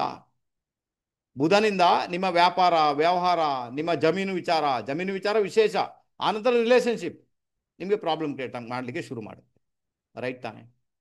ತೋ ಈ ಪರಿಸ್ಥಿತಿ ಎರಡು ರೂಪದಲ್ಲಿ ಕೂಡ ಆವಾಗ ನಾವು ಡೌನ್ ಟು ಅರ್ತ್ ಇದ್ದುಕೊಂಡು ಕೆಲಸ ಮಾಡಬೇಕಾಗುತ್ತೆ. ಆವಾಗ ಬುಧನಿಂದ ಬರ್ತಕ್ಕಂಥ ಸಮಸ್ಯೆ ಸಾಲ್ವ್ ಆಗುತ್ತೆ. ಈಗ ಸೂರ್ಯನಿಗೆ ಬಹಳ ಹತ್ತಿರದಲ್ಲಿ ಯಾರು ಇರ್ತಾರೆ ಹೇಳಿ? ಶುಕ್ರ ಮತ್ತೆ ಬುಧ, ರೈಟಾ? ಸೂರ್ಯನಿಗೆ ಹತ್ತಿರದ ಶುಕ್ರ ಮತ್ತೆ ಬುಧ ಇರೋದು. ನಿಮಗೆ ಈ ಒಂದು ನಮ್ಮ ಪ್ರಪಂಚದಲ್ಲಿ, ಅದು ಭಾರತದಲ್ಲಿ ಏನು ನಿಮಗೆ ಕೇಳಲಿಕ್ಕೆ ಸಿಗುತ್ತೆ ಹೆಚ್ಚಾಗಿ? ಯಾವಾಗ ನೋಡಿದ್ರು ಕೂಡ ರೇಪ್ ಕೇಸ್, ಮರ್ಡರ್, ಭೂಮಿ ವಿಚಾರ ಸಮಸ್ಯೆ, ಭೂಮಿಗಾಗಿ ಮರ್ಡರ್, ಮತ್ತೆ ಸ್ಕ್ಯಾಂಡಲ್ಸ್, ಸೆಕ್ಸ್ ಸ್ಕ್ಯಾಂಡಲ್ಸ್ ಅಲ್ವಾ? ಆನಂತರ ಅದೇನು ಹನಿ ಟ್ರ್ಯಾಪ್, ರೈಟಾ? ಇದು ನೋಡ್ಲಿಕ್ಕೆ ಸಿಗುತ್ತಾ? ಯಾಕೆ ಹಾಗೆ? ಯಾಕಂದ್ರೆ ಸೂರ್ಯನಿಗೆ ಹತ್ತಿರದಲ್ಲಿ ಯಾವಾಗಲೂ ಬುಧ ಮತ್ತೆ ಶುಕ್ರ ಇದ್ದೇ ಇರ್ತಾರೆ. ಸೂರ್ಯನ ಬ್ಯಾಡ್ ಇಂಪ್ಯಾಕ್ಟ್ಗಳು ಒಳಗಾಗಿ ಆಗ್ತಾರೆ, ಅಂದ್ರೆ ಗರ್ಮಿಗೆ ಒಳಗಾಗಿ ಆಗ್ತಾರೆ. ಅದಕ್ಕೋಸ್ಕರ ನಿಮ್ಗೆ ಈ ಸ್ಕ್ಯಾಂಡಲ್ ಎಲ್ಲ ನೋಡ್ಲಿಕ್ಕೆ ಸಿಗುತ್ತೆ ಬಹಳ ವಿಶೇಷವಾಗಿ ಅಲ್ವಾ. ಅದು ಕೂಡ ಶುಕ್ರ ಅಸ್ತನ ಆದ್ರೆ ಮತ್ತೆ ಕೇಳುವುದೇ ಬೇಡ, ವಿಪರೀತ ರೀತಿಯ ಸ್ಕ್ಯಾಂಡಲ್ ನೋಡ್ಲಿಕ್ಕೆ ಸಿಗ್ಬೋದು. ನಿಮ್ಮ ಜಾತಕದಲ್ಲಿ ಏನಾದ್ರು ಆಗಿದ್ರೆ ಮೇ ಬಿ ಸ್ಕ್ಯಾಂಡಲ್ ನೀವೇ ಮಾಡ್ಬೋದು. ಪ್ರೀತಿ ಪ್ರೇಮಕ್ಕೂ ತೊಂದರೆ, ವೈವಾಹಿಕ ಜೀವನಕ್ಕೂ ತೊಂದರೆ, ಎಲ್ಲಾ ಕಡೆ ಕೂಡ ಸ್ಯಾಕ್ರಿಫೈಸ್ ಮಾಡಬೇಕು. ಎಣಿಸಿರುವಷ್ಟು ಒಂದು ಪ್ರೀತಿ ಪ್ರೇಮ ಸಿಗ್ಲಿಕ್ಕಿಲ್ಲ, ಆ ಪರಿಸ್ಥಿತಿ. ಮತ್ತೆ ಬುಧ ಕೂಡ ಹಾಗೇನೆ. ಅದಕ್ಕೋಸ್ಕರ ಈ ಎರಡು ಬುಧ ಮತ್ತೆ ಶುಕ್ರನಿಗೆ ಸಂಬಂಧಪಟ್ಟ ವಿಚಾರ ಒಂದಷ್ಟು ಸ್ಕ್ಯಾಂಡಲ್ಸ್ಗಳನ್ನ ನೋಡ್ಲಿಕ್ಕೆ ಹೆಚ್ಚಾಗಿ ನಮಗೆ ಸಿಗುತ್ತೆ. ಬೇರೆ ವಿಚಾರದಲ್ಲಿ ಸಿಗುತ್ತೆ, ಇದರಲ್ಲಂತೂ ಹೆಚ್ಚಾಗಿ ಸಿಗುತ್ತೆ ಅಲ್ವಾ. ಮೊನ್ನೆ ಯಾರೋ ಸ್ವಾಮೀಜಿ ಇದ್ರು, ಅವರ ರೂಮಲ್ಲಿ ಯಾರೋ ಹುಡುಗಿ ಇದ್ಲು ಅಂತ ನೋಡಿ, ಬಂತು ಎಲ್ಲಿಂದ? ಶುಕ್ರನಿಂದಲೇ ಬಂತು ತಾನೆ. ಗುರುನೇ ಒಂದು ಹುಡುಗಿ ಒಳಗಿದ್ಲು ಅಂತ ಸ್ಕ್ಯಾಂಡಲ್ ಆಯ್ತು, ತೊಂದರೆ ಆಯ್ತು, ಅವಳನ್ನು ಹೊರಗೆ ಹಾಕಿಬಿಟ್ರು, ಊರಿಂದ ಓಡಿಸ್ಬಿಟ್ರು. ಈ ಪರಿಸ್ಥಿತಿ ಕ್ರಿಯೇಟ್ ಆಯ್ತು. ಯಾಕೆ ಹಾಗೆ? ಯಾಕಂದ್ರೆ ಶುಕ್ರನ ಇಂಪ್ಯಾಕ್ಟ್. ಅದು ಗೊತ್ತಾಗುತ್ತಾ ಹೇಗೆ ಕೆಲಸ ಮಾಡುತ್ತೆ ಇದು ಅಂತ? ತುಂಬಾ ಸ್ಯಾಕ್ರಿಫೈಸ್ ಮಾಡ್ಲಿಕ್ಕೆ ಸಿಗುತ್ತೆ, ತುಂಬಾ ಅನುಭವಿಸ್ಲಿಕ್ಕೆ ಸಿಗುತ್ತೆ ಒಳಗಿಂದ ಒಳಗೆ. ಈಗ ನೋಡಿ, ಈಗ ಯಾವುದೆಲ್ಲ ಮಕ್ಕಳು ಹುಡ್ತಾರೆ ಅವ್ರಿಗೆಲ್ಲರಿಗೂ ಗುರು ಈಗ ಅಸ್ತ ಅಲ್ವಾ. ಯಾತೋ ಅವರಿಗೆ ಆರೋಗ್ಯದ ಸಮಸ್ಯೆ ಇರುತ್ತೆ, ಕುಟುಂಬದ ಸಮಸ್ಯೆ, ಮುಂದೆ ಹೋಗಿ ಅಭಿವೃದ್ಧಿಯ ಸಮಸ್ಯೆ. ಅವರು ಒಂದು ವೇಳೆ ಅದನ್ನು ಅರಿತುಕೊಂಡು ಅವರೆಲ್ಲರೂ ವಿದ್ಯೆಯನ್ನು ಬೇರೆಯವರಿಗೆ ಕೊಡುವ ಪ್ರಯತ್ನ ಮಾಡಿದ್ರೆ ಅದು ಮೆಲ್ಲ ತನ್ನ ಬಲವನ್ನು ಪಡ್ಕೊಳ್ಳಿಕ್ಕೆ ಶುರು ಮಾಡುತ್ತೆ. ಅವಾಗ ಪರವಾಗಿಲ್ಲ ಅನ್ನಿಸುವಷ್ಟರ ಮಟ್ಟಿಗೆ ರಿಸಲ್ಟ್ ಬರುತ್ತೆ. ಇಲ್ಲಿ ಸೂರ್ಯನ ಪಾತ್ರ ಏನು ಕೂಡ ಇರುವುದಿಲ್ಲ, ಸೂರ್ಯ ಏನು ಮಾಡಲ್ಲ. ಯಾಕಂದ್ರೆ ಸೂರ್ಯನ ಹಿಂದೆ ಹೋಗಿ ಅವಿತುಕೊಂಡಿರುತ್ತೆ ಅದು. ಸೂರ್ಯ ತನ್ನ ಪ್ರಖರವಾದ ಬೆಳಕಿಂದ ಅದನ್ನ ಎಲ್ಲೋ ಒಂದು ಕಡೆ ಮರೆಸಿರ್ತಾನೆ, ಆ ಬೆಳಕು ಕಾಣ್ಲಿಕ್ಕೆ ಸಿಗಲ್ಲ. ಇದು ಪರಿಸ್ಥಿತಿ. ಅವಾಗ ನೀವೇನ್ ಮಾಡ್ತೀರಾ? ನಿಮ್ಮಲ್ಲಿ ಎಷ್ಟೇ ಟ್ಯಾಲೆಂಟ್ ಇರಲಿ, ಏನು ಕೂಡ ಇರಲಿ, ಅಸ್ತಗ್ರಹಗಳು ಏನಿದೆ ಅದರ ಇಂಪ್ಯಾಕ್ಟ್ ಏನಿದೆ ಅದು ಬರೋಕ್ಕೆ ಬಿಡುದಿಲ್ಲ. ಮಾಡ್ಬೇಕೇನದಕ್ಕೆ ಮಾಡಬೇಕು ನೋಡಿ. ನೀವು ಈಗ ಅದಕ್ಕೆ ಸಂಬಂಧ ಧಾನ್ಯಗಳನ್ನ ದಾನ ಮಾಡ್ಬೋದು, ಬೇರೆ ದಾನ ಧರ್ಮ ಅದು ಓಕೆ. ಬಟ್ ಅಸ್ತನಾಗಿರುವಂತಹ ಗ್ರಹ ಏನುಂಟು ಅದಕ್ಕೆ ಸಂಬಂಧಪಟ್ಟಂತೆ ನೀವು ಡೌನ್ ಟು ಅರ್ತ್ ಇದ್ದುಕೊಂಡು ಕೆಲಸ ಮಾಡಿದಾಗ ನಾನು ಹೇಳ್ತೀನಿ ಅದು ಒಳ್ಳೆ ರಿಸಲ್ಟ್ ಕೊಡುತ್ತೆ. ಆವಾಗ ಅದರಲ್ಲಿ ಬರ್ತಕ್ಕಂಥ ತೊಂದರೆನೇ ಸಾಲ್ವ್ ಆಗುತ್ತೆ. ನಿಮಗೆ ವನವಾಸ ಇದೆ ಅಲ್ಲಿ ಅಲ್ವಾ, ನಿಮಗೆ ಅನುಭವಿಸ್ಲಿಕ್ಕಿದೆ, ಸ್ಯಾಕ್ರಿಫೈಸ್ ಮಾಡ್ಲಿಕ್ಕಿದೆ, ತೊಂದರೆ ಇದೆ ನಿಮಗೆ. ರಾಜನ ಜೊತೆ ಇರುವುದಂದ್ರೆ ತುಂಬಾ ಸುಲಭ ಅಲ್ಲ ತಾನೇ, ಅರ್ಥ ಆಯ್ತಾ? ರಾಜನ ಜೊತೆ ಇರೋದು ತುಂಬಾ ಸುಲಭ ಅಲ್ಲ. ನೀವು ನೀವು ನೀವು ಕೂಡ ಅಷ್ಟೇ ರಾಜನಷ್ಟೇ ಟೆನ್ಷನ್ ಪಡ್ಕೊಳ್ಬೇಕಾಗುತ್ತೆ ನೀವು, ಅಲ್ವಾ? ಬಟ್ ರಾಜನ ಹತ್ರ ತೋರಿಸ್ಲಿಕ್ಕೆ ಆಗಲ್ಲ, ಯಾಕಂದ್ರೆ ನೀವು ಅಸ್ತನಾಗಿದ್ದೀರಾ, ನೀವು ಕಾಣುವುದೇ ಇಲ್ಲ ಅಲ್ಲಿ, ಆ ಪರಿಸ್ಥಿತಿ ಉಂಟಲ್ಲಿ. ಹಾಗಾದ್ರೆ ಅದಕ್ಕೆ ಸಂಬಂಧಪಟ್ಟಂತೆ ನೀವು ಸ್ಯಾಕ್ರಿಫೈಸ್ ಮಾಡ್ಕೊಂಡಾಗ, ಡೌನ್ ಟು ಅರ್ತ್ ಇದ್ದು ಕೆಲಸ ಮಾಡಿದಾಗ ಮೇ ಬಿ ಒಳ್ಳೆ ರಿಸಲ್ಟ್ ಅನ್ನು ಅನುಭವಿಸುವಂತಹ ಯೋಗ ಭಾಗ್ಯ ನಿಮ್ಮ ಪಾಲಿಗೆ 100% ಬರುತ್ತೆ. ನಾನು ಹೇಗೆ ನಿಮಗೆ ಸೂರ್ಯ ಯಾವ ಭಾವದಲ್ಲಿದ್ದಾಗ ಅದು ಸ್ಯಾಕ್ರಿಫೈಸ್ ಮಾಡಿಕೊಳ್ಳುತ್ತೆ, ಸ್ಯಾಕ್ರಿಫೈಸ್ ಆಗುತ್ತೆ, ಸ್ಯಾಕ್ರಿಫೈಸ್ ಮಾಡ್ಕೊಳ್ಬೇಕಾಗುತ್ತೆ ಹೇಳಿದೆ, ಅದೇ ತರ ಅಸ್ತ ಪ್ಲಾನೆಟ್ ಸಮೇತ ಅಲ್ಲಿ ಸ್ಯಾಕ್ರಿಫೈಸ್ ಮಾಡ್ಕೊಳ್ಳಿಕ್ಕೆ ಸಿಗುತ್ತೆ. ಅರ್ಥ ಆಯ್ತಾ? ಅಸ್ತ ಪ್ಲಾನೆಟ್ ಸಮೇತ ಸ್ಯಾಕ್ರಿಫೈಸ್ ಮಾಡ್ಕೊಳ್ಳಿಕ್ಕೆ ಅದು ಸ್ಯಾಕ್ರಿಫೈಸ್ಗೆ ಒಳಗಾಗುತ್ತೆ, ಪಾಪ ಅನುಭವಿಸ್ಲಿಕ್ಕೆ ಸಿಗುತ್ತೆ, ತುಂಬಾ ಗೊತ್ತಿಲ್ಲ ಏನ್ ಮಾಡ್ಬೇಕಂತ. ಅದಕ್ಕೆ ಇವತ್ತೇನಾಗುತ್ತೆ, ಇವತ್ತು ನಿನ್ನೆ ಎಲ್ಲ ಮ್ಯಾರಿಡ್ ಲೈಫಲ್ಲಿ ತುಂಬಾನೇ ಡಿಸ್ಟರ್ಬೆನ್ಸ್, ಹೆಚ್ಚಿನವರಿಗೆ ಸರಿನೇ ಇಲ್ಲ. ಮ್ಯಾರಿಡ್ ಲೈಫ್ ಇರ್ಬೋದು, ಅವರ ಪ್ರೀತಿ ಪ್ರೇಮ ಇರ್ಬೋದು, ಲಕ್ಸುರಿ ಲೈಫ್ ಇರ್ಬೋದು, ಎಲ್ಲ ಬಂತು ಮತ್ತೆ ಸಮಸ್ಯೆ. ಒಂದು ವೇಳೆ ಅವರು ಡೌನ್ ಟು ಅರ್ತ್ ಇದ್ದುಕೊಂಡು ಅದನ್ನ ಸ್ಯಾಕ್ರಿಫೈಸ್ ಮಾಡಲಿಕ್ಕೆ ಪ್ರಯತ್ನ ಮಾಡಿದ್ರು, ಆವಾಗ ಮೇ ಬಿ ಅದರಿಂದ ಬರ್ತಕ್ಕಂಥ ಒಂದಷ್ಟು ತೊಂದರೆಗಳು, ಒಂದಷ್ಟು ಸಮಸ್ಯೆಗಳಿಂದ ದೂರ ಆಗುವಂಥ ಸಾಧ್ಯತೆಗಳೇ ತೀರಾ ತೀರಾ ಜಾಸ್ತಿ. ನೀವು ತುಂಬಾ ಚೆನ್ನಾಗಿರ್ತೀರ, ನೀವು ಲೈಫನ್ನು ಎಂಜಾಯ್ ಮಾಡ್ತೀರ. ಈಗ ಅರ್ಥ ಆಯ್ತಾ ನಿಮಗೆ? ಅದಕ್ಕೋಸ್ಕರ ಇದರಲ್ಲಿ ತುಂಬಾ ತಲೆಗೆಡಿಸ್ಕೊಳ್ಬೇಡಿ. ನಿಮ್ಮ ನೋಡಿ, ಈಗ ಏನಾಗುತ್ತೆ, ನಿಮಗೆ ಡಿಗ್ರಿ ವಯಸ್ಸು ಲೆಕ್ಕ ಹಾಕ್ಬೇಕಂತ ಏನಿಲ್ಲ. ನೀವು ಕಂಪ್ಯೂಟರ್ಗೆ ಹಾಕಿದ ತಕ್ಷಣನೇ ತೋರಿಸ್ಕೊಡ್ತದೆ ಯಾವ ಗ್ರಹ ಹಸ್ತ ಅಂತ, ಅರ್ಥ ಆಯ್ತಾ? ಅದಕ್ಕೆಲ್ಲ ತಲೆಗೆಡಿಸೋದು ಬೇಡ. ಪ್ರಿಡಿಕ್ಷನ್ಗೆ ತಲೆಗೆಡಿಸಿ, ಪರಿಹಾರಕ್ಕೆ ತಲೆಗೆಡಿಸಿ, ಅರ್ಥ ಆಯ್ತಾ? ವಿಷಯ ಗೊತ್ತಿರಬೇಕು ಎಲ್ಲಿ ಹಸ್ತ ಆಗುತ್ತೆ ಅಂತ, ಅದು ವಿಷಯ ಬೇರೆ. ಈಗ ನಾನು ತೋರಿಸ್ಕೊಟ್ಟೆ ನಿಮಗೆ, ಅಲ್ವಾ? ಹಾಗಾದ್ರೆ ಯಾರ್ಯಾರಿಗೆ ಗ್ರಹಗಳು ಹಸ್ತ ಆಗಿದೆ ಅದರ ಬಗ್ಗೆ ತುಂಬಾ ಚಿಂತೆ ಮಾಡುವುದಕ್ಕಿಂತ ಆ ಗ್ರಹಗಳಿಗೆ ಸಂಬಂಧಪಟ್ಟಂತೆ ಸ್ಯಾಕ್ರಿಫೈಸ್ ಮಾಡ್ಲಿಕ್ಕೆ ಅದು ಸಿಗುತ್ತೆ ನಿಮ್ಗೆ. ಈಗ ಶುಕ್ರ ಹಸ್ತನಾಗಿದ್ರೆ ನಿಮ್ಮ ಜೀವನದಲ್ಲಿ ಮ್ಯಾರಿಡ್ ಲೈಫ್ ಇರ್ಬೋದು, ಪ್ರೀತಿ ಪ್ರೇಮ ಇರ್ಬೋದು, ಲಕ್ಸುರೀಸ್ ಇರ್ಬೋದು, ಹಣಕಾಸು ಇರ್ಬೋದು, ಸ್ಯಾಕ್ರಿಫೈಸ್ ಮಾಡ್ಲಿಕ್ಕೆ ಉಂಟು ನಿಮ್ಗೆ. ಸ್ಯಾಕ್ರಿಫೈಸ್ ಮಾಡಿದ ನಂತರ ಮೇ ಬಿ ಒಳ್ಳೆ ರಿಸಲ್ಟ್ ಕೂಡ ಬರ್ಬೋದು ನಿಮ್ಗೆ. ಸ್ಯಾಕ್ರಿಫೈಸ್ ಮಾಡಿದ ನಂತರ ಅಲ್ಲಿ ನಿಮಗೆ ಮೋಸ ಕೂಡ ಉಂಟು. ಯಾರೋ ಬಂದು ನಿಮ್ಮನ್ನ ಅಟ್ರಾಕ್ಷನ್ ಮಾಡ್ಲಿಕ್ಕೆ ನೋಡ್ತಾರೆ, ಯಾರೋ ಬಂದು ನಿಮ್ಮನ್ನ ತೊಂದರೆಗೊಳಪಡಿಸಲಿಕ್ಕೆ ನೋಡ್ತಾರೆ, ಎಲ್ಲ ನೋಡ್ತಾರೆ. ಈಗ ಶುಕ್ರ ಹಸ್ತನಾಗಿದ್ದಾಗ ಅದು ನಿಮ್ಮ ಪಾರ್ಟ್ನರ್. ಹಾಗಾದ್ರೆ ನಿಮ್ಮ ಪಾರ್ಟ್ನರ್ ಬಿಟ್ಟು ಬೇರೆಯವರು ಕೂಡ ನಿಮ್ಮನ್ನು ಅಪಹರಿಸಲಿಕ್ಕೆ ನೋಡ್ತಾರೆ, ಅಥವಾ ಬೇರೆಯವರು ಕೂಡ ನಿಮ್ಮ ಮೇಲೆ ಕಣ್ಣಿಟ್ಟು ನಿಮ್ಮನ್ನ ಪಠಾಯಿಸಲಿಕ್ಕೆ ನೋಡ್ತಾರೆ. ಆವಾಗ ನೀವು ಅಲ್ಲಿ ಬಹಳ ಜಾಗರೂಕರಾಗಿರ್ಬೇಕಾಗುತ್ತೆ, ಅನ್ಯथा ತೊಂದರೆ ಅನ್ಯथा ಸಮಸ್ಯೆನೇ ಅದು 100%. ಅದು ಇವತ್ತೊಂದು ಜಾತಕ ಬಂದಿತ್ತು, ಆ ಜಾತಕದಲ್ಲಿ 2ನೇ ಮನೆಯಲ್ಲಿ ಸೂರ್ಯ ಮತ್ತೆ ರಾಹು, ವೃಷಭ ಲಗ್ನದ ಜಾತಕ, ಸೆಕೆಂಡ್ ಹೌಸ್ ಅಲ್ಲಿ ಸೂರ್ಯ ರಾಹು. ಅವ್ರಿಗೆ ಹೇಳಿದೆ, ಸೂರ್ಯ 2ನೇ ಮನೆಯಲ್ಲಿದ್ದಾನೋ ಹಣಕಾಸಿನ ವಿಚಾರದಲ್ಲಿ ತುಂಬಾ ಸ್ಯಾಕ್ರಿಫೈಸ್ ಮಾಡ್ಲಿಕ್ಕೆ ಸಿಗುತ್ತಮ್ಮ, ರಾಹು ಇದ್ದಾನೆ ಮೋಸ ನೋಡ್ಲಿಕ್ಕೆ ಸಿಗುತ್ತಮ್ಮ, ಇನ್ನು ಸಮಸ್ಯೆ ಆಗುತ್ತೆ. ಆಳ್ಲಿಕ್ಕೆ ಶುರು ಮಾಡಿದ್ರು. ಹೌದು ಸರ್, 90 ಲಕ್ಷ ಕಳ್ಕೊಂಡಿದ್ದಾನೆ, ಮೋಸ ಮಾಡಿದ್ದಾರೆ, ಹಣನೇ ಇಲ್ಲ. ಕೊಟ್ಟದ್ದು ಯಾಕೆ? ಅದು ನನ್ನ ಗಂಡ ಕೊಟ್ಟದ್ದು, ನನಗೆ ಗೊತ್ತೇ ಇಲ್ಲದಾಗಿ. ನನ್ನ ಗಂಡ ಪಾಪ. ಮಕ್ಕಳೆಷ್ಟಮ್ಮ? 2. ಮತ್ತೆ ಪಾಪ ಅಂತ ಹೇಳ್ತೀರಿ ಗಂಡ? ಮಕ್ಕಳಿಗೆ ಅದು. ಹಾಗಾದ್ರೆ ಗಂಡನಿಗೆ ಉಂಟು ಒಳಗಿಂದ ಪೌರುಷ, ಅದು ಎದುರುಗಡೆ ತೋರಿಸ್ಲಿಕ್ಕೆ ಆಗ್ಲಿಲ್ಲ, ಅದಕ್ಕೆ ದುಡ್ಡನ್ನು ನಿಮಗೆ ಗೊತ್ತೇ ಇಲ್ಲದಂತೆ ಕೊಟ್ಟು ಬಿಟ್ಟಿದ್ದಾರೆ. ಇದು ಪರಿಸ್ಥಿತಿ. ಸ್ಯಾಕ್ರಿಫೈಸ್ ಮಾಡ್ಲಿಕ್ಕೆ ಸಿಕ್ತೀಗ, ಕುಟುಂಬದ ವಿಚಾರ ಸ್ಯಾಕ್ರಿಫೈಸ್ ಮಾಡ್ಬೇಕಾಯ್ತು ಅಲ್ವಾ? ಓಕೆನಾ? ಇದು ಪರಿಸ್ಥಿತಿ ಇತ್ತು. ಅವರು ಇಬ್ರು ಬಂದಿದ್ರು ಕೇಳಲಿಕ್ಕೆ. ನಾನು ಒಬ್ಳನ್ನು ಹೊರಗಡಿಸಿದೆ, ಅಮ್ಮ ನೀವು ಹೊರಗೆ ಹೋಗು. ಮತ್ತೆ ಇವಳಿಗೆ ಕೇಳಿದೆ, ಈ ಹೆಂಗಸ ಯಾರಿತ್ತು ಅದಕ್ಕೆ. ಅದಕ್ಕೋಸ್ಕರ ಈ ಅಸ್ತ ಪ್ಲಾನೆಟ್ಸ್ ಕೂಡ ಇದೇ ತರ ಸ್ಯಾಕ್ರಿಫೈಸ್ ಮಾಡಿಸ್ತದೆ ನಿಮ್ಮನ್ನು. ಅದಕ್ಕೆ ಒಂದು ಶುಕ್ರ ಅಸ್ತನಾಗಿದ್ದಾನಂದಾಗ ರಿಲೇಶನ್ಶಿಪ್ ಮಾಡ್ಬೇಕಾದ್ರೆ ಬಹಳ ಜಾಗರೂಕರಾಗಿರ್ಬೇಕು. ಯಾರು ನಿಮ್ಮನ್ನ ಮೋಸಕ್ಕೊಳಪಡಿಸ್ತಾರೆ, ಯಾಕಂದ್ರೆ ಯಾವಾಗ ಶುಕ್ರ ಅಸ್ತನಾಗಿ ಬಿಡ್ತಾನೆ ಆವಾಗ ನೆನ್ಪಿಟ್ಕೊಳ್ಳಿ, ನಿಮ್ಮನ್ನ ದುಡ್ಡಿಗೆ ಬೇಕಾಗಿನೇ ಯೂಸ್ ಮಾಡ್ತಾರೆ. ಅರ್ಥ ಆಗುತ್ತಾ? ನಿಮ್ಮ ರಿಲೇಶನ್ಶಿಪ್ ಮಾಡ್ತಾರೆ, ಪ್ರೀತಿ ಪ್ರೇಮದ ನಾಟಕ ತೋರಿಸ್ತಾರೆ, ಎಲ್ಲ ಮಾಡ್ತಾರೆ, ಬಟ್ ನಿಮ್ಮನ್ನ ದುಡ್ಡಿಗೆ ಬೇಕಾಗಿ ಯೂಸ್ ಮಾಡ್ಕೊಳ್ತಾರೆ. ನಂಗೆ ಹಣ ಕೊಡು, ನಂಗೆ ಹಾಗೆ ಮಾಡು, ನಂಗೆ ಹೀಗೆ ಮಾಡು, ಎಲ್ಲ ಎಲ್ಲ ಎಲ್ಲ ಅವರ ಅಟ್ರಾಕ್ಷನ್ಗೊಳಗಾಗಿ ಎಲ್ಲ ಕೊಟ್ಟು ಬಿಡ್ತೀರಾ ನೀವು. ಮತ್ತೆ ಅವ್ರು ನಿಮ್ಮಿಂದ ದೂರ ಹೋಗ್ತಾರೆ. ಆನಂತರ ಹೋಗಿ ಜ್ಞಾನೋದಯ ಆಗುತ್ತೆ, ಒಂಥರ ಅಗ್ನಿ ಪರೀಕ್ಷೆ ಬಂತು. ಈಗ ಅಗ್ನಿ ಪರೀಕ್ಷೆ ಕ್ಲಿಯರ್ ಆಗಿ ಅರ್ಥ ಮಾಡ್ಕೊ. ಯಾವಾಗ ಬುಧ ಆಸ್ಥಾನ ಆಗಿಬಿಡ್ತಾನೆ ಭೂಮಿ ವಿಚಾರದಲ್ಲಿ ಸಮಸ್ಯೆ ಕ್ರಿಯೇಟ್ ಆಗುತ್ತೆ. ಬುದ್ಧಿ ಅಂತೂ ಭ್ರಷ್ಟಾನೇ ಆಯ್ತು, ಭ್ರಮಣ ಆಯ್ತು ಈಗ ಅಲ್ವಾ. ನೋಡ್ಲಿಕ್ಕೆ ಬುಧಾದಿತ್ಯ ಯೋಗ 3-11 ಕಾಂಬಿನೇಷನ್, ಸ್ಟ್ರಗಲ್ ಮಾಡ್ಲಿಕ್ಕೆ ಅಂತೂ ಉಂಟು ಅಲ್ವಾ. ಅದರಲ್ಲೂ ಬುಧ ಅಸ್ಥಾನ ಆಗ್ಬಿಟ್ಟ, ಭೂಮಿ ವಿಚಾರ ವಿಶೇಷವಾಗಿ ತೊಂದರೆಗೊಳಗಾಗುತ್ತೆ, ನರಕ್ಕೆ ಸಂಬಂಧಪಟ್ಟ ದೌರ್ಬಲ್ಯ ಬರುತ್ತೆ, ಸ್ಕಿನ್ ರಿಲೇಟೆಡ್ ಪ್ರಾಬ್ಲಮ್ ಕ್ರಿಯೇಟ್ ಆಗುತ್ತೆ ಅಲ್ವಾ. ಜಯಶ್ರೀತ್ ಅವರು, ಸೊ ಈ ಪರಿಸ್ಥಿತಿ ಕ್ರಿಯೇಟ್ ಆಗುತ್ತೆ ಸರ್. ಡೊನೇಟ್ ಮಾಡಿ ಹೆಸರು ಕಾಳನ್ನ, ಡೌನ್ ಟು ಅರ್ಥ ಆಗಿರಿ, ಬುದ್ಧಿಯನ್ನು ಚೆನ್ನಾಗಿ ಯೂಸ್ ಮಾಡಿ, ಕಾಮನ್ ಸೆನ್ಸನ್ನು ತುಂಬ ಚೆನ್ನಾಗಿ ಕರ್ಕೊಂಡೋಗಿ, ಮೇ ಬಿ ಒಳ್ಳೆ ರಿಸಲ್ಟ್ ಬರುವಂಥ ಸಾಧ್ಯತೆಗಳು ತೀರಾ ಜಾಸ್ತಿ. ಮತ್ತೆ ಕುಣಿದಾಡಬೇಡಿ. ಶುಕ್ರ ಮತ್ತೆ ಸಾರಿ ಸೂರ್ಯ ಮತ್ತೆ ಬುಧ, ಬುಧಾದಿತ್ಯ ಯೋಗ, ಆಹಾ ಓಹೋ, ಮೊದಲು ಅಸ್ತ ಉಂಟಾ ಅಂತ ನೋಡ್ಕೊಳ್ಳಿ. ಅಸ್ತ ಇದ್ದಾಗ ಪ್ರಾಬ್ಲಮ್ ಕೂಡ ಕ್ರಿಯೇಟ್ ಆಗುತ್ತೆ. ಮೊದಲೇ ಸೂರ್ಯ ಮತ್ತೆ ಬುಧ ಇದ್ದಾಗ ಆ ಪಾರ್ಟಲ್ಲಿ ನಿಮಗೆ ಸ್ಟ್ರಗಲ್ ಅನುಭವಿಸ್ಲಿಕ್ಕೆ ಉಂಟು. ಅದರ ಜೊತೆಗೆ ಏನಾದರೂ ನೀವು ಅದರ ಜೊತೆಗೆ ಅದು ಬುಧ ಅಸ್ಥಾನ ಆಗಿಬಿಟ್ರೆ ಮತ್ತೆ ಸಮಸ್ಯೆ ಕ್ರಿಯೇಟ್.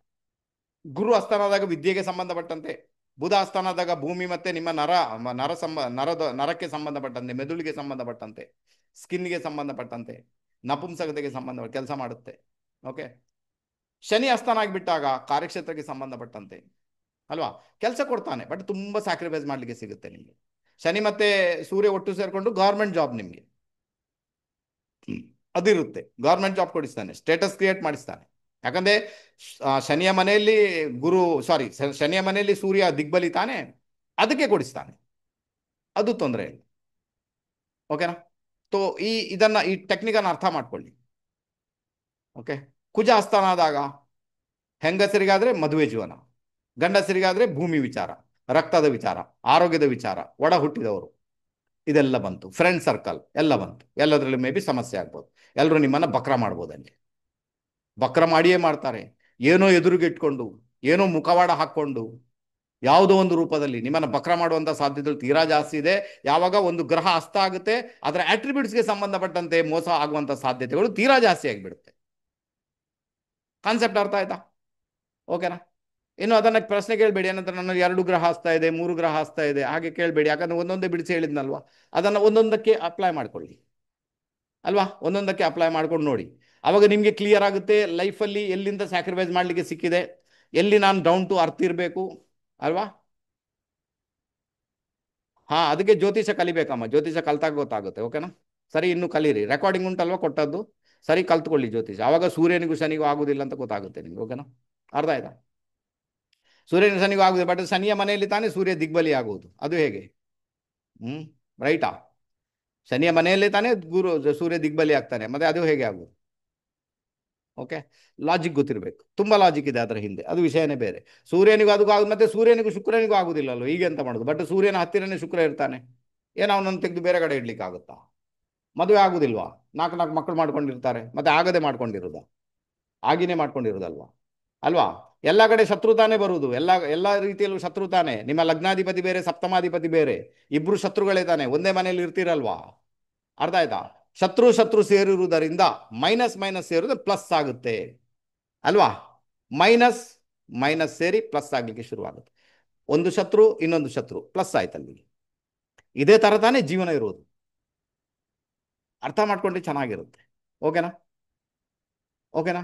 ತುಂಬ ತೊಂದರೆ ಯಾರಿಗಾಗುತ್ತೆ? ಸಿಂಹ ಲಗ್ನದವರಿಗೆ, ಕರ್ಕಾಟಕ ಲಗ್ನದವರಿಗೆ ತೊಂದರೆ ಆಗುತ್ತೆ. ಯಾಕಂದ್ರೆ ಅವರಿಗೆ ಸಪ್ತಮ ಸ್ಥಾನದಲ್ಲಿ ಇರುವುದು ಯಾವುದು? ಶನಿ. ಅದಕ್ಕೆ ಹೀಗೆ ಅಲ್ವಾ. ಬಟ್ ಅದನ್ನು ಸರಿ ಮಾಡ್ಬೋದು ಅಂತ ವಿಷಯ ಅಂತೂ ಖಂಡಿತ ಅಲ್ಲ. ಅದಕ್ಕೆ ಬೇರೆ ಬೇರೆ ಟೆಕ್ನಿಕ್ಸ್ ಇದೆ, ಅದನ್ನು ಯೂಸ್ ಮಾಡ್ಕೊಂಡಾಗ ಮೇ ಬಿ ಅದು ಕೂಡ ಸರಿಯಾದ ರೈಟ್ ವೇಲಿ ಹೋಗುವಂಥ ಯೋಗ ಭಾಗ್ಯ ತೀರಾ ಜಾಸ್ತಿ. ತೊಂದರೆ ಅಂತೂ ಅಲ್ಲ. ಓಕೆನಾ, ಗೊತ್ತಾಯ್ತು. ಈಗ ಇನ್ನು ಯಾರು ಗ್ರೂಪ್ ಬಿಟ್ಟು ಹೋಗಬೇಡಿ, ಒಂದು 4-5 ಜನ ಹೋಗಿ ಆಯಿತು. ಓಕೆನಾ. ಸೊ ಇಲ್ಲೇನಾಗುತ್ತೆ, ಇನ್ನು ಈಗ ನಿಮಗೆ ಪ್ರಸಾದ ಎಲ್ಲ ಹಂಚ್ಲಿಕ್ಕೆ ಉಂಟು. ಓಕೆ, ಗೊತ್ತಾಯ್ತು ಈಗ ನಿಮಗೆ. ಓಕೆನಾ. ಅಥವಾ ಈಗ ಅಸ್ತಗ್ರಹಗಳ ವಿಷಯ ಗೊತ್ತಾಯ್ತು. ಈಗ ತಕ್ಕ ಮಟ್ಟಿಗೆ ಗೊತ್ತಾಯ್ತು, ಸ್ಟಡಿ ಮಾಡಿ ಅಂತ ಹೇಳ್ತೇನೆ. ಇದೊಂದು ಸ್ಟಡಿಯ ವಿಚಾರ ಅಲ್ವಾ. ಜಾತಕದಲ್ಲಿ ನೀವು ಹೇಳ್ತಿರಲ್ಲ, ಶನಿ ಮತ್ತೆ ಸೂರ್ಯ ಒಟ್ಟಾದಾಗ is the much better combination, ಅದು ತುಂಬ ಚೆನ್ನಾಗಿ ವರ್ಕ್ ಆಗುತ್ತೆ. ಹಾಂ, ತಂದೆ ಮತ್ತೆ ಮಗನಿಗೆ ಆಗುದಿಲ್ಲ ಮನೆಯಲ್ಲಿ, ತಂದೆ ಮತ್ತೆ ಮಗ ದೂರ, ಅಥವಾ ತಂದೆ ಮತ್ತೆ ಮಗನಿಗೆ ಎಲ್ಲೋ ಒಂದು ಕಡೆ ಡಿಸ್ಟರ್ಬೆನ್ಸ್ ಆಗುತ್ತೆ, ಅದು ವಿಷಯ ಉಂಟು. ಬಾಕಿ ಕಾರ್ಯಕ್ಷೇತ್ರಕ್ಕೆ ಸಂಬಂಧಪಟ್ಟಂತೆ ಶನಿ ಮತ್ತೆ ಸೂರ್ಯನ combination is the much better ಅಂತ ಹೇಳ್ಬೋದು. ಅದು ತುಂಬ ಚೆನ್ನಾಗಿ ಕೆಲಸ ಮಾಡುತ್ತೆ. ಓಕೆನಾ. ಅದೇ ರೀತಿ ಸೂರ್ಯ ಮತ್ತು ಗುರುವಿನ ಕಾಂಬಿನೇಷನ್ ಅದು ಇನ್ನಷ್ಟು ಫೇವರೇಬಲ್. ಯಾಕಂದ್ರೆ ನಿಮ್ಮ ಎಲ್ಲ ಸಮಸ್ಯೆಗಳಿಗೆ ಸೊಲ್ಯೂಷನ್ ಅದು. ಯಾಕಂದ್ರೆ ಸೂರ್ಯ ಬಂದು ನ್ಯಾಚುರಲ್ 5ನೇ ಮನೆ ಅಧಿಪತಿ, ಗುರು ಬಂದು ಭಾಗ್ಯಾಧಿಪತಿ, ಇಬ್ರು ಜೊತೆ ಸೇರ್ಕೊಂಡಿದ್ದಾರೆ ಅಂದಾಗ ನಿಮ್ಮ ಒಂದಷ್ಟು ಸಮಸ್ಯೆಗಳಿಗೆ ಅವರು ಪರಿಹಾರ ಕೊಡ್ತಾರೆ, ಇಬ್ರು ಸೇರ್ಕೊಂಡು. ಅದು ಬಹಳ ಬೆಟರ್ ಕಾಂಬಿನೇಷನ್. ಅರ್ಥ ಆಯ್ತಾ? ಈ ತರ. ಓಕೆನಾ. ಮಾತಾಡ್ಲಿಕ್ಕೆ ಹೋದ್ರೆ ತುಂಬಾ ಇದೆ, ಸಾಕು ಅಂತ ಇಟ್ಕೊಳ್ತೇನೆ. ಈಗ ನಾವು ಬಂದ್ಬೇಡ ಒಂದಷ್ಟು ನಮ್ಮ ದರ್ಶನ್ ಮತ್ತೆ ಡಿ ಕೆ ಶಿವಕುಮಾರ್ ಅವರ ಜಾತಕವನ್ನು ಇಟ್ಕೊಂಡು. ಓಕೆ, ಇಲ್ಲಿ ನಾನೇನು ಪ್ರಶ್ನೆ ಮಾಡಿದೆ, ನಮ್ಮ ಡಿ ಕೆ ಶಿವಕುಮಾರ್ ಅವರಿಗೆ ಏನು ಅವರು ಮುಖ್ಯಮಂತ್ರಿ ಆಗ್ಬೋದು, ಯಾಕಂದ್ರೆ ಅವರ ಜಾತಕ ಚೆನ್ನಾಗಿದೆ, ಜಾತಕದಲ್ಲಿ ಪಾಸಿಟಿವ್ ಇಂಪ್ಯಾಕ್ಟ್ ಕೊಡುವಂತಹ ಪ್ಲಾನೆಟ್ಸ್ ಇದೆ. ಅವ್ರು ಮುಖ್ಯಮಂತ್ರಿ ಆಗ್ತಾರಾ ಇಲ್ವಾ ನೋಡ ಜಸ್ಟ್ ಏನುಂಟಂತ.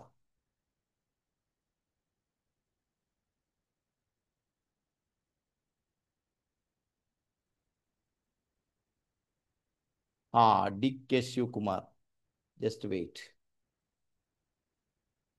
ಓಕೆ, ಬಂತು ರೈಟಾ. ಇಲ್ಲಿ ನೋಡಿ, ಇದು ಡಿ ಕೆ ಶಿವಕುಮಾರ್ ಅವರ ಜಾತಕ. ಶನಿ ದೇಶ ಅವ್ರಿಗೆ ನಡೀತಾ ಉಂಟು ಅಲ್ವಾ. ಇಲ್ಲಿ ನೋಡಿ, ಶನಿ ಇದ್ದಾನೆ, ಶನಿ ವಕ್ರಿಯಾಗಿ ಎಲ್ಲಿ ಬರ್ತಾ ಇದ್ದಾನೆ, ಹಿಂದ್ಗಡೆ ಬರ್ತಾ ಇದ್ದಾನೆ. ಕಾಂಬಿನೇಷನ್ ಇದೆ ಗುರುವಿನ ಜೊತೆಗೆ ಅಲ್ವಾ. ಗುರು ನೀಚ, ಜೊತೆಗೆ ಶನಿ ಇದ್ದಾನೆ, ನೀಚ ಭಂಗ ಅಲ್ವಾ. ನೀಚ ಭಂಗ ಆಯ್ತು ನನಗೆ, ಅದು ಬಹಳ ಫೇವರಬಲ್ ರಿಸಲ್ಟ್ ಕೊಡುವ ಸಾಧ್ಯತೆಗಳು ತೀರಾ ಜಾಸ್ತಿ. ಅವ್ರಿಗೆ ಆಲ್ರೆಡಿ ಕೊಡ್ತಾ ಉಂಟು, ನೀವು ನೋಡ್ತಾನೆ ಇದ್ದೀರಾ, ತೊಂದರೆ ಇಲ್ಲ. ಸೂರ್ಯ ಭುಕ್ತಿ ಸ್ಟಾರ್ಟ್ ಆಗಿದೆ, ಇದು ಬಹಳ ಫೇವರಬಲ್ ಆಗಿ ಬಂದ ನೋಡಿ, ಸೂರ್ಯ ಎಲ್ಲಿದ್ದಾನೆ ಅಲ್ವಾ. ಓಕೆ, ಅವ್ರಿಗೆ ಕುಟುಂಬ ಮತ್ತೆ ಹಣಕಾಸಿನ ವಿಚಾರದಲ್ಲಿ ಸ್ಯಾಕ್ರಿಫೈಸ್ ಮಾಡಲಿಕ್ಕೆ ಸಿಕ್ಕೇ ಸಿಗುತ್ತೆ ಅಂತ ಇಂಡಿಕೇಶನ್ ಅಲ್ವಾ. ನೀವು ಹೇಳ್ಬೋದು ಈಗ ಸರ್ ಅವ್ರು ಕೋಟ್ಯಾಧೀಶ ಸರ್, ಸರ್ ಅವ್ರಿಗೆ ಬೇಕಾದಷ್ಟು ಉಂಟು ಸರ್, ಸರ್ ಅವ್ರಿಗೆ ಹಾಗೆ ಸರ್, ಸರ್ ಅವ್ರಿಗೆ ಹೀಗೆ ಸರ್, ರೈಟಾ, ಹೇಳ್ತೀರಲ್ವಾ, ಹೇಳ್ತೀರಾ.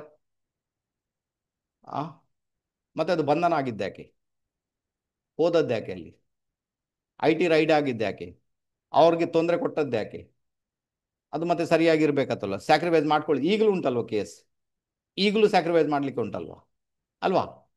ವಿಪರೀತ ದುಡ್ಡು ಬಂದರೂ ಸಮಸ್ಯೆ, ದುಡ್ಡು ಇಲ್ಲದಿದ್ರು ಸಮಸ್ಯೆ, ಸ್ಯಾಕ್ರಿಫೈಸ್ ಮಾಡ್ಲಿಕ್ಕಂತೂ ಸಿಗ್ತಾವ್ರಿಗೆ ಎರಡನೇ ಮನೆಯಿಂದ, ಸೆಕೆಂಡ್ ಹೌಸಿಂದ ಅಲ್ವಾ.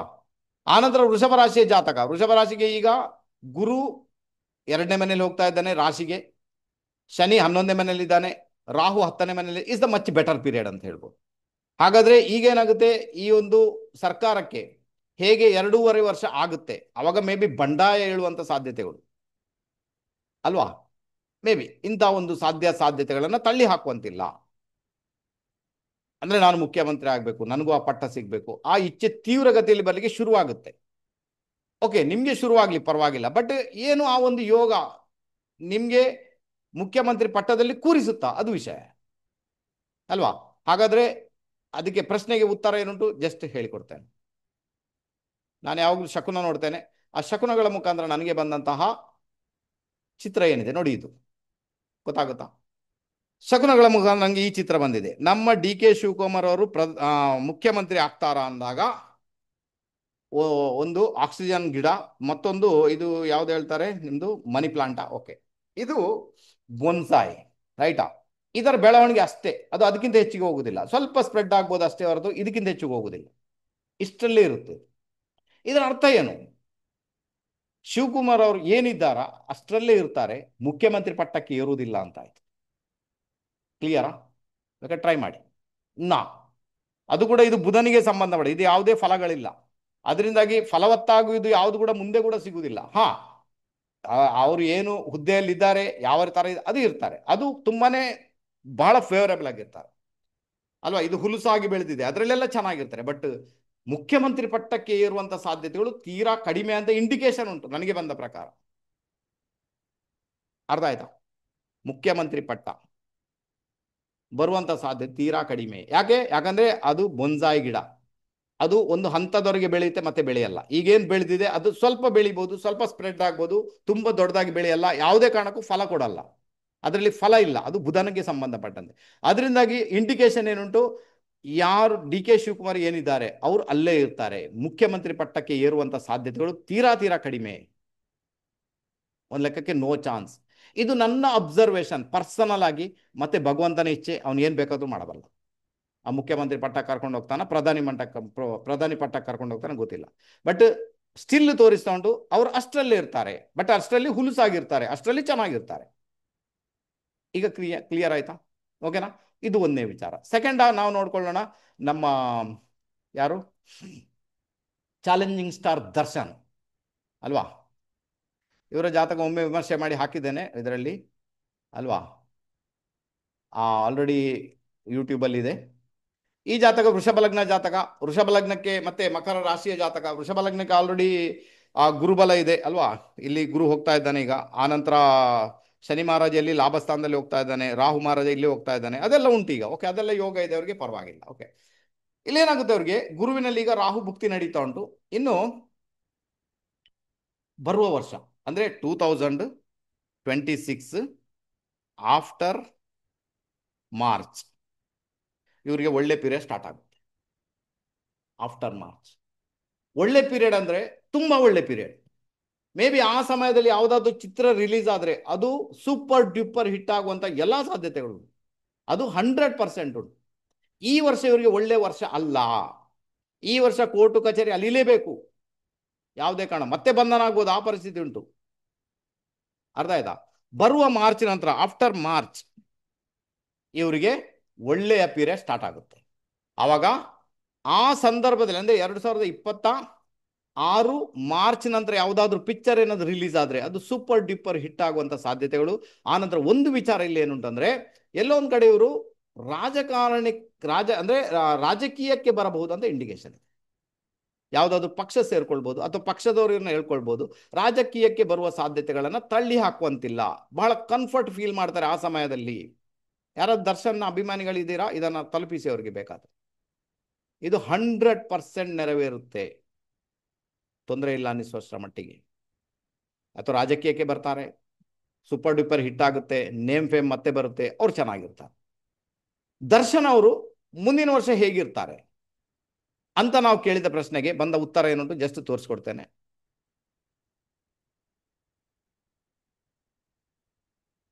ಇದು ಪ್ರಕೃತಿಯ ಮುಂದೆ ಇಟ್ಟಾಗ ಈ ಚಿತ್ರ ಬಂತು. ಬಹಳ ಟಿಪ್ ಟಾಪ್ ಆಗಿ ಒಂದು ಶರ್ಟ್ ಎಲ್ಲ ಧರಿಸಿ ಟಿಪ್ ಟಾಪ್ ಆಗಿ ಹೀಗೆ ಎತ್ಕೊಂಡು ಮುಗುಳ್ನಗು ಬೀರ್ತಾ ಇದ್ದಾರೆ. ನನಗೇನು ಸಮಸ್ಯೆ ಇಲ್ಲ, ನಿಂಗೆ ಏನು ಮಾಡ್ಲಿಕ್ಕೊಂಡು ಮಾಡು, ಓಕೆನಾ? ನಿಮಗೆಲ್ಲ ಏನು ಮಾಡ್ಲಿಕ್ಕೊಂಡು ಮಾಡಿ, ನಾನು ಕಂಫರ್ಟ್ ಇದ್ದೇನೆ, ನನಗೆ ಯಾವುದೇ ತೊಂದರೆಗಳಿಲ್ಲ. ಮುಂದೆ ಹೋಗಿ ಹೀರೋ ಪಟ್ಟ, ಮುಂದೆ ಹೋಗಿ ರಾಜಕೀಯದಲ್ಲಿ ಕೂಡ ಆ ಪಟ್ಟ ಅವ್ರಿಗೆ ಸಿಗುವಂಥ ಸಾಧ್ಯತೆಗಳು ತೀರಾ ಜಾಸ್ತಿ ಅಲ್ವಾ. ಮುಂದೆ ಬರುವಂಥ 2 ವರ್ಷಗಳು ಕೂಡ ಇವ್ರ ಪಾಲಿಗೆ ಲೈಫ್ ಇಸ್ ಜಿಂಗಾಲಾಲ. ತೊಂದರೆ ಯಾಕಾಯಿತು? 48ನೇ ವಯಸ್ಸು ತೊಂದರೆ, ಅದು ಮೊದಲೇ ಹೇಳಿದ್ದೇನೆ ನಿಮಗೆ. ನಿಮ್ಮ ವಯಸ್ಸಲ್ಲಿ 8, 18 ಅಂದರೆ 8, 8 ಸೇರ್ಕೊಂಡಾಗ 8, 8, 18, 28, 38, 48, 58, 68, 78 ಇದೆಲ್ಲ ತೊಂದರೆಯ ಪೀರಿಯಡ್, ಇದೆಲ್ಲ ಸಮಸ್ಯೆಯ ಪೀರಿಯಡ್ ಅಲ್ವಾ, ರೈಟಾ? ಅದಕ್ಕೆ ಇವ್ರಿಗೆ 48 ಬಂದಾಗ ಸಮಸ್ಯೆ. ಅವತ್ತೇ ಹೇಳಿದ್ದೆ ನಾನು, ಆ ಜಾತಕ ವಿಮರ್ಶೆ ಮಾಡಿ ಹೇಳಿದೆ 48 ಮುಗಿಯುವವರೆಗೆ ತೊಂದರೆ ಉಂಟು ಅಂತ. 48 ಆಯಿತು, 49 ರನ್ನಿಂಗ್ ಆಗ್ತಾ ಉಂಟು, 50 ಬಂದಾಗ ತುಂಬಾ ಚೆನ್ನಾಗಿರ್ತದೆ ಅಲ್ವಾ. ಅರ್ಥ ಆಯ್ತು ಈಗ? ಓಕೆ, ಅರ್ಥ ಆಯ್ತು ಅಂತ ಇಟ್ಕೊಳ್ತೇನೆ. ಸೊ ಹಾಗಾದರೆ ನಮ್ಮ ಡಿ ಕೆ ಶಿವಕುಮಾರ್ ಅವರು ಮುಖ್ಯಮಂತ್ರಿ ಪಟ್ಟಕ್ಕೆ ಏರುವುದು ಸ್ವಲ್ಪ ಕಷ್ಟದ ಕೆಲಸ. ಆನಂತರ ನಮ್ಮ ದರ್ಶನ್ ಅವರು ಮುಂದಿನ ವರ್ಷ ರಾಜಕೀಯ ಪ್ರವೇಶ ಮಾಡುವಂಥ ಎಲ್ಲ ಸಾಧ್ಯತೆಗಳುಂಟು. ಆನಂತರ ಯಾವುದು ಚಿತ್ರ ಬಿಡುಗಡೆ ಆದರೂ ಕೂಡ ಸೂಪರ್ ಡ್ಯೂಪರ್ ಹಿಟ್ ಆಗುವಂಥ ಎಲ್ಲ ಸಾಧ್ಯತೆಗಳು ಅಲ್ವಾ. ಇದನ್ನು ನೋಡ್ಕೊಳ್ಳಿ, ನೆನ್ಪಿಟ್ಕೊಂಡು ನೋಡ್ಕೊಳ್ಳಿಕ್ಕೆ ಪ್ರಯತ್ನ ಮಾಡಿ, ತುಂಬಾ ಚೆನ್ನಾಗಿರ್ತೀರಾ. ಜೈ ಜೈ ಜೈ. ಯಾರಿಗಾದ್ರು ಮಾತಾಡ್ಲಿಕ್ಕಿದೆ? ಇದು ಇವತ್ತಿನ ಪಾಠ. ನಾನೇನೆಲ್ಲ ಹೇಳಿದ್ದೇನೆಲ್ಲ ಕವರ್ ಮಾಡಿದ್ನಾ? ಓಕೆನಾ, ರೈಟಾ? ಸೂರ್ಯನ ಬಗ್ಗೆ ಆಯಿತು, ಹಸ್ತಗ್ರಹಗಳ ಬಗ್ಗೆ ಆಯಿತು, ಆನಂತರ ಹೇಗೆ ನಿಮ್ಮ ನೇಮ್ ಫೇಮ್ಗೆ ಟೆಕ್ನಿಕ್ ಫಾಲೋ ಮಾಡಿ ಅದು ಆಯಿತು, ಆನಂತರ ಇಬ್ಬರ ಜಾತ ಕೂಡ ಆಯಿತು. ಓಕೆನಾ, ರೈಟಾ? ಈಗ ಯಾರಿಗಾದ್ರು ಮಾತಾಡ್ಲಿಕ್ಕಿದೆಯಾ? ವಂದನಾ ಅವರೇ, ಇವತ್ತಿನ ಸೆಷನ್ ಹೇಗಿತ್ತು? ಯಾವ್ಯಾವ ಗ್ರೂಪಲ್ಲಿ ಇದ್ದೀರಾ ಬರೆದು ತಿಳಿಸಿ. ಯಾರು ಬರೀತಾರೆ ಮಾರೆ, ಒಂದು 3-4 ಜನ ಬರೀತಾರೆ, ಬಾಕಿ ಎಲ್ಲ ಸುಮ್ಮನೆ ಕೂತ್ಕೊಳ್ತಾರೆ, ರೈಟ್ ತಾನೇ? ಚಪಾತಿ ಬಾಜಿ ತಿಂದು ಸುಮ್ಮನೆ ಆಗಿಬಿಡ್ತಾರೆ. ಇದು ಸೆಷನ್ನೇ ಮರ್ತೋಗುತ್ತೆ, ಅದು ಏನು ಕೇಳಿದ್ದೇನಂತ, ಇದು ಪರಿಸ್ಥಿತಿ. ಎನಿವೆ, ಸೊ ಸಾಧ್ಯ ಆದರೆ ಬರೆದು ತೋರಿಸಿ ಹೇಗಿತ್ತು ಇವತ್ತಿನ ಇದಂತ, ತುಂಬಾ ಚೆನ್ನಾಗಿರುತ್ತೆ. ಶಿವಕುಮಾರ್ ಅವರೇ, ಓಕೆ, ಧನ್ಯವಾದಗಳು. ಓಕೆನಾ? ಶಾರ್ಟ್ ವಿಡಿಯೋಸ್ ಅಲ್ವಾ? ವಿಡಿಯೋಸ್ಗೆ ಈಗೇನು ಗೊತ್ತಾ, ಈಗ ಈ ವಿಡಿಯೋಸ್ ಇದೆಯಲ್ವಾ, ಈಗ ಎನ್ಸ್ಕೊಳ್ಳೋಣ, ಈ ಕಾರ್ಯಕ್ರಮ ಮುಗಿಸುವಂತ ಹೊತ್ತಾಗಿದೆ. ಆನಂತರ ಇವತ್ತಿನ ಸೆಷನ್ ಹೇಗಿತ್ತು ಅದನ್ನ ನೀವು ಎಲ್ಲೆಲ್ಲಿ ಗ್ರೂಪಲ್ಲಿ ಇದ್ದೀರಾ, ಓಕೆ ಸೋಮಣ್ಣಾಚಾರ್ಯ, ಎಲ್ಲೆಲ್ಲಿ ಗ್ರೂಪಲ್ಲಿ ಇದ್ದೀರಾ ಅಲ್ಲಿ ಬರೆದು ತಿಳಿಸಿ ಅಂತ ಹೇಳ್ತೇನೆ. ಇನ್ನೊಂದು ರಹಸ್ಯಮಯ ವಿಡಿಯೋ ಜೊತೆಗೆ ನಿಮ್ಮ ಮುಂದೆ ಪ್ರತ್ಯಕ್ಷನಾಗ್ತೀನಪ್ಪ. ಅಲ್ಲಿವರೆಗೆ ಎಲ್ಲರಿಗೂ ನಮಸ್ತೆ ನಮಸ್ತೆ ನಮಸ್ತೆ, ಗುಡ್ ನೈಟ್, ಬಾಯ್.